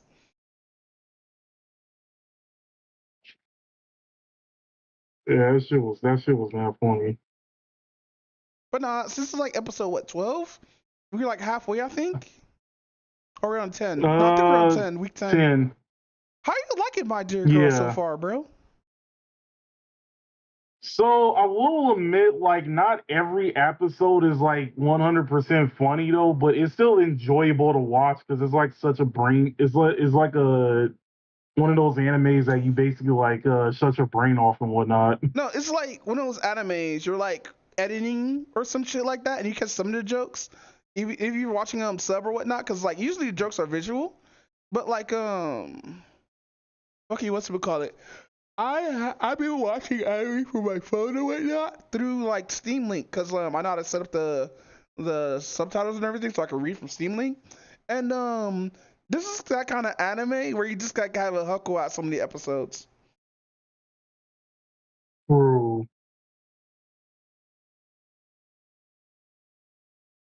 Cause like especially one of the ones that showed up where it was like the whole like pollen thing. Oh yeah, when she got fucking bro, that was hilarious when the main character got sick too from the she got atrazine. Like no, I thought it was adorable that the dear girl this is like fucking hate allergies. She finally has a weakness. Mic off. She was on cartoon. She was on like cartoon power level, bro. Mic off. And then the cat vice president got hit with the allergies too. I thought that shit was funny. No, like they're trying to make her so fucking cute, and I hate it, bro. Why are you trying to make her the villain? She too cute. I think that's the point though. I still remember when she got converted. That shit was funny as fuck. She got the fuck out of her, bro. What does that word mean? Is that like a deer? Is that like the sound of a deer makes? Wait, which one? The Sheikah shit they be saying every episode. I think it's supposed to be a pun. It's supposed to be a pun or something.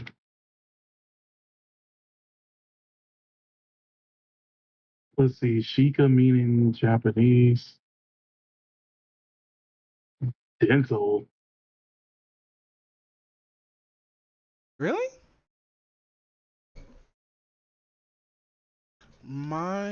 It's wait, does Sheikah mean deer in Japanese? Its name comes from Sheikah, Japanese word for deer. In Japan, the species known as the Nihon Chica. Japan deer in Chinese is known as. Well, there is like a there. Oh, it sounds like it seems like a deer, but.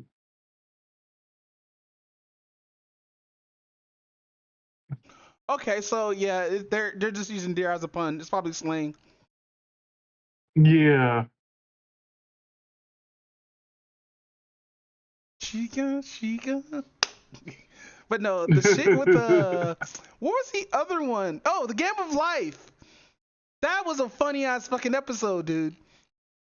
Wait, which one? The one where they're playing the parody of the Game of Life. Oh yeah, she came a boost. That shit was funny. Her fucking antlers are huge. Like she somehow got to America.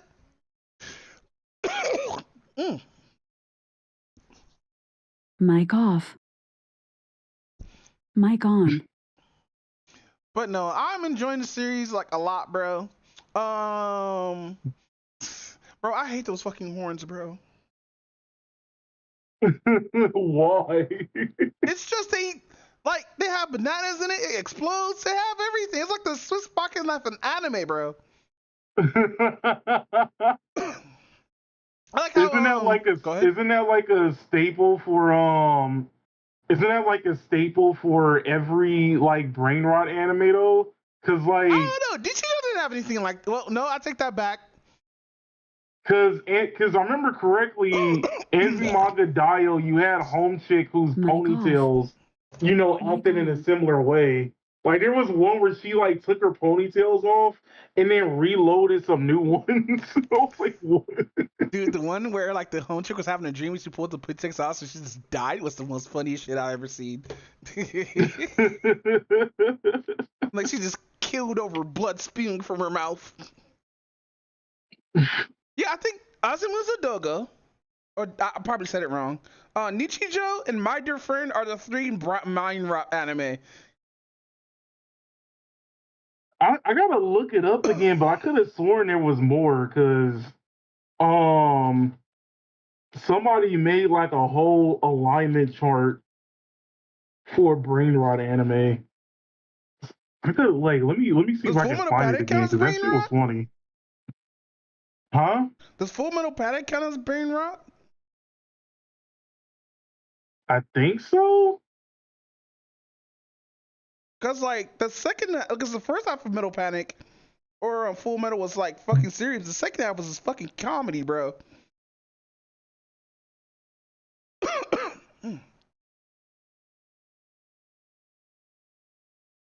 think I noticed like a lot of people's favorite scene is like the one where he's going against the two judo dudes and then like he like shoots them and whatnot. Oh yeah, that's just funny. Nah, the one I seen when he got kicked in the balls, but he was wearing a cup.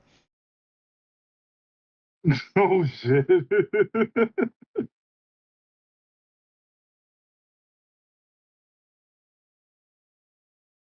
By the way, has a whole year passed in that anime? It looks like it because we went from a Christmas episode to a New Year's episode to like them being in spring now. Yeah, that's so weird. So the last episode that we watched was the Dear Summer Festival, and then we go to Dear Dial, Streaming, Hospitality, and such. Oh wow, that's a long ass fucking title. That was episode 7 was one with the 18 episodes. It was episode 6 or 7, one of the two. No, 7 was the festival, I believe. I mean, 6 was the festival, 7 was the 18 episodes. Dear After Dear, I forgot which one that one is. I'm looking at the episode list right now. That's how I'm getting these names. I wonder if I put it. Yeah, the next one on Monday.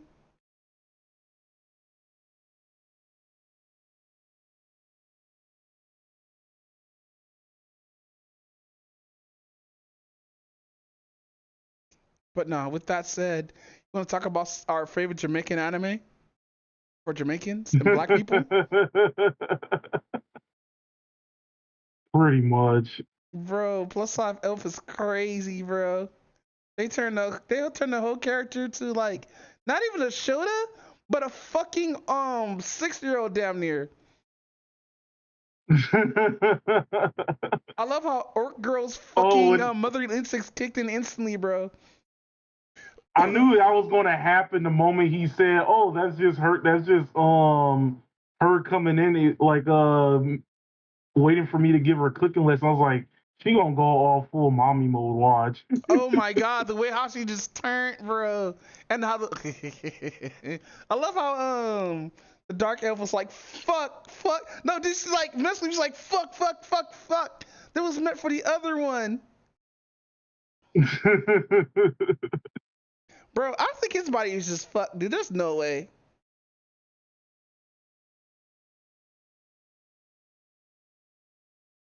There definitely ain't no way, bro. Wait, what episode are we on? We're on episode 10 with that one too, right? Yeah, they're also on episode 10. So I think we have like 2-3 more episodes for each anime, I think. So I didn't watch the whole of the fucking oh no, actually I have, because it was the coffee episode.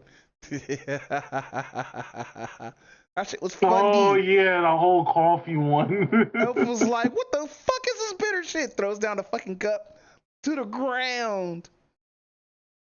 To the motherfucking ground. And the rest of the cake too. Man, I gotta watch that. Like this and this and this and even this ground. I miss Lonely Island. Yeah. And also see Dragon Girl again. The yoga episode, oh my god, bro. I had it by dick hard the whole time. I couldn't stop. Oh, that one. As soon as the dark elf was on her back, I was like, yes! Bro. I was like, damn, they're pretty nude for like a longer time than normal. Yeah, bro. I thought there's some hentai is about to happen. I gotta check hentai. See somebody actually, you know, post some of my needs in there. Damn it. But no, fam, this would have been like 24 episodes, bro. If this is like actually going episode by episode, at least 20. Cause like as short as everything is, yeah, that's true. I'm just upset we didn't get nutrition facts. But then again, Japanese nutrition facts are different from American facts, and they would have to like convert it and do all this stupid shit, which I don't feel like people were gonna do, like actually.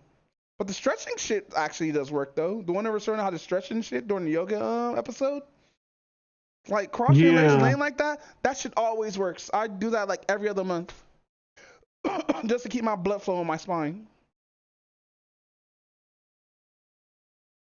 Okay, that's good to know that it works. But no, Kitty and which ones was that one?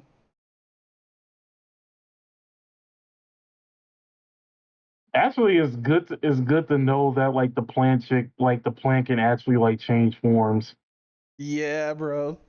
Yeah, over here just dead ass just raped the main character. Why nigga lost his virginity, bro? Damn. A tentacle went up his booty hole and was like, with the echo and everything. Over here okay, so now. Go ahead. Oh no, continue. No, I was about to say over here looking like Buddha from Tokyo Tribes 2 when he came, and you made that face. Split a whole nigga in half, bro.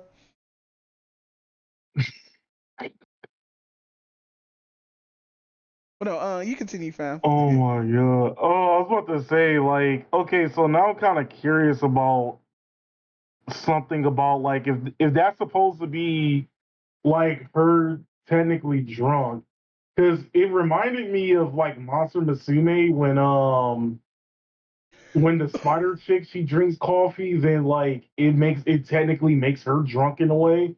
Well, I think this is hyperactive. Cause like it's supposed to be caffeine. I don't think caffeine can make. Hold on. Let me look this up. What can make? All right. Who? Oh wait. What can get drunk off of caffeine? I do not know how to spell caffeine. That's crazy. It has to be a lot. 8 cups of coffee.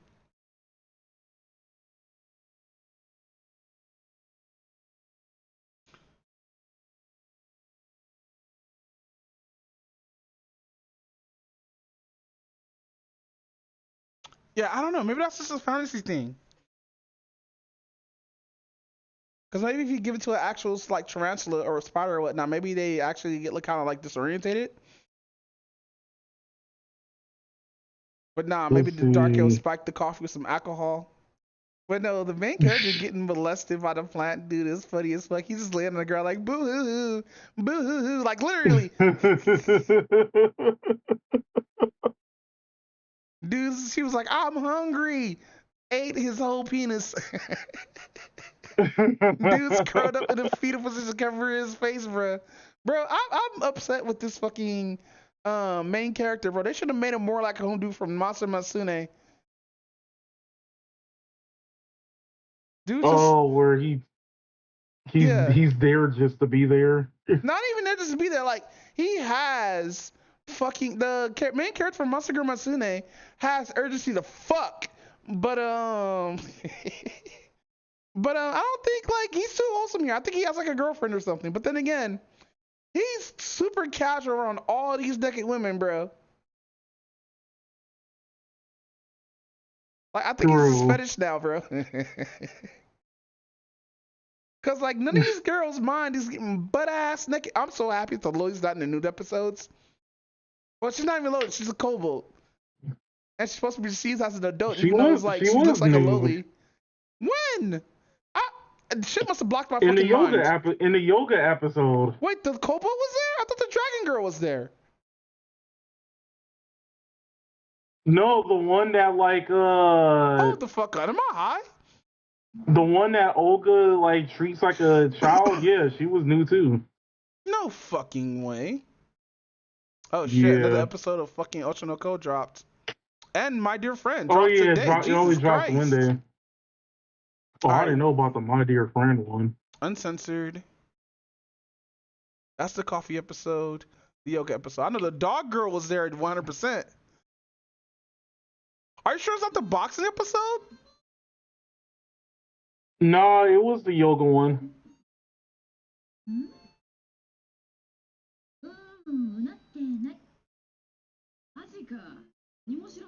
Oh shit, you might be right.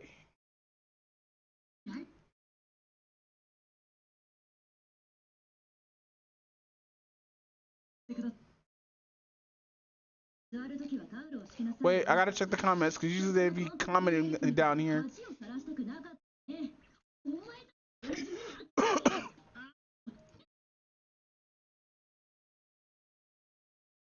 Oh, they're confused with a sauna.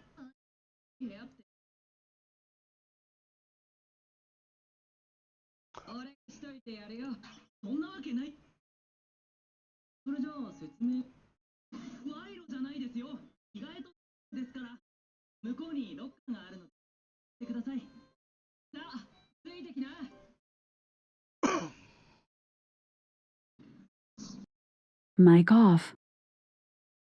God Mic damn it, on. I hate it here. I really do. I must be concentrating on the titties in front of my face and not the kobold. Jesus Christ, bro. I'm surprised she stayed in dog form that whole time. Yeah, man, that's actually kind of funny, actually. Actually, yeah, especially considering there is a position called downward dog or something like that. Yeah, and like the fucking chick who was just bones, she was doing every single position easily because she didn't have muscles. She was just a slime fairy, which is weird. Just have a normal body. Just be a slime girl. It's okay. I know you're trying to do the monster girl, the interspecies reviewers episode, but please. Dude, I want to see another season of Interspecies Reviewers. Dead ass. Yeah, I can live without it. I need it. Nah, I'm kidding. Nah, cause like, if we get Interspecies Reviewers, bro, and get like a season 2, it has to be with 3 different people.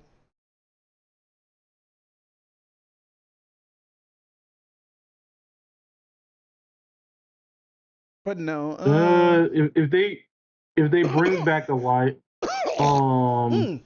if they bring back Eliza, I might consider it. Eliza? Is that the Harpy chick?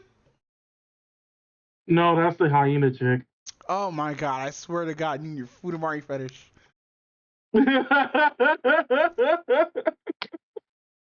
No, an artist actually reanimated that. Wait, really? Yeah, a whole fucking scene, bro. I don't know because I don't know was it considered an angel, a lily, or a shoto, or just a short stack because fucking I'm still confused on that. Like mind you, the angel's like of age, but still. But yeah, somebody animated. Damn, you're not wrong. Somebody animated full like penetration and all that shit. The fucking angel gets fucking quote unquote deflowered. get their trans guts rearranged because yes, they do have both genders. Damn. They explained this in the first episode, so yeah. Now it's funny too. The episode's like, wait, he's what size? The man is just like looking at him like with envy, and all the women just curious and shit. Like he's how big? All right. So how's your Ultimate Muscles prequel? All right. So as we're continuing the matches, they decide to go to the one in London, which is basically going to be which is basically a whole like match that's in the middle of like the sea, like right where the London Bridge is at. Mm-hmm. So I remember like the one we're supposed to root for is named Atlantis, but I forgot what the other one was named. But apparently he's supposed to be a swordfish and whatnot. Swordfish? Yeah, he's supposed to be like a humanoid swordfish. Okay. And whatnot. So then he's basically like fighting Atlantis, which is basically he just looked like if the Black Lagoon was basically like a wrestler and whatnot. So they're basically fighting each other, like they're fighting each other in the ring, and Atlantis basically knows that like the swordfish dude isn't like that. Is like he knows that like the moment they go in the water, they're going to be equally matched. So he tries to stay out of the water as much as possible, and everything else like that. So the match keeps going and everything else like that. The swordfish guy trying to bait him to get into the water, and Atlantis is basically is like refusing and everything else like that. So he's basically like kind of bodying him. He's kind of basically having the advantage while they're in the ring and everything else like that. Then while Atlantis basically like has the advantage and everything else like that, you see like a bunch of people, on the sideline watching like the match live. And of course, like most of the audience besides this one kid actually hates like both of the wrestlers and whatnot. And Atlantis is all like, well, yeah, I'm like an Akuma Chojin. Like it's all like I don't really care if like the crowd like cheers for me or like boos me. I already know that like I'm the type of wrestler that's always gonna get booed and whatnot. But of course there was like this one kid who was just basically it's all like that was basically rooting for him and everything else like that. So they go into like a little flashback where the last time you see Atlantis, he basically was going against um London's top wrestler, which his name is Robin Mask. And the way that everybody didn't like how Atlantis won because the way he did it was taking Robin Mask underwater and doing his finisher move underwater to where Robin Mask couldn't necessarily where he couldn't necessarily defend himself. Even though Robin Mask didn't like that he lost the fight, he still said that that was like one of his best fights in his honest opinion. So Atlantis, he kind of like cherished that a little bit in a way. And the swordfish dude is basically trying to use that to like intimidate him and everything. So at one particular point, while Atlantis tries to use like his finisher move, the swordfish dude, he basically reverses it and actually gets like Atlantis into the water. And surprising enough, I wasn't surprised when the swordfish dude did his signature move and it was an actual spear. So he tried to do that. He tried to spear Atlantis's neck. And it actually turns out that like he couldn't penetrate Atlantis' neck, and he tried to figure out why. So it turns out that during that match between Atlantis and Robin Mask, his throat got cut. Lance's throat got cut, and even though it didn't like hit any arteries or anything else like that, it's still kind of like left a scar. So for some reason, he decided that he was going to go through a bunch of pain and basically train his neck, that one particular scar, so it becomes unpenetrable. So it can't be like penetrated ever again and whatnot. So it's basically like, a tough spot and everything else like that, which is, I don't think like logically that works, but okay. Anyway, so they're basically having like this water battle and everything else like that, and the swordfish dude is having an advantage. Apparently because but even though like there was like two different times where Atlantis was supposed to like die and everything else like that. It turns out that like he started getting like a lot more strength when he realizes that like the kid who was like cheering him on like this whole particular time, was giving him like the determination to like continue the fight and everything else like that. Um and then, like, of course, like once he came from the water and everything else like that, he basically told the kid, "You shouldn't be rooting for like an Akuma Chojin and everything else like that, because I'm supposed to be the bad guy, despite how this fight is actually supposed to be." So then they basically it's all like, so basically the swordfish dude gets advantage once again, and then at the end of the fight, the way the fight ends is Atlantis basically uses Robin Mask signature move while they're underwater. And despite getting penetrated in the heart and everything, in like his stomach and everything else like that, he survived all the way until the match was officially over. So turns out that like everybody learned that they use Robin Mask's like signature move in order to win the fight. But once the kill was confirmed with the shark dude, because like he split him open far enough to like basically for like his intestines to like explode and everything. The Atlantis like dies along with him, so it turns out it was like a double KO and everything. Okay. Of course, like the kid is definitely crying and everything else like that. And then like Buffalo Man and Spring Man is basically going they basically salute both of them, and what he basically salute like his sacrifice and whatnot.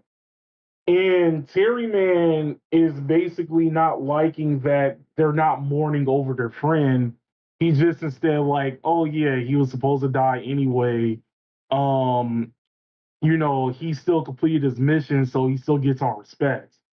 But he didn't like that he wasn't shedding tears or anything else like that. So then it cuts. So then the next match, it cuts to Kaneko Man going against this person called Peekaboo.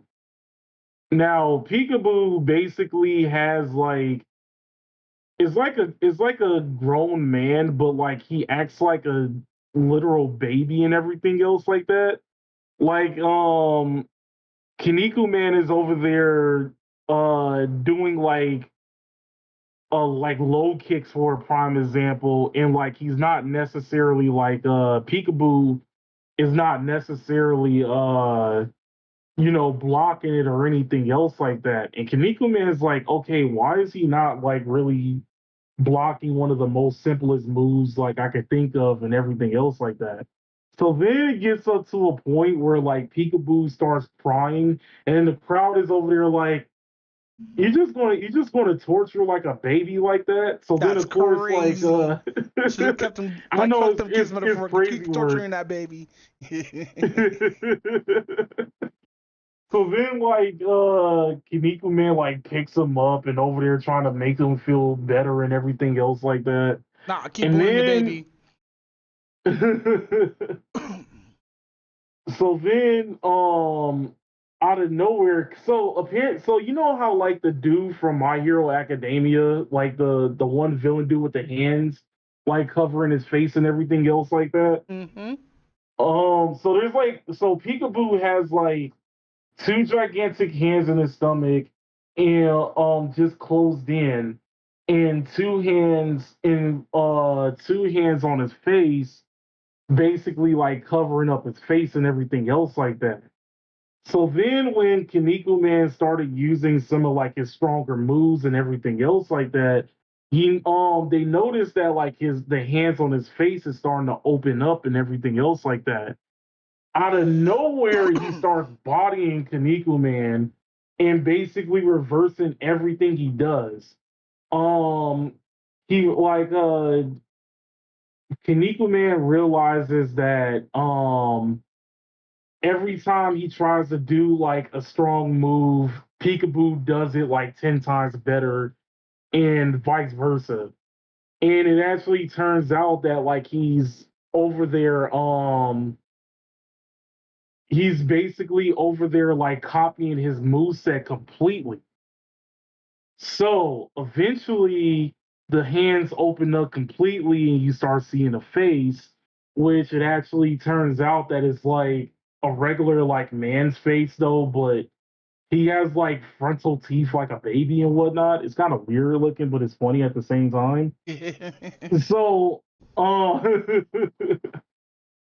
so it turns out that Peekaboo is supposed to be like the most innocent of the perfect children, but he has a feature where he constantly develops over and over again, which basically means that all he has to do, you know how like they say that like the way children think is they basically like soak in information like a sponge and everything else like Which is that. true, by the way. Yeah. So because he has, oh, excuse me, because he has a somewhat mindset of a baby, he's able to take in everybody's technique like how a baby takes in information, and he's able to reflect that pretty perfectly, including knowing how to counter said thing. But then you also figure out that Peekaboo was actually getting tortured by the leader of the Perfect Children because the leader figured out a way to reset his mind. So he figured out a way that, oh yeah, he gets to develop all of these skills like during the fight, but then the moment where I don't need him to fight or think for himself, I can just reset him back to his baby state. So he figured out a way to actually like do that. Just Of thought of. course, like Peekaboo is pissed. No, Huh? go ahead. Oh, I'm about to say, of course, Peekaboo is like kind of pissed off about it because he doesn't want to get like resetted anymore. So then he continues his fight with Kaneko Man. Meat on the sideline basically tells Kaneko Man to only use basic attacks, and Kaneko Man didn't listen at first. But it turned out that Peekaboo learned his ultimate like techniques and everything else like that that was passed down by one of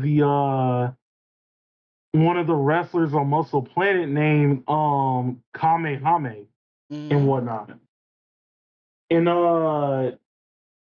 it basically goes to like a few flashbacks of him trying to like train and everything else like that. And then when Kaneko Man decides to like use just like some of like the most like basic moves, like just like a regular drop kick, a regular lariat, a Boston Crab and all this other stuff like that, he realizes that Peekaboo couldn't defend against it. So he's trying to think of why Peekaboo could counter any of his powerful techniques, but he can't counteract any of like the basic ones. So That then it sounds goes so back annoying. it kind of does. I'm not even gonna lie to you on that. So it goes to a flashback of him training with Kamehame, and it's basically like Kaneko Man wanting to learn like all the techniques already But Kamehame basically says, you need to learn the basics and everything else like that. And if you don't have a good foundation, you won't be able to execute the moves, 100% and whatnot. So that basically gave Kaneko Man the idea of he knows how to counter every single powerful technique, but he doesn't have a foundation to use said technique, so he doesn't know how to counteract it.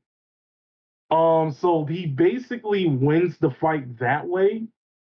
And right before Peekaboo was about to like kill himself, Kaneko Man basically said, he basically gives him like words of encouragement, to basically persuade him to not kill himself and to fight another day so that you can get stronger so we can like fight one more and you can possibly beat me. So of course, like Peekaboo like likes his ideology, but then the leader of the Perfect Children, he decided not to. You then learn that the reason why the reason why killing the Perfect Children kills themselves if they lose a single fight is because he knows that people like Kaneko Man is going to persuade them to, persuade them to actually become like a stronger opponent. And the whole what?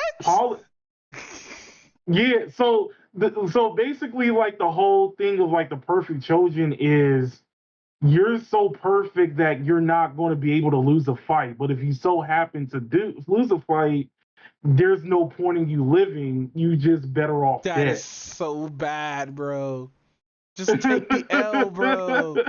Just take the fucking L, bro.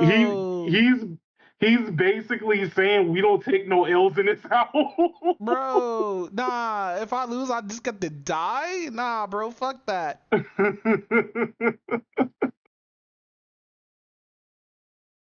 Yeah, that's basically the ideology of that whole thing. But outside of that, it basically just like ends the episode. There's like nothing else to it. Okay. So you remember that whole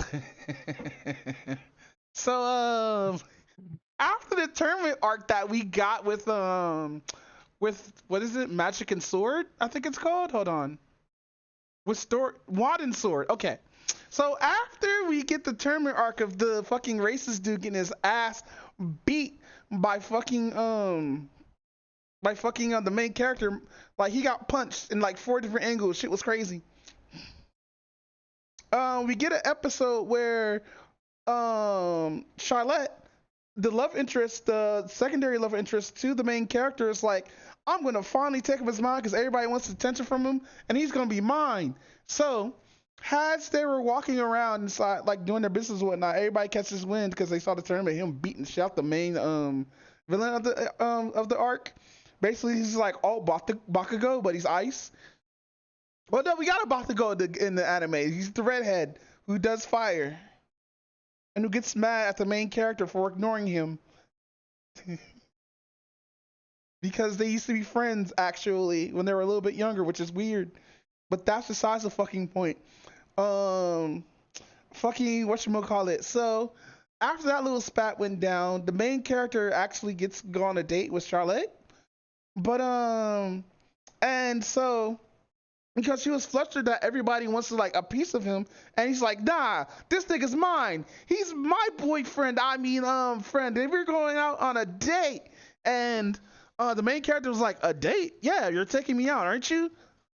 I was like, oh yeah, because something about something they were talking about. So the main character leaves for the day, right? That goes back to his dorm, and the clone is there, right? I mean, not the clone, but damn, Rossi is there, right? And Rossi's his roommate, the blonde hair dude, the one that I talked about the last time we talked about this, is a boy or girl. Turns out it's a full-on nigga. This is about to be relevant in a couple of seconds. So fucking dudes, the main character's like, hey, tomorrow me and Charlotte's about to go out on a date. She says, I don't understand what that means, but it seems like it's fun and all that. And fucking Rossi, the blonde haired dude, his roommate, had that same look that Prince made when Charlie Murphy was like dissing him about basketball, dissing Prince about basketball. He didn't like that at all. So we get there, right? Charlotte's there and whatnot. She's like all being nervous and looking all pretty and cute and adorable and shit. And so the main character gets there and whatnot, right? But look who's here. Then this cock blocking some bitch. So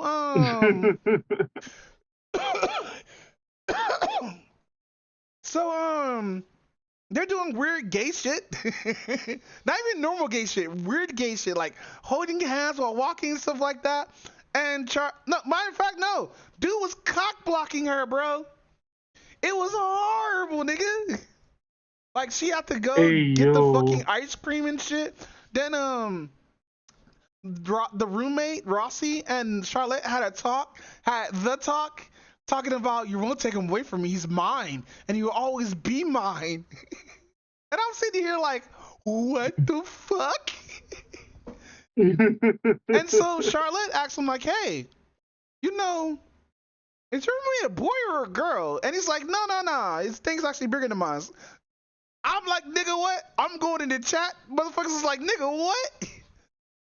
And everybody's like, nigga, what? Like, it was all heard out loud because they had to see where they bathe together and, like, do all this other shit. That's why they're holding hands with fingers in between, intertwined with each other. And, like, Charlotte's just fucking distraught, nigga.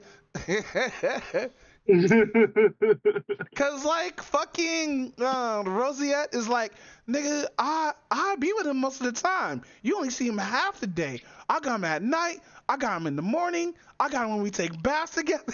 I'm like, oh no, I was rooting for this bitch. Yo. So that's why I posted this picture of them hugging together in the shower. Cause that's when he was explaining it. Talking about his thing is bigger than mine. I'm like, yikes, my dude. But yeah, so in the chat while I'm reading, it's confirmed that this is the clone of the main character's love interest, who is the other blue-haired chick who's actually like a strong-ass ice user and who's with the pantheon of mages in the tower, right? So she was able to. Dude lost a tooth. Huh? Oh, he lost multiple teeth. What happened? I'm looking at the gift that you sent in the oh, no, that was the episode prior. I just posted that because I thought that shit was funny. That nigga got hit from multiple angles, bro. But no, I do have memes though. Like this meme right here, bro.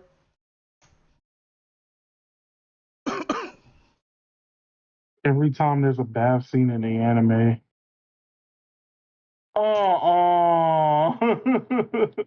Straight up rubbing on his dick, bro. I think they kind of like had some relations or whatnot. But no, the red haired chick who I posted here, well, she's more like brown hair because she's Earth or whatnot. She has those weird ass. She's having that weird ass delusion and whatnot, and like she hates it. She hates everything about this, bro. But she has yaoi fantasies. It's weird because when the main character is fighting with one of the teachers or Snape or their version of Snape or whatnot, fucking she had delusions. This dude being helpless, being beaten and stuff. His shirt's all off and stuff. Bro, she is horny for this character, nigga. Jesus. But nah, fuck, bro. I feel bad. Cause like here's the scene where like what's him asked the question, and then this leads off to like, that dude has a dick. Oh no.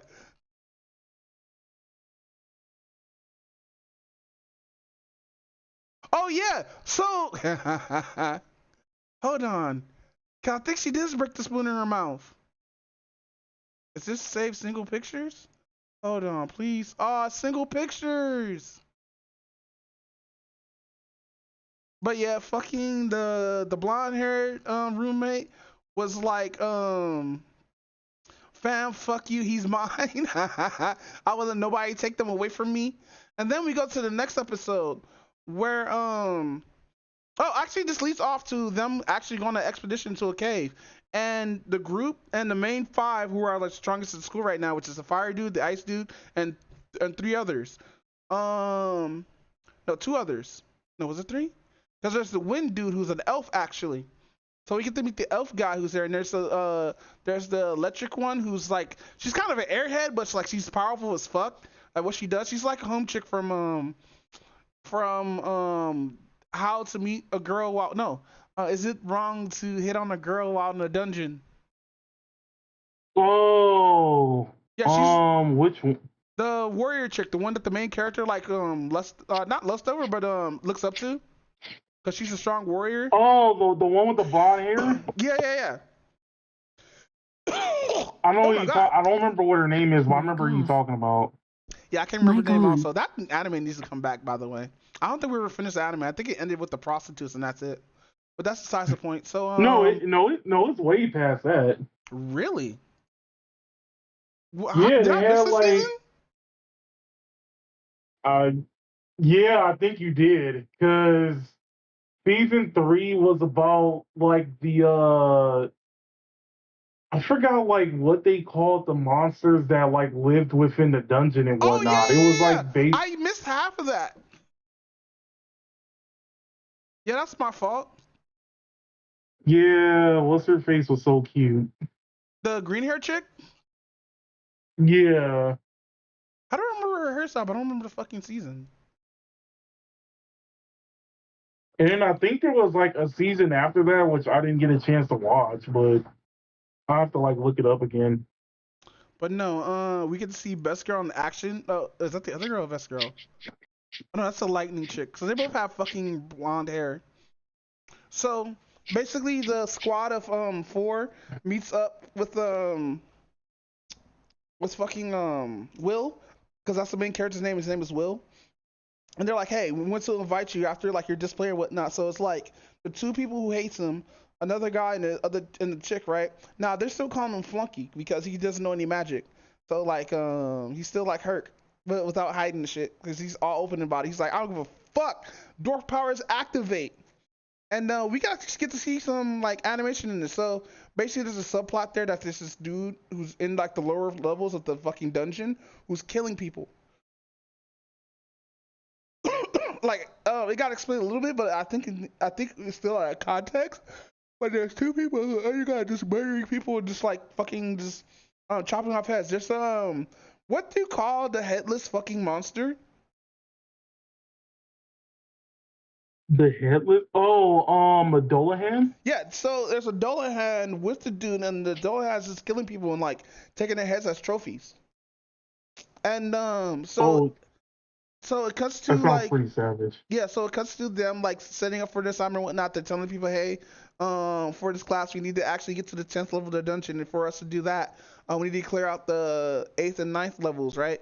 And level 9's already been cleared by most of the students, so we need to clear level 10.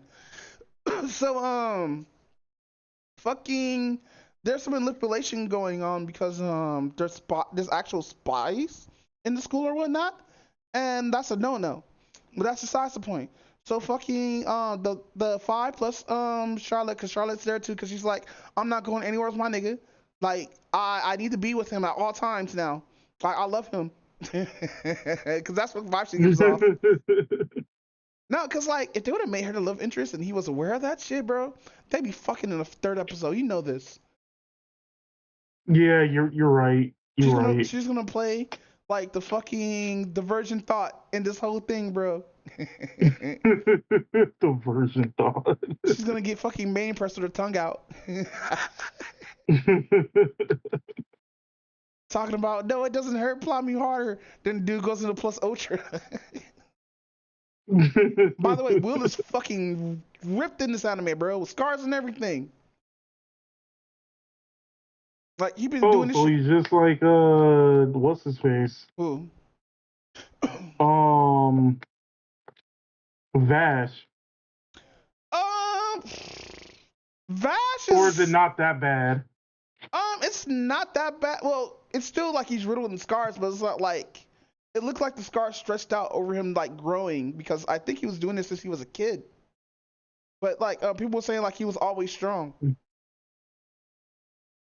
Oh, okay. Yeah, because like he has scars on his arms, his chest, his back, and his left leg, I think. But no, that's his house point. So they go underground and they're fighting all these monsters, fighting all that shit or whatnot. And until like something unexpected happens, a wild like new monster popped up from the lower levels out of nowhere because they were supposed to kill this dragon, but the dragon was already dead. So they were like, "What the fuck's going on? Why does the dragon look like he's been destroyed?" So while they're examining the body, a predator comes, and the predator's a no monster that they don't know about, and so they try to attack them. They end up kind of fending off because the hole breaks from under them. They drop a couple of floors down. So everybody's separated or whatnot, and we found out the F dude don't like being touched by humans because his own insecurities and shit like that, right? And like usually they're elves. Elves don't like being touched by people, basically. But he actually has his personal insecurities or whatnot, seeing anybody who's below him, and not supposed to be touching him and shit like that, right? And so,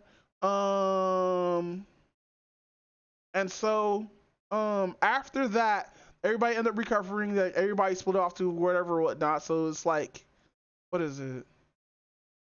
I think it's 6 people. Charlotte is with the airhead girl. The fire and ice guy are together, and Will and the elf guy are together. Okay, cool.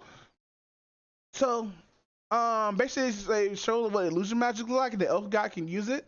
And so they get into a pickle after like the elf guy gets resurrected and like patched up and everything like that. Not resurrected, but waking up and everything. They run into some ogres, some blind ogres, right? So dude was like, "Hey, we gotta fight these guys off. I know it's just me and you, but we really gotta fight these guys off and conserve our shit because elf guy's just fucking paranoid, my nigga. He's spamming this thing called Pulse, where it like post and search for monsters in the area in like a 70-meter range, or like I think it's like 70 meters. I think it's like 30 yards. Is it? 30 yards is 15 feet. No, that's 3 yards is 15. No, 5 yards is 15 feet. 30 yards is what? What is 30 yards in feet? Like 60 feet? Shit, I cannot map right now. Anyway, so 30, yeah. So basically, they end up walking into like this ambush of blind orcs, right? And so dudes, so mind you, we'll already know top to bottom of this dungeon what's there, except for the stuff that is unknown. So like he could probably take on most of the stuff, but he can't take on alone because of stamina. Three of those blind boars come at you. Like the elf dude was gonna handle one, but he's gonna use illusion magic to keep them out of the fire. And Will's like, "No, nigga, what the fuck are you doing? They're blind." And like dude's like, "No," I think he was like, "No, what the fuck are you doing?" Dude's like, "Shut up, I got this." And like dude's like, "Fuck." So he after Will killed the other 2 ogres or whatnot, end up destroying. Dude, I am fucking streaming. You know what? Never mind. Dude's fucking whatchamacallit. Dude puts up the illusionary wall. One of the boars walked through it like it was nothing. And so the elf dude panics and like it's pissing himself because he's about to die. And Will's like shit. So he ends up like using his godlike fucking One Punch Man speed to slice this orc in 2 big ass pieces. Oink oink. Because I think we get this shot here. And by the way, this is from the airhead. Not really getting good screenshots from the comments, but like, yeah. Everybody's just in the comments just talking. The leggings. Yeah, the leggings is nice. But nah, fam. The fight was funny as fuck. All right, one more. Wait, no, not that. Actually, let's put both of them. Boop.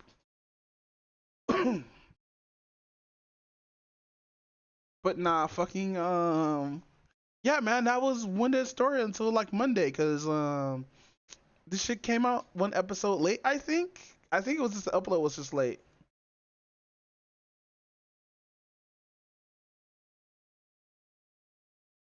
Wait, when does it normally come out? Monday or Sunday, depending on who uploads it first. A lot of anime Oh. a lot of anime websites are closing or whatnot. And look like Yeah. it look like they're only hitting like ones from like Thailand and China and stuff like that. They're not hitting any Russia ones. Which is fine, you know. Get some of those grimy ass ones out of here. We need good quality pirate sites, not ones that's covered in fucking ads. But then again, a lot of them are just using Crunchyroll's subs or whatnot. They're just uploading from there. Like I noticed the site that I use, you can actually turn off subs. Let me check again. Let's see, can I turn them off? Yeah, you can actually control the subs. So the ones that they're using for this site, if they're not invented into them, they usually have their own encoder. So that's how to get around. They usually do for that one. Because it looks like they're only hitting sites that don't use like any special encoders or anything like that for their subs. I love how motherfuckers be like, oh, do you know they took it down all the pirate sites? We're like, I'm aware. I'm just gonna have to wait until more kick up. It's not like they're gonna get rid of all of them. Like, no, they're getting rid of all of them. Be like, okay. Can't really talk to nobody on the internet, especially on Discord. And You're not wrong. And I'm not gonna use Crunchyroll no matter what. They screw over the fucking they screw over a lot of animators, and they like use their money not to like actually like, cause like if you're making that amount of money on your site, then why are your ads like that? Why your ads are not like why your ads are intrusive like that? They're almost as worse as like fucking Twitch ads. Yeah, I said it, even though I reached the pay threshold and I use the 55% threshold for Twitch, which is only getting 45% from me. Which, by the way, I finally hit over $50, bro. I'm so happy. Hey. I'm not gonna do that shit till the 15th. I'm so mad. But no, dude, I'm liking this show. It has that proper fucking shonen shit that I like. But it is pissing me off with the cliffhangers though.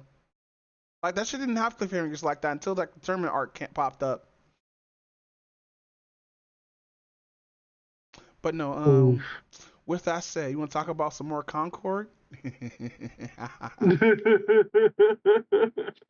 But nah, I was just making a joke. But nah, I got to fucking whatchamacallit? I got to watch the debate on my own or on stream or whatnot, cause I barely touched it, bro. You barely touched it? Yeah, I barely fucking touched it. Cause it was so long, bro. It's only an hour, I think, right? I was trying to make it like a gay dick joke. Oh, stop. I was gonna say pause, but you have to throw in time in there. But no, I think it's like an hour. I hope it's an hour. I'm gonna watch it full and through. Then I'm gonna stream it. No, I'm actually gonna stream it and watch it there, so I could get the pauses and stuff like that. I'm probably gonna watch it on Viva Discord. But with that said, that was episode of 169. Nice. Nice. But no, thanks for everybody who came to the stream. If anybody was there, because I didn't was checking chat at all. And with that said, Alicorn, where can we find you at, King? Yuki Konato on YouTube and Alicorn Lion on Twitch. You can find me at UB Doombot on YouTube or and Shinbinbot on Twitch. Wow, what are words? I still can't get that shit right. Blah blah blah. I've been unhinged these past couple of days or whatnot, fam. For what? Just doing like depression and